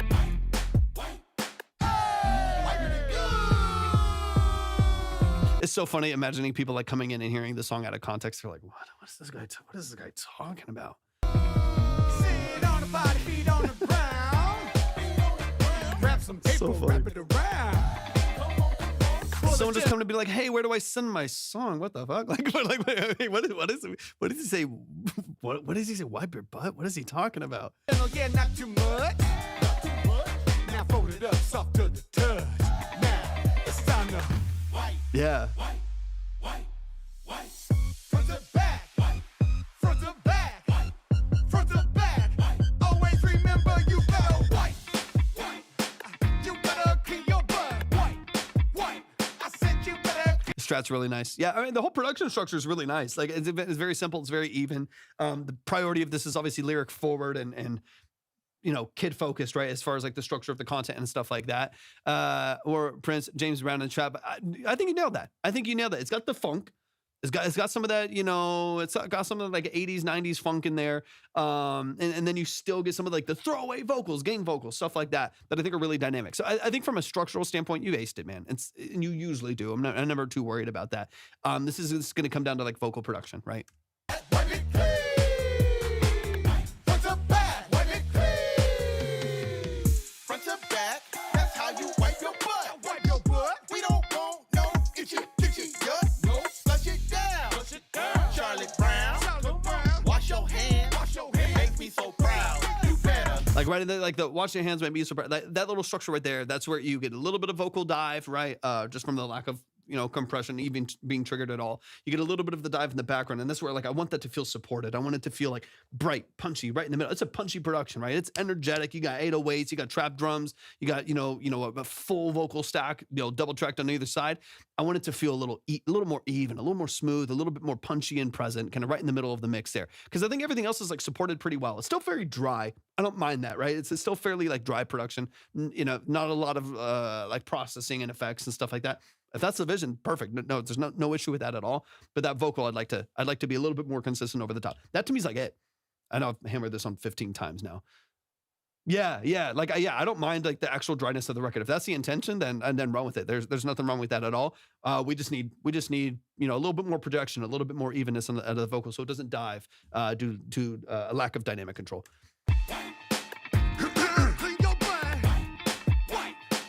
And this is because again, you're not trying to swallow this up with reverb and delay. Because again, our goal for this is clarity and distinction. Exactly, Dom. And perfect. Knowing that as a vision for your record is a superpower. Because the thing most people would probably want to do is swallow this and you know just slather it in reverb and delay and all those background vocals are like, you know, overly stacked. And that's not what this is about, right? You want the vibe, you want the aesthetic, but you really You really, really, really need this to be message. This is for kids content. You know what I mean? Like this, the message needs to be clear. The structure needs to be clear. The lyrics need to be legible. Like they've got to be able to like really understand what's going on. Otherwise they don't connect, especially at a young age. You know this better than anyone here, right? They're not going to connect it to know it at a young age. So they've got to be able to like really connect to what's happening and hear the words and want to sing them for themselves. All the stuff we talk about with every artist, but specifically in this context, right? So I think to me that's why I'm hammering that home. That to me is everything. That to me is everything. You don't need to watch this in reverbs. Yeah, exactly. We don't need to watch this in reverbs. We don't need to set this into a cathedral for no reason at all. This is lyric forward, message forward. Make that the prominent thing here, and you're gonna be ready to go, man. I really don't think you need to do too much. In fact, I would warn against overproducing it. I think what's here is fine. Lock it in. Just some compression staging, reworking your vocal chain a little bit. Make sure you do it right. Cool. What's up that? Do it right. Don't pay the price. Right there, gets a little forward. You hear it lead forward a little bit. Yeah. So those little things, listen for those things, and then keep an eye out that in all your records. Right. As you're working on more records, you're working on your next thing. Like keep an eye out for that. Keep an ear out for that. And then anytime you feel like, man, the vocal it doesn't feel controlled. Right. Because everything, I mean, the drums are quantized, the guitars are on the grid, they're locked in, those backgrounds are like digitally placed in space, you know what I mean? On the outside of the mix with the panning. If that vocal doesn't feel as controlled as the rest of the production structure, the 808's compressed and it's locked on the grid and quantized. If the vocal then feels super loose, like undone, that's where it'll feel more amateur, because everything else is like process, it's tight, it's on the grid, it's locked in, you know what I mean? It's really locked into the grid. Everything else is it still sounds really cool and funky, but a lot of things are really, really tied together, and then the vocals diving in and out of the mix. So that's the one element in this entire production structure that feels looser. All you have to do is tighten that up a little bit. Small levels of control and chaining your compressors. Small levels of control so that it feels just as polished as everything else, but not processed, if that makes sense. You're looking for transparent processing. You're not looking for something that is going to like change dramatically the color of your vocal tone or anything like that. You're just looking for control, polish, positioning, send it out. You want a transparent mix. There's different times and different places for a lot of coloration on your mix, right? A lot of tonal decisions in your mix. That's not what you're looking for here. You just need clarity, distinction, separation. Don't order EQ because of energy distribution. It's easy to get that mess up. Facts. It could become thin and tinny or big and boomy. You just need it to exist there consistently in the mix. Literally all you're looking for. It needs to exist front and center consistently, no matter what's happening in the production. If that's happening, you've won because it's messes forward. Yeah, that's right. Front to back. Do it right. Kill it.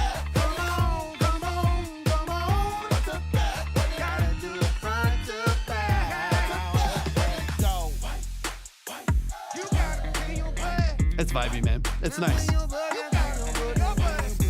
Like that. And the little line, I love that, but I need that to sit forward, right? I need that to, while the energy changes with the background vocals, I need to hear what's happening there. I need a little bit of separation. So little things like that. But this is killer, man. It's so fun. I seriously, I adore that you do this. It's so good. You gotta clean your butt. Now clean your butt. It's so good, man. I hate how good it is, honestly.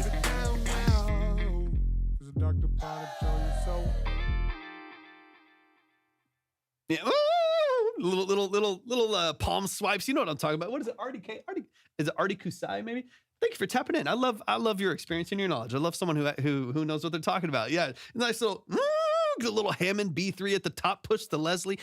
Palm swipe up to the top. You know what I'm talking about. Y'all give it up one time for Mr. Dom. I'm a composer and a sound. I can tell. We get a lot of people, obviously, in live streams that don't know what they're talking about. So I always appreciate when someone actually is a musician and actually understands sound design and building structure. I can tell you do, because you're saying things that make sense. A lot of people come in and they're like, more mid-side, please, but they don't have no idea what they're talking about. So it's always nice to communicate with people who actually understand a bit of the structure. I actually have that and I'm removing it, but I do love it. Yeah, it's not, it could exist there. I would prioritize clarity first for what you have. And then if you feel like there's space to edit in, fine. But right now, prioritize clarity first. Like get your vocal where you want it to be. Get the vocal production where you want it to be. If you feel like there's space for a little, and then you can swipe out of it at the end. Yeah, toss it in there. But I don't think it's like necessary to the song structure. But y'all, please Please give it up one time for Mr. Dom. Mr. Dom, you're a beast, man. Love you to death. Thank you so much for what you do, man. I appreciate the submission today as well, man. Please, everybody here in the chat, if you're on the purple app, you're on the red app, you're over here on TikTok, I need every single person here to go show some love and support to Mr. Dom Music if you can find him.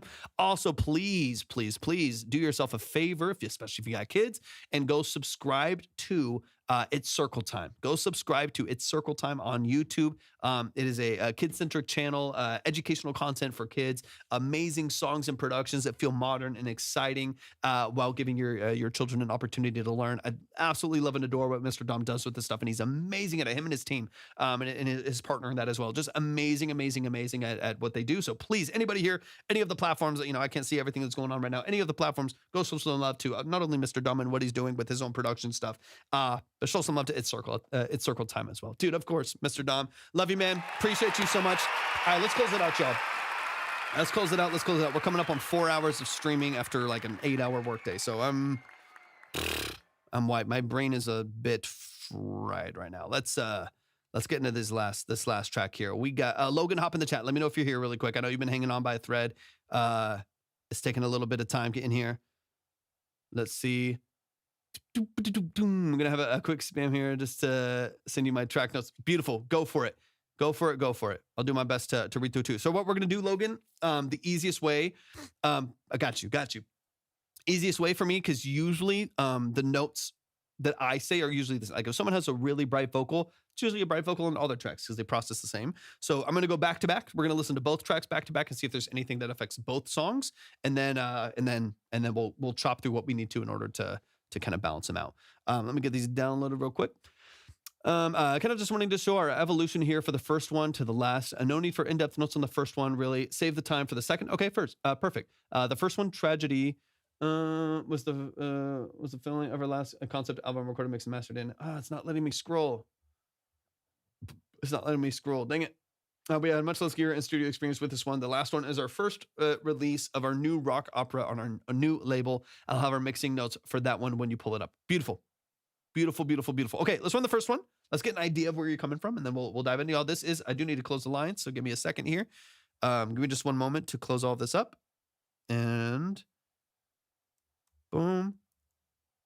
That's not how you spell that. Beautiful. Rebecca, welcome in. Thank you for joining the live stream. And then let me close it up over here.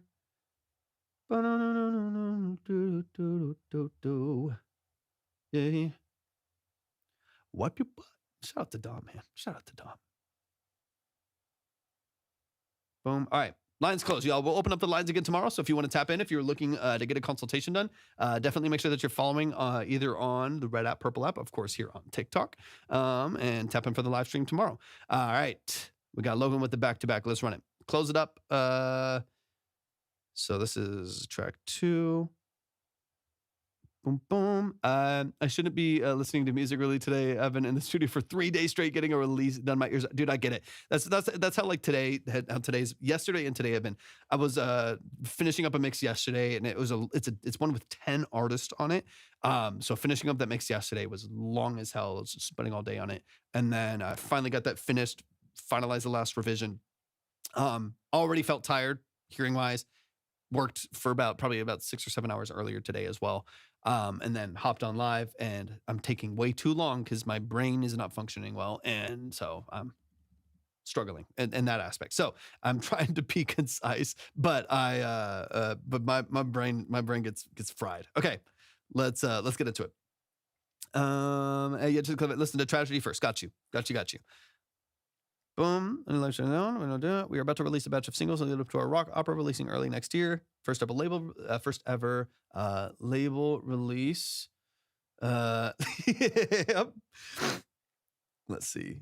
We'd love to submit the indie track or last Tragedy. Okay, perfect. All right. This is Tragedy by DaySick. So this one we'll move a little bit faster into. We'll get a vibe check on this one, essentially, right?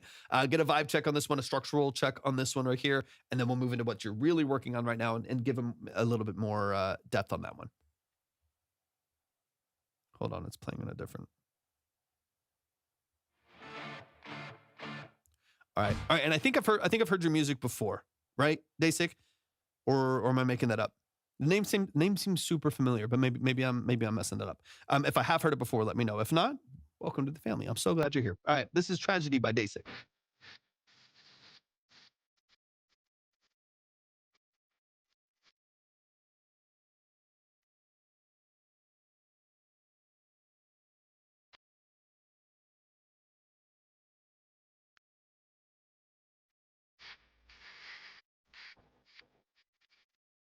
All right, let's go.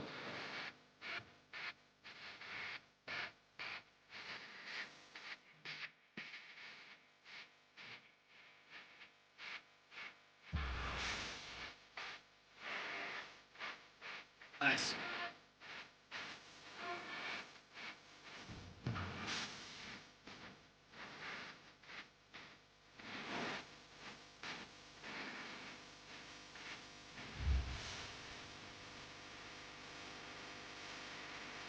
And then let me know who's actually Real quick, let me know who's actually here in the chat and what you do. Drummer, top line, lead, vocalist, guitarist, keyboard. Let me know who you are and what you do, so we can talk a little bit about some of that structure too. when you see.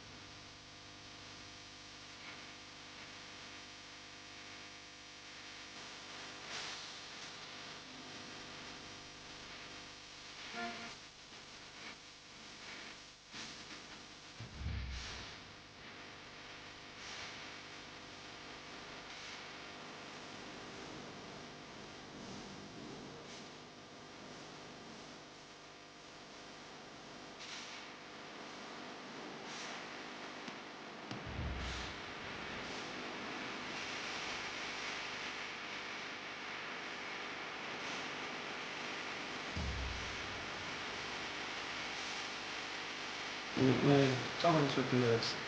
Okay, cool. Beautiful, beautiful, beautiful. Thank you, appreciate it.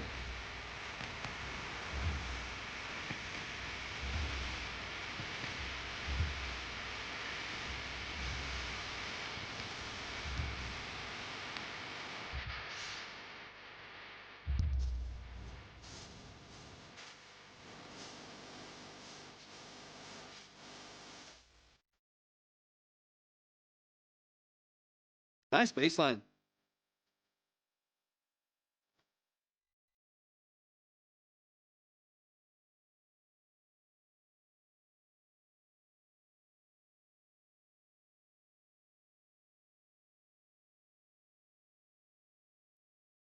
I like the melody match with the that fuzz in the background too. I like change to a 5/4 time signature too. 1, 2, 3, 4, 5, 1, 2. I like that.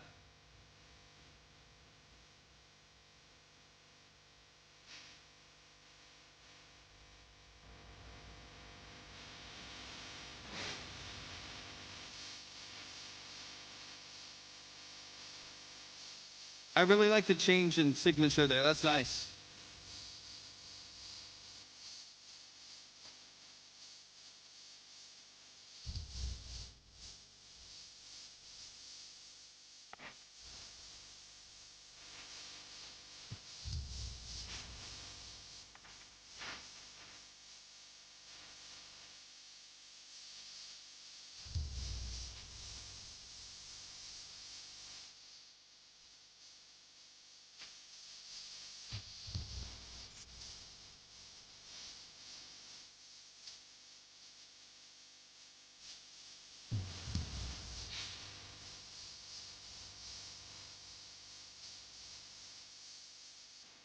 It's a cool structure too.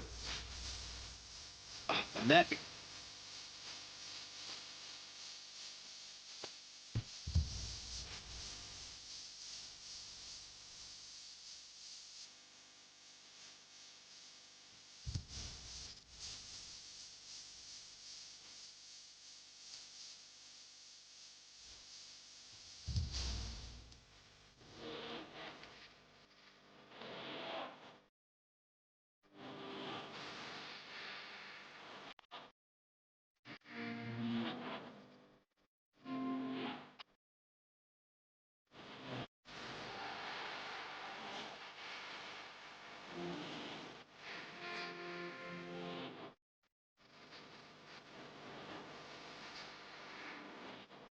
Yeah. Yeah, I like that. Always, always.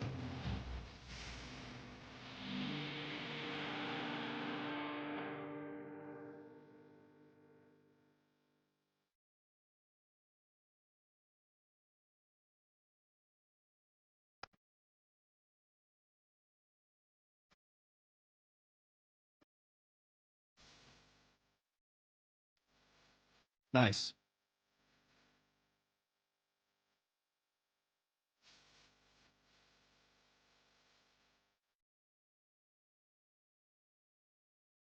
Beautiful. Beautiful, beautiful. Y'all show some love. Show us some love. All right, let's go to track 2. I'm gonna give a gut reaction, right? So, really, I think there's great lyric structure on here and really interesting production structure. Time signature changes. I do like the flip to 5/4.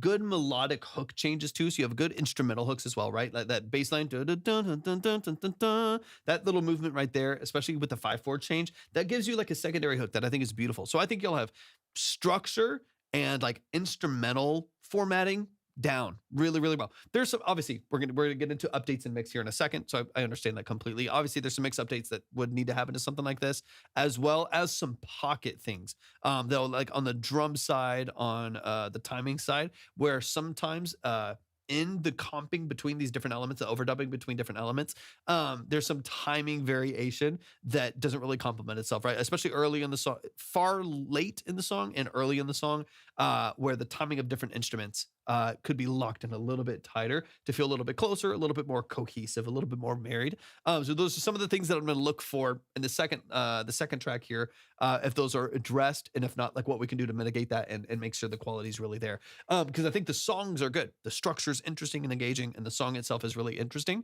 Drop it. And hopefully it keeps, drop it in the chat, but it keeps scrolling for me. So no one type in the chat except for DaySick, because it doesn't let me scroll on OBS for some reason. I have no clue why. And we're closing up with this track, y'all. Let me get it pulled up here. Okay,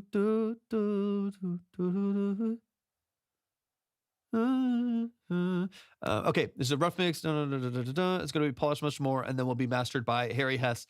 Everything is done through a Reaper on an Apollo Twin. Sure, SM7. Oh no, it's not letting me scroll. Hold on. I'm going to try to see it on my. Give me a sec. I'm going to try to see it on my phone. I don't know why it doesn't let me. It's not letting me scroll in the chat and I literally have no idea why. I'm going to see if I can pull up the chat on my phone to the live. Here we go. Okay. Everything is done through Reaper on an Apollo Twin. Shure SM7B, neural DSP digital amps. Got you. Live drums and quantized vocal aligned Melodyne still in progress. Okay. We have all universal audio plugins, a ton of other pro ones. Our guitarist owns a studio. So currently our mix notes are boosting mids and overall decibels and rhythm guitar, especially during intro, hook, outro.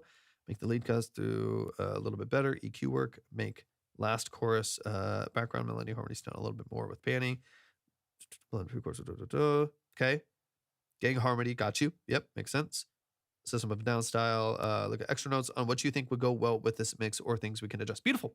Beautiful, beautiful, beautiful. I'll keep that shit open here because it I don't know why OBS isn't letting me scroll. So as soon as you set the second message, it's just like it's gone and I can't see it. All right, let's get into it. So this is, there was tragedy. Here's track 2. Let me get it downloaded.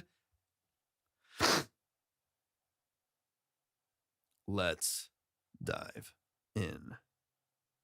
I appreciate you sending these in, man. Thank you for sending in these tracks. I appreciate that. All right, this is track number 2. This is a rough mix here. Let's dive in.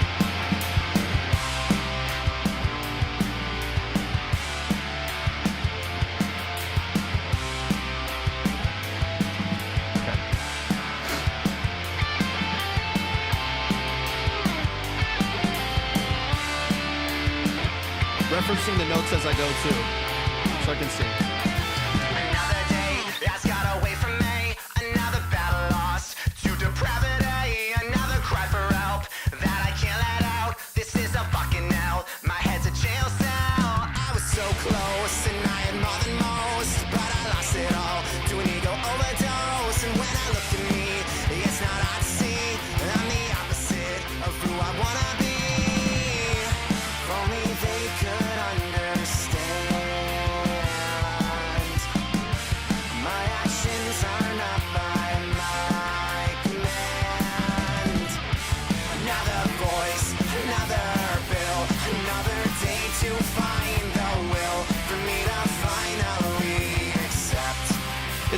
sure. This is all my mess, all the lies I denied, justified from the inside. I was bound to be a wreck, and now you're looking at what's left.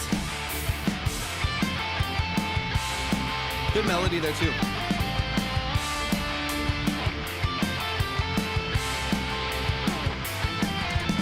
Odyssey, at its finest, it is make-believe. The canvas is me, the paint is falling off. The world that made me rot, and now we're supposed to see. I'm all fallacy, and I cannot say which personality will be on display. When I wake each day, Yeah, for sure, for sure. I agree. no one could ever tell. I appreciate you, Retrack. Thanks for hanging out, man. When the stage fell, if only I could understand. Better vocal quality too, for sure. I was always gonna be damned. Another voice, another bill, another day to find the What's up, will Braxton? for me to finally accept that this is all my mess, all the lies I denied, justified from the inside. I was bound to be a wreck, and now you're looking at what's left.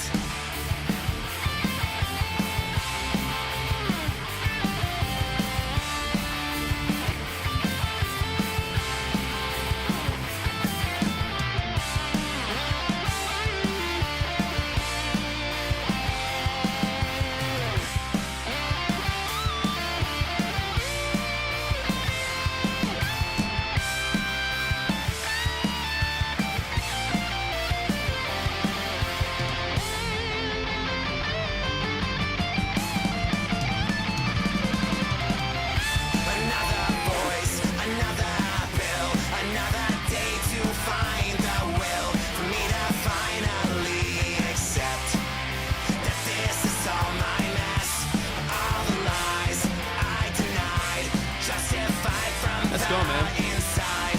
I was bound to be a wreck, and now you're looking at what's left.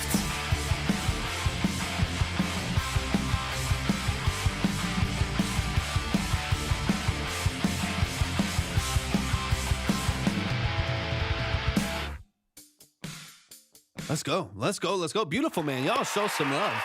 Show some love. Show some love. That is DaySick. That is DaySick. I think I have a title on that track, but really, it's the second track that we're listening today. This is, I think, on their upcoming album, if I'm not mistaken. Upcoming album. So y'all please show some love and support. I'm going to go ahead and drop this into Pro Tools. Let me switch over here really quick. Even though I know I said close, I just don't want anyone to submit. So nobody submit on TikTok. We're closed. This is our last track. I want to get into this real quick. Let me minimize that real quick. Get that out of the way. Or actually, I can keep this up 1 sec.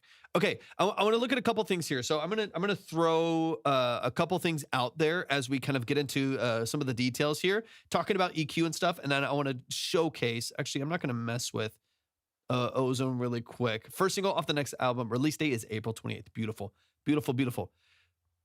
This other league is not been declared. Occupying so much space and we got it. I completely agree. It's super. Yeah, I'll be on tomorrow. Retrack. I got you. And in fact, I'll give you a 5-2 retrack. I got you. I appreciate you, man. That way you have a little bit of a boost. It's super fat. Super. It is filling a lot of space. Super fat. I would love to just dive into the EQ. We could dive into that here in a second.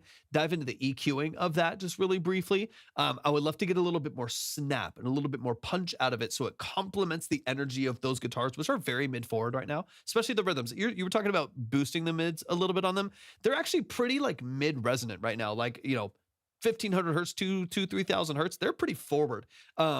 I think they need more weight behind them. I think, in fact, a little bit lower in the EQ range. I think the lower frequency needs a little bit more heftiness, a little bit more weight. I think the bass can come forward in the mix by a couple dB, probably, in my opinion. I think you could probably saturate it a little bit, push it forward like 2 or 3 dB. Maybe compress it a little bit tighter, so you can give it a little bit more weight and a little bit more energy. So activating the mixing process, opinions from freshers is exactly what. Okay, beautiful. Okay, let's dive into a couple things. Let's dive into a couple things here. I'm gonna pull up Fab real quick, even though I don't need to. It's just I'm more familiar. So I'm gonna pull up Fab Filter. So I'm gonna play the song in Pro Tools right now, and I'm gonna BS some stuff. I'm just gonna toss some things around in here, and like you said, it's still in the mixing phase. So I just want to point our attention towards things, so that y'all can kind of figure it out in your own mix process and stuff like that. Okay, let me let me solo this and play through it here.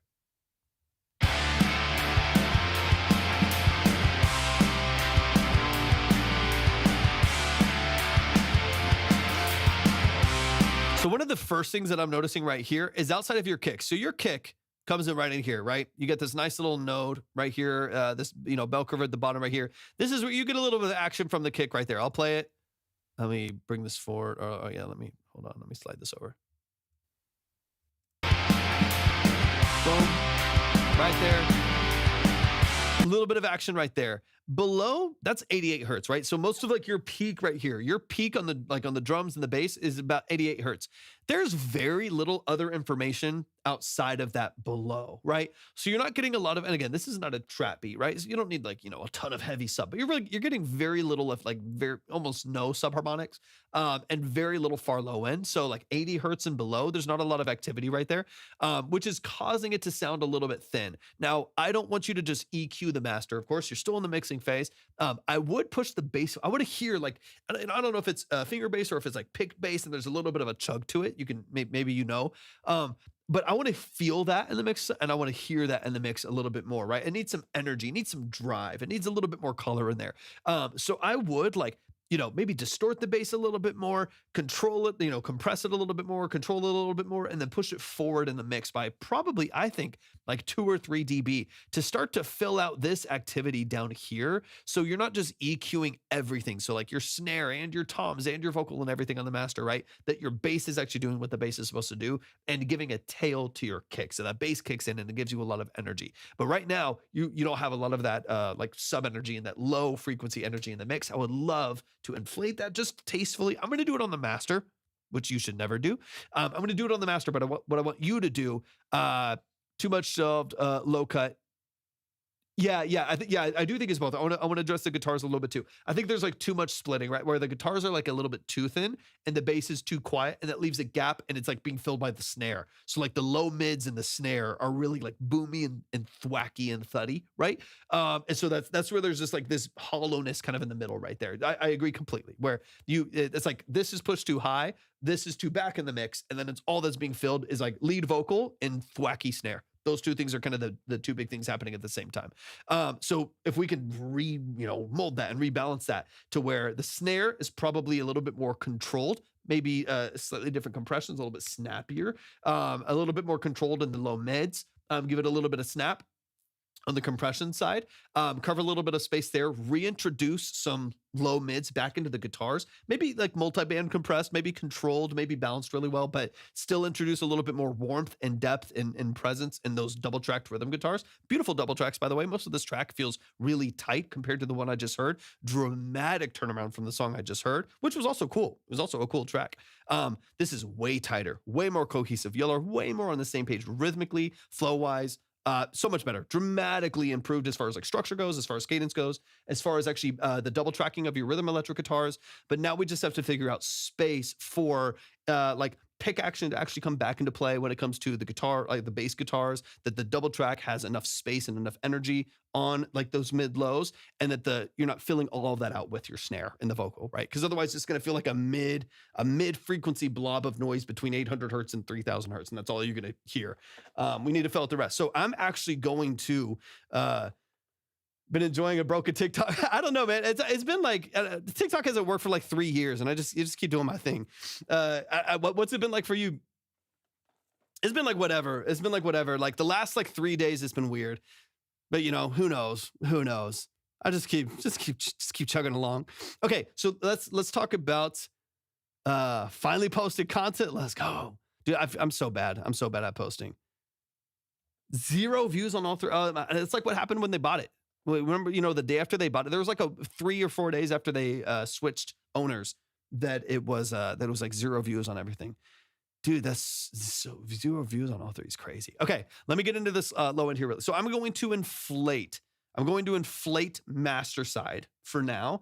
But when you go into it, again, go instrument by instrument. You know, go into the bass track, 2 to 3 dB, a little bit more overdriven. Pick action 5K, 4K, so you're getting a little bit more of the chug, a little bit more of the actual attack that you're looking for, and then what we already talked about with like snare and stuff like that. That's so weird. I don't know why it does it, man. I don't know why it does it. Okay, so I'm gonna play it through here, but it's gonna don't do this, but you'll get the idea.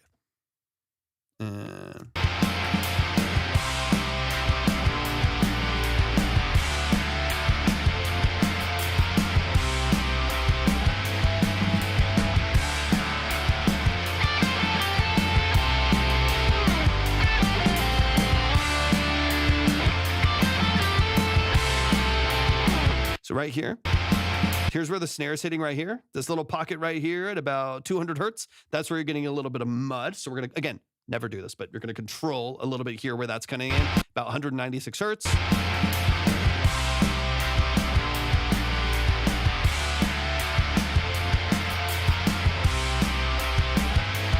Secondary hit is a little bit above it for that snare, so we're going to go a little bit tighter.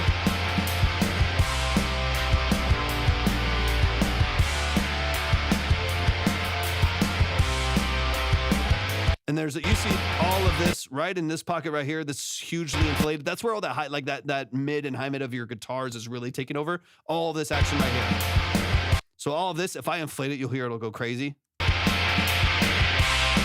that's nasty. We just need a little bit more control right there, and that's where a lot of that energy is coming from. So let's just rebalance it. I'm just taking the rough. I know it's a rough mix. I'm not trying to over harp on that. Just to show some vision of where I would turn it, right? No, you're totally good. You're totally good. And also a quick reminder that on the it's the last song on YouTube. I can say YouTube. It's the last song. I don't care who comes in here. On YouTube, all of these VODs are saved. So all of the videos are saved on YouTube under the playlist. It'll be like episode 52 or something like that. So if you do need to go back and reference anything, it's all there, and you can go back and literally watch your entire consultation back if you want to. So yeah, I'm looking at this high mid right here. Again, I'm looking at like 2800 hertz where those guitars are inflated. And again, I'm making adjustments on a master that I would make individual to the instruments, where you can control some of that ringing and that over resonance in the guitars and bring it kind of back under control and increase energy a little bit more kind of in this pocket here, in these like mids to low mids here, 500 hertz, kind of this little pocket, get a little more action out of the snare without it being muddy down here, as well as give yourself just a little bit more clarity from those guitars, a little bit more weight to them. Okay, so on this top side here,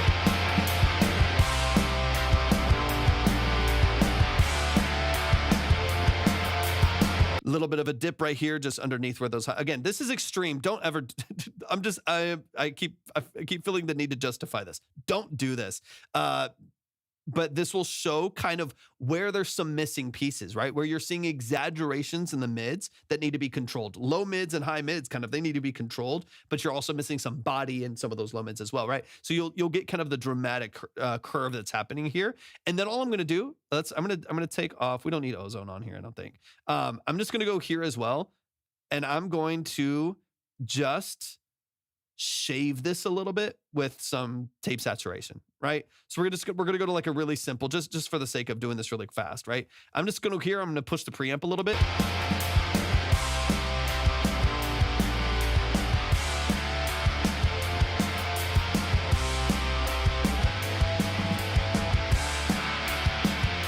Man, that difference is wild. The difference is wild. All right, let's bring this under control. We're gonna bring down these guitars just a hair more right here. Once again, just to kind of showcase what this is. And I'm going to bypass back and forth, right? So here's original and back. Balanced again. Original. Crazy difference. Listen to the lead guitar. Original.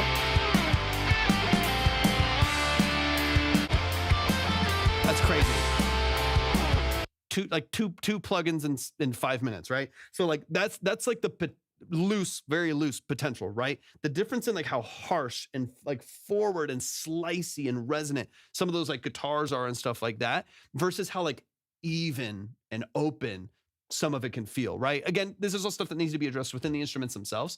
But the overarching point of what I would look for as you're digging into this mix, as you're going into revisions on these mixes and you're looking towards mastering and stuff like that, what I would focus on is control and presence in your bass. It needs energy. It needs, I'm going to switch back over here. We don't need to be on here.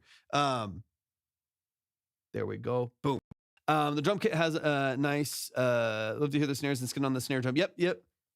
Yeah, exactly. You hear a lot of the woof. You hear more of like the air and the thud of the drum than you get like the attack, like batter attack, which I want. I agree. I want to hear that too. Yep, 100%. Yeah, I mean, like I was telling someone earlier today, your first analog chain is the source to the mic, right? So the decisions on mic positioning, that's going to control phase, it's going to control bleed, it's going to control tone, all of that stuff. It all makes a huge difference. So I would love a little bit more like attack, a little bit more sharpness versus this woof, this thud, this woof that we get out of that snare, currently speaking, because it is like tuned pretty well. Like it's nice and sharp. Like it seems like it's tuned pretty well, but you're getting a lot of that thud as opposed to a little bit more like snap and attack, which you're definitely getting more attack out of these guitars. They're aggressive. They're heavy. They're aggressive. So overarching, it is somewhat fixable, but ideally, you can't edit information that isn't there, right? So like if there's certain information that's not collected. Right. I agree completely. Right. If there's information that's not collected by the microphone, then you can't add it. Right. You can edit, you can shape, you can mold, you can EQ and compress, strategically to really shape it into something that gives you a little bit more of what you're looking for. But you can't shape what was not, acquired as a signal by the microphone, which is why how you mic that source makes such a difference. The actual, proximity to the source, the angle of the microphone to the source, what mic you're actually using, its positioning in correlation to the other microphones that are there, phase cohesion to the overheads. Are you using rooms? How is that all mixed? All that matters, right? So I exactly like they said, I would 100 times out of 100 prefer that it's done at the source. Can you fix the song? Yes. And you can get it to a place that you're really proud of. So I don't want you to be like, dude, they're saying we have to like re-record the song. No, don't worry about that. But I'd rather EQ for tonal choicing and giving something flavor as opposed to using the EQ to fix the problem. Yeah, exactly. In the room, I'd rather track the song again. Yeah, that's always my perspective. It's like we were talking earlier with another artist. If you can fix it at the source, fix it at the source. Can you do editing, molding, shaping? Yes. You can make tonal decisions, color decisions later on. You can do all that in the box, but preferably capture the right thing. If you the right snare, the right heads, the right tuning. So exactly. And honestly, what I would do, like, so I played drums for most of my life and I do some session work as a drummer now here just in my studio. When I'm playing, like, when I'm tracking for a song and I'm looking for a particular tuning or a particular like sound out of a song, whether it's like 80s rock or it's like a modern pop record or it's like 60s dead drums or something like that with like, big fat snare heads, whatever it is. Like if I'm looking for a particular sound, what I'll do is I'll play around with a couple different things. So I usually mic my snare with the SM57. So I'll typically put it at a couple different angles, a couple different proximities. I'll try a little bit lower off the rim. I'll try it with, another mic on like another 57 on the bottom head of the mic, or I'm sorry, the bottom head of the drum. I'll play with like a couple different things just to like see, like, just, and then track them and see how it sounds. And then be like, well, this one is giving me more body, more presence. Like I'm getting a little bit more weight out of the drums when I track it here. But when I point it like right here at this third, like right here or straight to the center, like attack point of the stick and stuff like that, I'm getting more snap. I'm getting a little bit more, shine out of this, a little bit more, punch out of this. And if that's what I'm looking for, that's what I'm going to prioritize in my miking, right? When I'm miking drums, I have like 8 mics, right? So that's a lot to deal with. Is moving the whole drum kit or the mic like 30 inches away from the wall more? Yep, 100%. Yeah. 100%. How it's captured in the room matters a lot. So this is honestly like most of this onus is on like, I think some of the best engineers I know are drummers. Like I know some really, really talented session drummers, and those session drummers are some of the best engineers because they are kind of the first step to understanding the phase of all of these different microphones. I mean, we're talking about like ribbon microphones in the room. We're talking about, stereo overhead, small diaphragm condensers. We're talking about, dynamic mics here and maybe some like, 414s on the toms, condensers. Like we're dealing with so many different things, right? So many different elements that you have to be like really sharp. So I would say like a lot of the onus of like understanding this part of it, I would dig into on the drumming side, right? Like the engineer can do some shaping in the box once you get all these tracks. But if the engineer, exactly. If the engineer who is trying to fix all this, right, gets in a bunch of tracks that have a ton of bleed, which is going to happen, but a ton of bleed, some weird phasing issues between the snare and the overhead, and the hi-hat feels like it's way over here. And the direct mics are having some issues. Their velocity and, the amplitude is really, really different mic to mic. Positioning feels inconsistent, phase issues, top to bottom snare, like stuff like that. Like if they're dealing with all of that, then that's stuff that should be dealt with on the drum side. So I would recommend that, I can't remember exactly who you said is engineering it, but that your drummer, no matter how experienced they are, have the drummer and the engineer work really closely on mics, positions, room, stuff like that. So because that's the foundation of the genre. I mean, heavy guitars, a powerful vocal, and live drums is the foundation of the genre.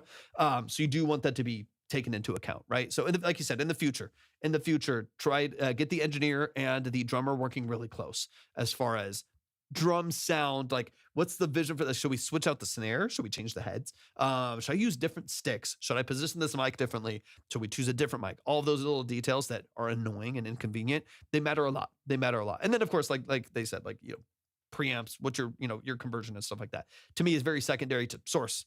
What is the drum? How is it tuned? How is it mic'd? What's it mic'd with? Stuff like that.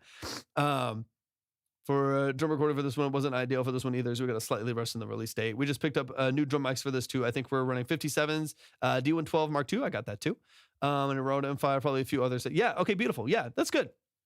That's a good setup. I have a D112 or D112 on my kick. I've got 57s. I've got some 421s. 421s are amazing. I love them. I got a 609. Those work really well. The 421s to me are some of the best tom mics that I've used. If you ever get a chance to use those do a great job as well. Anyways, all of that to say, prioritize tracking, source the same way you do with your vocal, the same way you do with setting up your drums and stuff like that. Experience counts too. Take some time to experiment with getting the most out of the room sound. Always pays off. Yeah, exactly. 100%. I mean, it could be as simple as I'm in a small room, right? I do have a live drum set in here. This room is 12 feet wide, about 19, 20 feet long. It's not a very big room, and I have everything in here. In this 12-foot room, 12 foot by 19 room, I have 15 synths. I've got 8 guitars. I've got a full live drum set and a mixer and all. I've got all this shit in here, right? It's like sometimes there is no ideal space, right? Sometimes there is no ideal what it is. So that's where it comes to trialing. Be like, actually, if we rotate the whole drum set on a rug 45 degrees this way, so it's not like the crash cymbals are not going crazy straight into the flat wall right here with no treatment. That's going to be a challenge, right? Last thing I'll say in this account, then we'll move on from drums and we'll get into some of these last details before I hop off. Another thing that I would recommend doing is getting setting up some gobos. Cozy Tiger, thank you. Everybody go follow Cozy Tiger. I would, make up some gobos. Our room sucks. Yeah, it's the same. Like I have some treatment in here. It needs to be modded. Give me a sec. I have some treatment. Like I have a cloud and I have some fiberglass panels on the wall and some other like high density felt that I have running behind, and then like theater curtains on the side. But it's not a perfect room. It's not a perfect room at all. Not even close. Not even close. And you just got to do what you got to do. And that's why positioning, miking, all of that stuff matters, right? What's up, Fiveman? What's up? That's not the wrong file. Hold on. Let me go back. Here we go. Okay, I'll move through this quick because I think I've addressed everything really that we need to lock in there. There we go. All right, almost done, y'all. Almost done.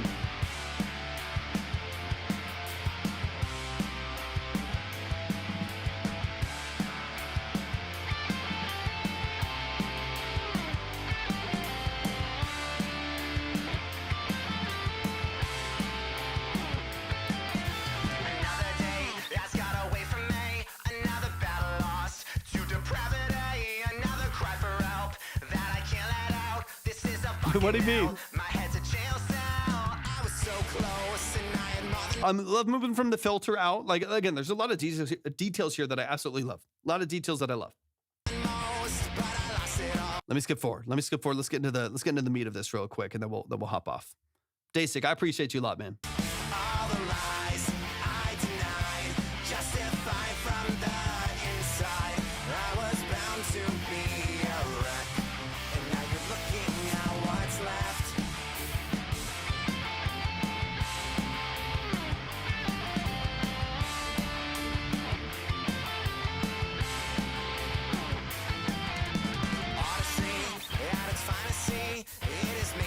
This is a dramatic improvement, Day. Like Logan, this is a dramatic improvement. Dramatic improvement over the last song. So I want all of the little details that we're talking about. I'm honing in on those details because they're so specific to what you're trying to get out of this record and fixing what you need help with and stuff like that.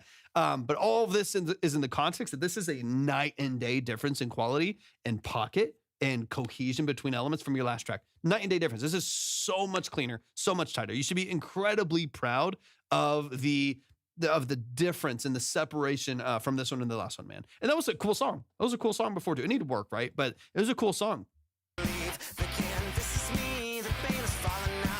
Yeah, 5 Bin. I'm gonna. That's on the email that you emailed. Send me where you sent the credit to. Send me where you sent the credit to, so I can get you up on the board tomorrow. I have to confirm the credit though. I have to confirm the credit because I think you were not there when I was trying to hone in on that the last couple of times. And so I want to make sure that that's super clear. That way I can get you up there because I want to get you heard. But I don't know like the name or where it was sent to, so I don't know where to look to make sure I get you up on the board. Yeah. I want to get you heard. I really want to get you heard tomorrow. But all of the names on all of the different accounts and everything are different. And I never saw where the credit came into or wasn't notified of it. So I just need to attach it. So I need to email me at that same email that you sent the other email to, and let me know where you sent the credit to, and what name to look up. That way I can find you there.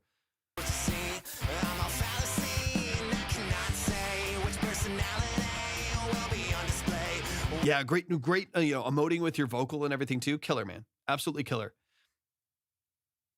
Yeah. You're talented and you're worth it. Like, you know what I mean? Like, it's like, if someone's like so far off the rails that it's like, hey, get voice lessons and let's start building early. Y'all look talented. You're good musicians. You're good writers. I mean, there's a lot of emotion in what you're doing. You know what I mean? Like, y'all, I wouldn't dig in this hard and go into this much detail if there wasn't some level of like opportunity for you to like really grow and improve and make a record that feels really powerful. So you should be proud of the work that you're doing. I mean, this is good music. It's good structure. Y'all are talented musicians. You know what you're doing. And it's just getting better and better and better. It's going to snowball. And then it's just getting it out to the right people.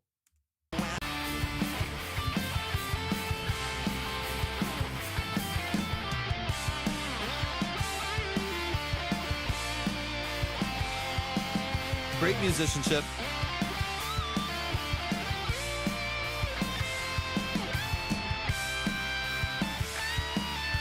Oh, that's what I was going to say right there.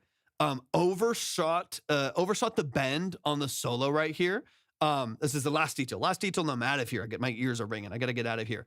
When making videos, don't break up. Because of stupid decisions. Yeah, 100%. Man, communication is everything. Not just communication. Good, mature communication is everything, especially when you're working with a band and with a group. Overshot the bend right here. That bend is pretty sharp. It's almost like 50 cents sharp over the bend right here. What I would do, again, easy, re-record it is one option. If you don't have the capacity to, and it honestly doesn't make sense to re-record that solo, which of course is like priority, but if you can't re-record it, honestly, I Melodyne guitar solos all the time. And the beautiful thing about Melodyne, you put it in instrument mode, and you can still drag it slightly off. Like, you could still drag that note just like a little bit flat of the intended note, so there's a little bit more of a bend right there and some modulation, like a little bit of like frequency rub when it hits there, but it's a pretty far overshoot of that note, and so it does sound pretty bad when it reaches that high. Literally, I would just lock it in on Melodyning, and then just lock it back down, because it's a good solo. It's like good melody choice. It's nice and powerful. Ride the fader, push it forward. It sounds good, but it's pretty sharp. And so when that happens, as soon as that hit, I'm like, it's a little bit abrasive to listen to. Yeah, exactly. So that's what I was saying. Dude, trust me. I literally had to Melodyne. Someone sent me some acoustic guitar files, and like the B string was like super out of tune. And in Melodyne, I tuned the B string. Melodyne is brilliant, dude. I freaking love that plugin so much, tastefully. But yeah, that's what I was saying. Like, that's what I was saying. Detune it slightly. Like, you don't want to auto tune it. you know what I mean? You don't want like this like robotic synth sounding guitar. So literally, like, you'll see when you drag it into Melodyne, you'll see, especially if you have like ARA and Pro. I use Pro Tools. If you're using ARA and Pro Tools, where you can literally just do it on the waveform itself and select Melodyne as your processor engine. If you go into Melodyne, you can literally just like do it for that note, and then you're done. Like, you don't even have to like actually pull everything up. Just do it in ARA and then just like lock in, right? Just lock in that one little pocket right there. But take the note, and I'm telling you, detune it slightly. Don't overshoot. Sharp is going to be worse. Detune slightly because it's a 2 semitone bend, right? So you have this da da da da da. Since it's a 2-tone bend right there, if you go a little bit flat, it'll edge towards jazzier and more soulful, right? Because it's a little bit flatter in the bend. It's going to feel more minor as a push than it's going to be sharpened out of tune. T-Pink comes over from his stretch into here because he heard you use auto-tune. He's like, hold on, you're auto-tuning guitars, you witch? That's crazy. That's magic. What do you mean you can auto-tune guitars? But yeah, when you're tuning any instrument, I would typically prefer you bias towards flat. It's going to sound less aggressive.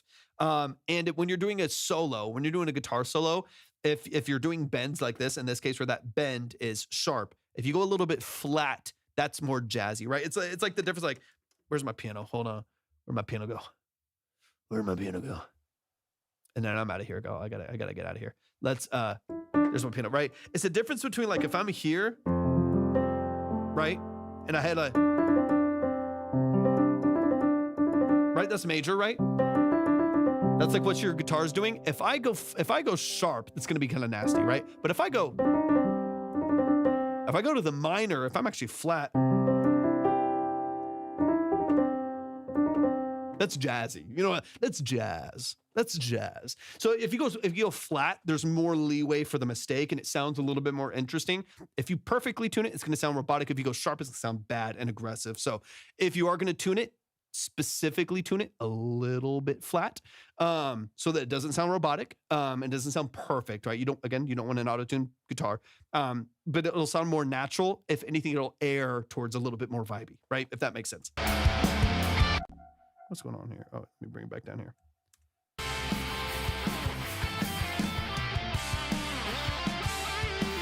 It's a good solo. All of this sounds great. It's just the bend. The pinch harmonics are beautiful. Lovely. Beautiful. Just that one. That's a half tone. I'm sorry. That's a semitone.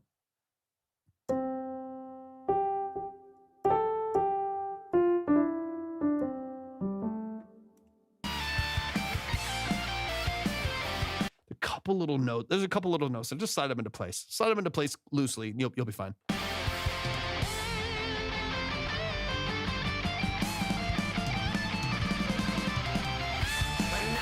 Yeah, it's that one bend and like 2 notes after the bend. So you overshot the bend from a semitone to 2 semitones. So that's the overshoot right there. Overshot the bend by a semitone, bring that back under control to the 1 semitone. And then the following 2 notes are a little rough after that. I think just because of the overshot, it's kind of bent down. Sweaty fingers, getting some powder. You overshot the bend, and then the next 2 notes right there are a little bit sharp. I think just because of the overshot of the bend, you're still kind of recovering from that bend. They're a little bit sharp. Adjust those like 3 notes there and kind of lock them in. Dude, you're fine. You're golden. I gotta get out of here. Show some love. For one, is it Rokusai or ROK over there? I appreciate you so much. Thank you for tapping in today. I appreciate you joining the stream. Thank you for following all that good stuff. I genuinely appreciate it a lot. I appreciate your input. It is very much in line with what my ears are hearing, and it's always fun to have that affirmation. So I appreciate that a lot. Y'all, please show some love to DaySick, who's right here in the chat as well. Rokusai. Okay, beautiful. Thank you so much, man. I really appreciate you being here.